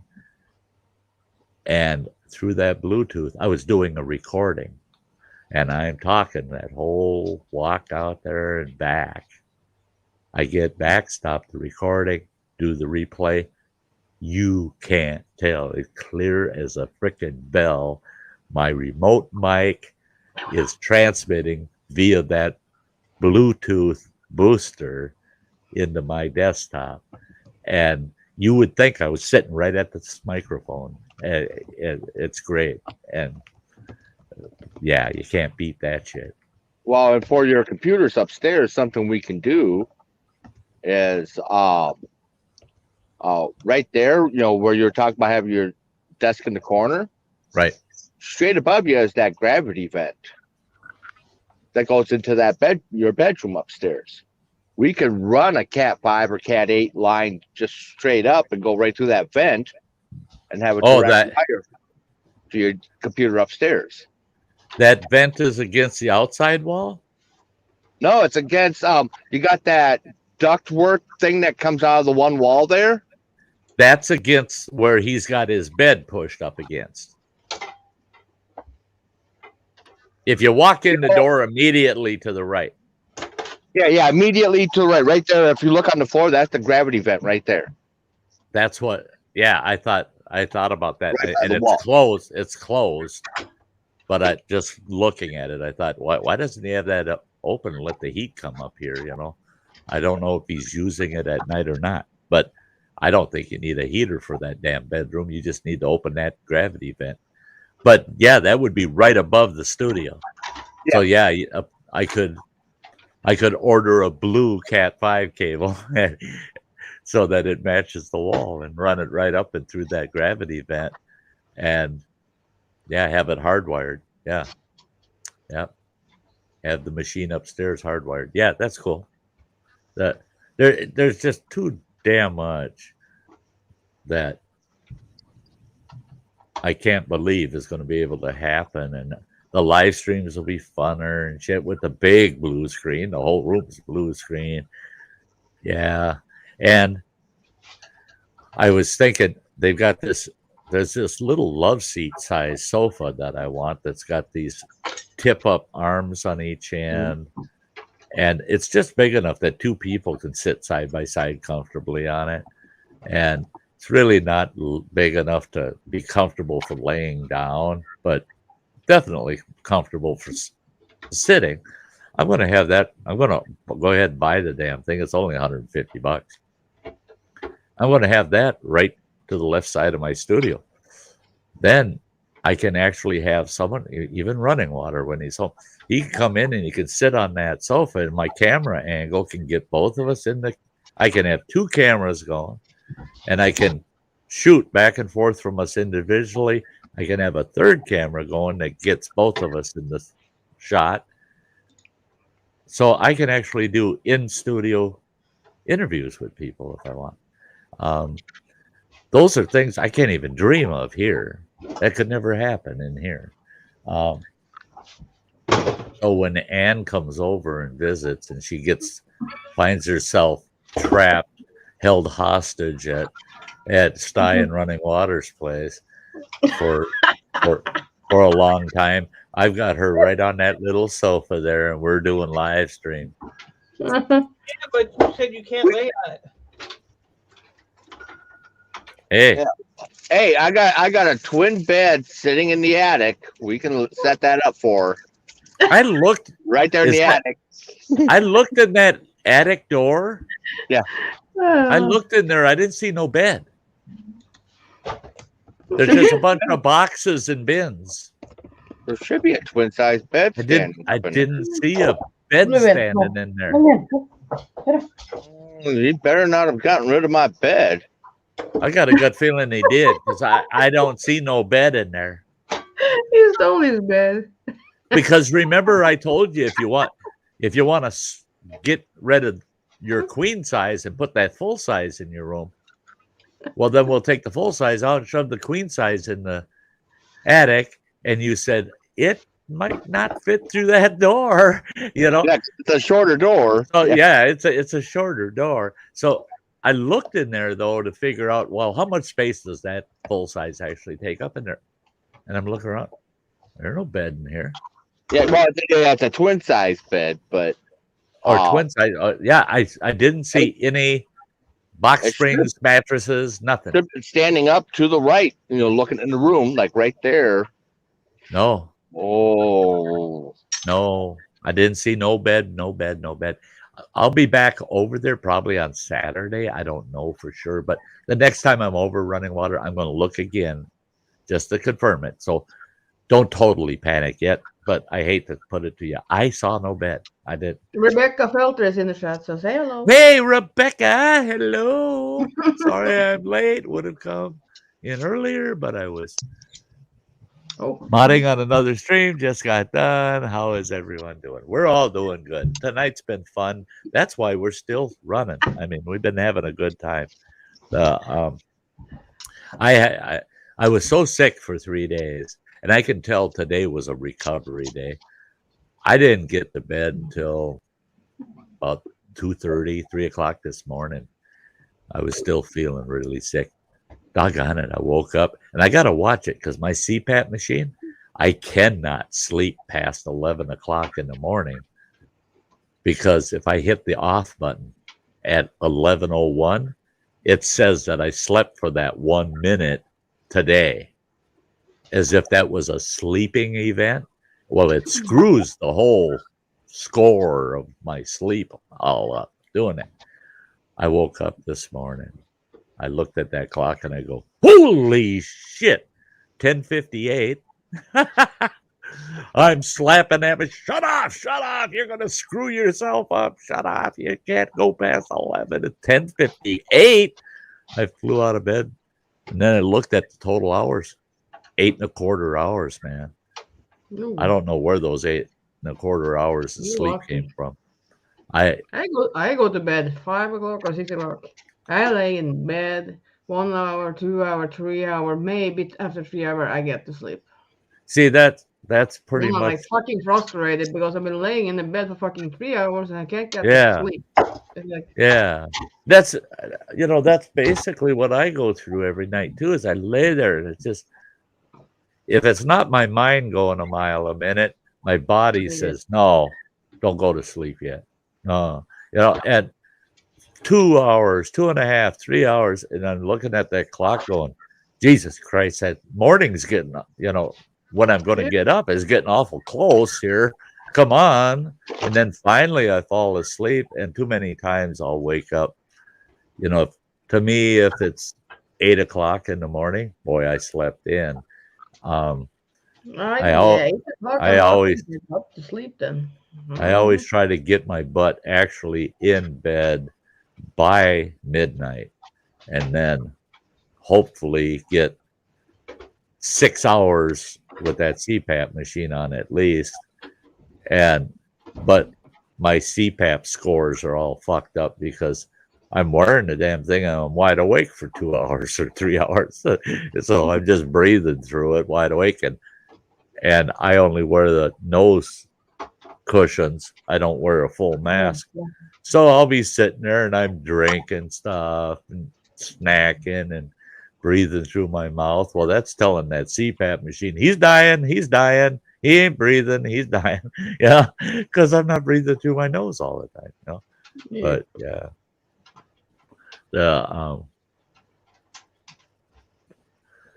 yeah, I was really surprised I slept that much last night. I just really shocked me. Now, because of my effed up diet, not like today, all I did was eat Pringles, and I ate half of a small bowl of chili with some crackers. That's all I've had to eat today, and I don't feel hungry. But if I check my blood sugar right now, it's probably at about 120, 130. That's high compared to normal, but it's not high for me. That's pretty low, right? Now I'll have a big bowl of ice cream now before I go to bed, and probably another half a container of Pringles tonight. Tomorrow morning I get up, check my blood sugar, it'll be 140, 145. So my blood sugars are down because I'm not eating a lot of long-lasting carbohydrates anymore. And I'm a little concerned about that. I was trying to eat fatty things. I got to try to keep my weight on, but it's weird. It's weird. And the thing is people are saying to me, God, Sty, there's something wrong with you. You got to be sick because of your conditions and what's going on. I told them I'm probably sick, but I feel pretty good for being sick. So as long as I feel good, I can't be that damn sick, right? And now Travis with Tales of Campground Host, talking to him for over 5 hours. I talked to Running Water for over 4. Then I talked with Travis for over 5. Then I did an hour-long live stream yesterday, too. So I had 10 hours. I yakety yak. I'm surprised I got a voice at all. But talking to Travis, he goes, have you let Chris, our supervisor at the Forest Service, know that you're not going to host next year? I said, well, no. He goes, oh, he needs to know. He's going to be so upset and blah, blah. I said, I know he's going to be. I said, it's going to be hard to tell him that I ain't going to be there. Because we had plans. Him and I had plans for the campground. And there's some people that are going to end up negatively affected because I won't be there. Like our firewood vendor.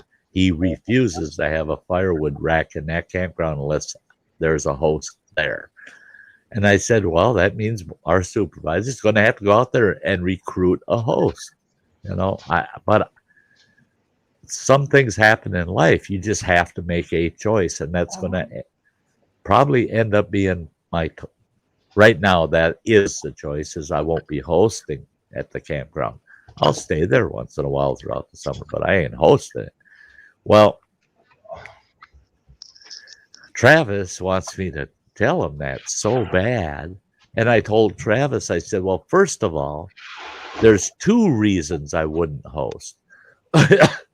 One is there's things at Running Waters I want to make sure are done before I even do anything like that. And that's everything within that house. That's got to all be done before April. And there's a lot to do. There's a lot for us to do around there. The yard, she's passing gas. The yard, I figure that's going to take quite a while, but I can come home a couple days a week and work on it if I'm hosting. The other issue so it makes it difficult to take care of things at home and host the things I want to get done at home versus hosting. It makes it very difficult. It could be done, but I really want to go that way? The other issue is my health. My health has, for the most part, dramatically changed. I'm starting to feel the miles, guys. And I see my doctor on December 2nd. And we're going to be doing a pretty good all-out run over of my health and full health check. And until I have that done and get good to go from her, I sure as hell I'm not going to commit to 6 months in a campground. You know, if she says, well, your saliva gland and sinuses being hyperactive, we got to deal with that, and you're going to need this treatment or that treatment. I don't know what's going to come, but you know, if she says there's going to be things that I have to do for my health to last a little longer, well, I'm not going to try to deal with that out at camp. You know, I'd rather deal with that at home. You know, so it was tough. It was tough to try to tell Travis, hey, sorry, buddy, man, I ain't going to be there. He totally understands. He says, I totally understand, and I'm behind you all the way. I don't like it, but he says, I totally, you know, I get his position. I feel bad. I don't like letting people down. I just don't. But I'm starting to feel, I'm at that point in my life where I'm starting to feel there just ain't enough of me to go around. YouTube, there's plenty of me to go around on YouTube, but in daily life, nah, people are going to have to understand I got to steal a little bit of that back for myself because I don't know how many years I got, man. So, yeah, if I was 30 years younger, I'd have a whole different attitude, but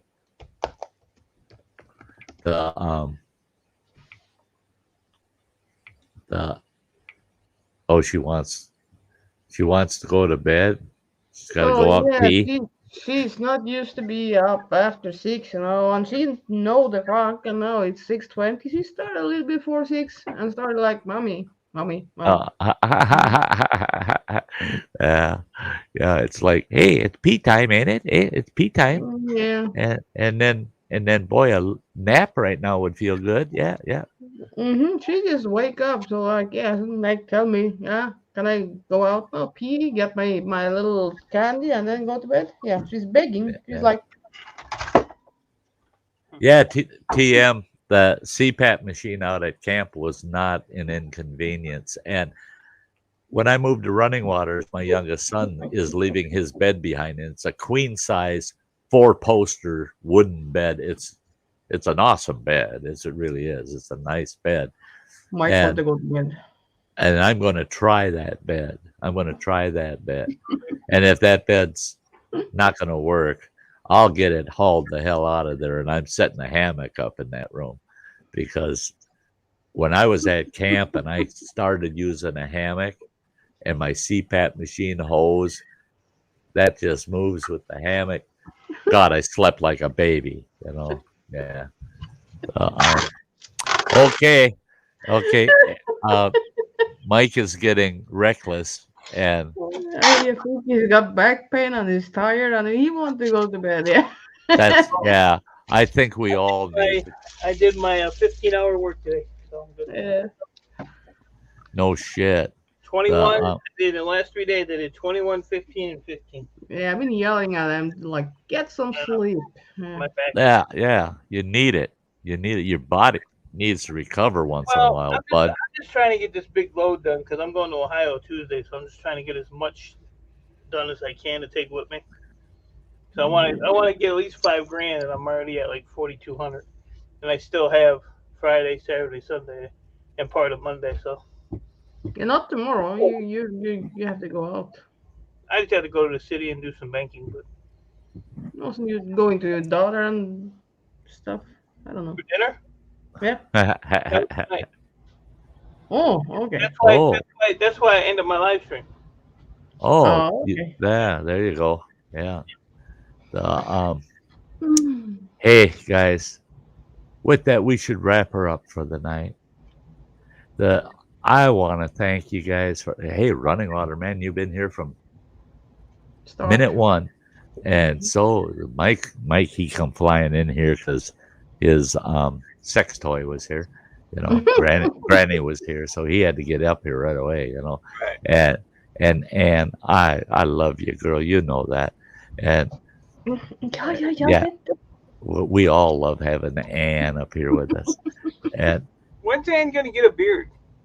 yeah, shit, don't go down that road. She did the whole. Her and the girls were doing the whole beard thing last year on my channel. That yeah, it was. It was getting. That's what it's turned on. Yeah, it was getting a little weird, you know. This fucking scrap guy is sending me a message at 12:30 in the fucking morning. Are you kidding me? Yeah, no. See you later, chat. That's the way it is. That's the way it is. Everybody in the chat, thank you so much for being here. Thanks you, Chowser, for that super chat. That was awesome of you. And I love you all. Hey, next time I'm here is tomorrow night at 5 p.m. Central Time for Sty Times. It's a surprise topic. I didn't pre-advertise what the topic will be. So it's kind of a controversial topic. So I think you guys will have fun listening to me because it's going to be a Sty rant in a sense. So I think people will get a good chuckle out of it, and some people take it personally. But so I think Mike would actually like that. I ain't got time for that shit. Well, you can come back and rewatch it because that's a topic I think you'll get a kick out of it. Some of the things I have to say. Hey, Bruce. Hey, can I give it a thumbs down now so I don't have to go? So you don't have to go? So I don't have to go do it later? Oh, you're so tired. You know, that is a YouTube update. You know, those thumbs down don't show. Mm-hmm. They don't show anymore. Yeah, I know. You can leave all the thumbs down you want, and they don't show. And I keep saying don't show the thumbs up down on all my videos and live streams. I'm going to quit doing that because now YouTube will not show the thumbs down count publicly. You only see it in your analytics. I don't. Yeah, as I say, I think it's just in the analytics you see it. Yep. So I'm going to put it back up there and just say, yeah, go ahead and show it because it'll only show the thumbs up, you know. And I'll know if the stream is really rotten. If I'm averaging 20 people for 3 hours and I've got 3 thumbs up, it's like, oh shit. Well, you see it while you're streaming because I've been like watching people now and I see thumbs down and while they're streaming, but if they you don't see thumbs up or down. You're not supposed to. You're not supposed to. What I don't see and not see, well, no. What I'm saying is you're not supposed to be seeing that. I'm not saying you're not. You do that. Is that showing the thumbs down? I can't see it. It's like and dislike, yeah. Yeah, but that doesn't show the count. No. Yeah, that's what I'm saying is it will not show the number of thumbs down. Yeah. Well, here, I made a mistake. Let me change that. See, you can see what you did, but you can't see what anyone else. What anybody else did. You cannot see it. And I was going to say, and I've already been on five different live streams before this stream started. I touched that. And you can't see how many. You cannot see how many people thumbs down. You can't come and tell me what I've seen and not seen. Well, you're not seeing it. I'm telling you that. Yes, I will. You can't come and bring that shit. Yes, I do. Yes, I am. I did. I said it. I said it. You nope. know, I always stop it when I get right. I know what I've seen. Listen. Don't come here. See, I know what I've seen too, and you can't tell me I saw numbers when they weren't there. Sty and Ann. Jimmy C is live. There is his likes and dislikes. There is it. 3 thumbs down already. Can you see that? It does show. Yeah, it's not supposed to. It's not supposed to. There it is. If you guys want to stay live for another 20 minutes, I can find the YouTube update for you that'll show you that is not supposed to be showing that number. Yeah, but that is what I've been telling you. I've been watching stream today when I see that. So you can't come here and tell me what I have seen or not seen. No, and you're misconstruing what I said. I'm not saying that's not what you saw. I'm saying that's not supposed to show. No, but that take time before it go into the system and they remove it from everybody, you know? That take time. It's not like it's going on one day. I just watched a YouTube sponsored video on those upgrades, and they said you will not see it. And it's been in effect. Yeah. And that's the thing is they started it a week ago. So but it takes time. Everything takes time at YouTube. It's not going like that with everybody. So let's put it this way. Mm-hmm.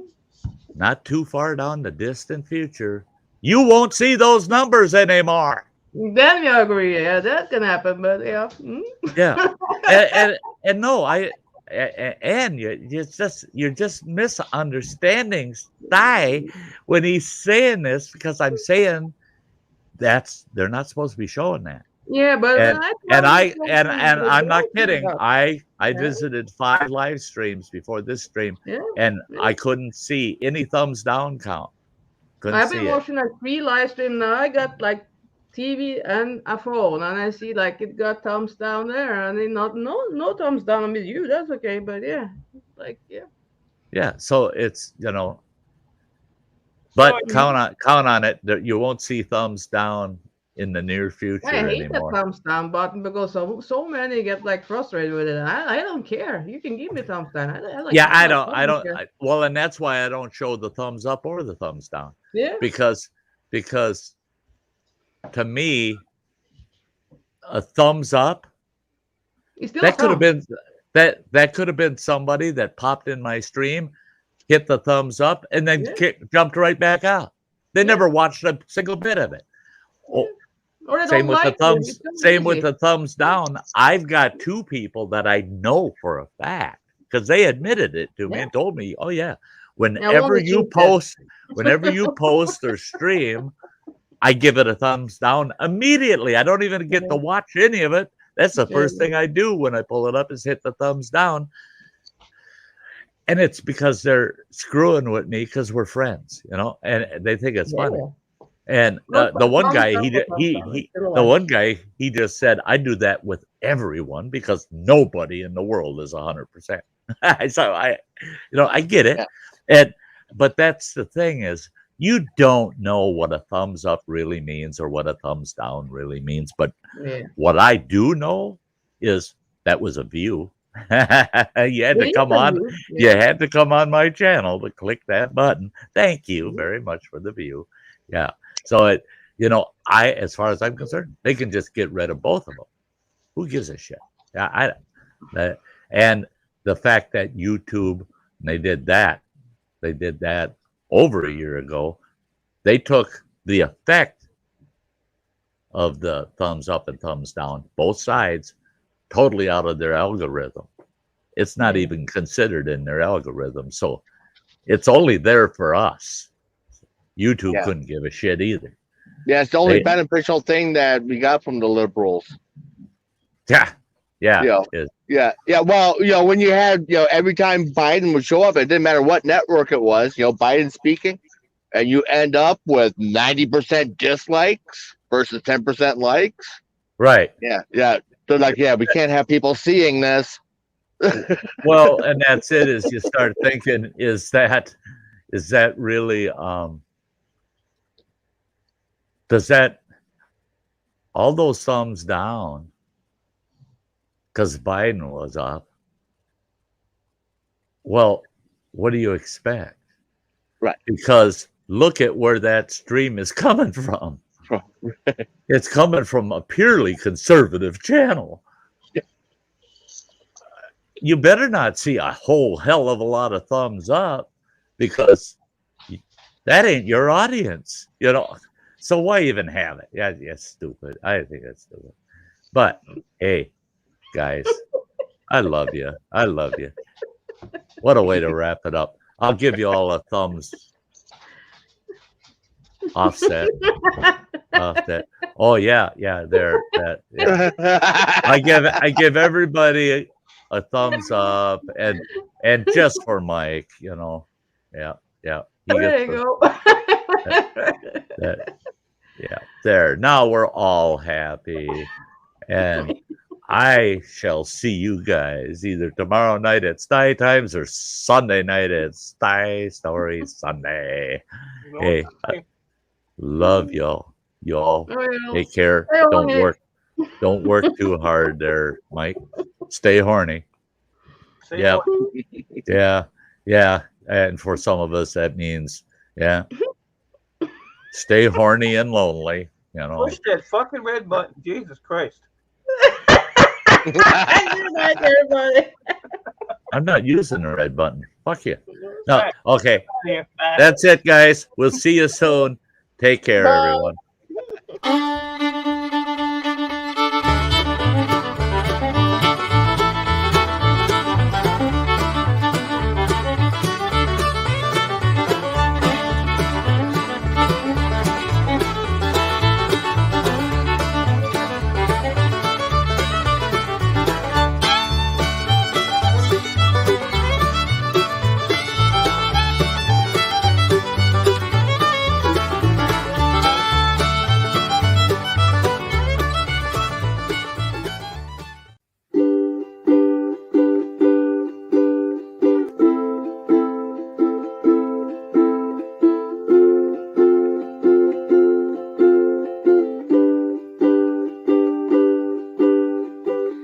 We all have a story, we all have a tale. Well, there's a place I've come to know well, led by a man named Sty. He's full of stories, he is quite a guy. Sit around the campfire and hear him tell his tale. Some may be able to relate to him quite well.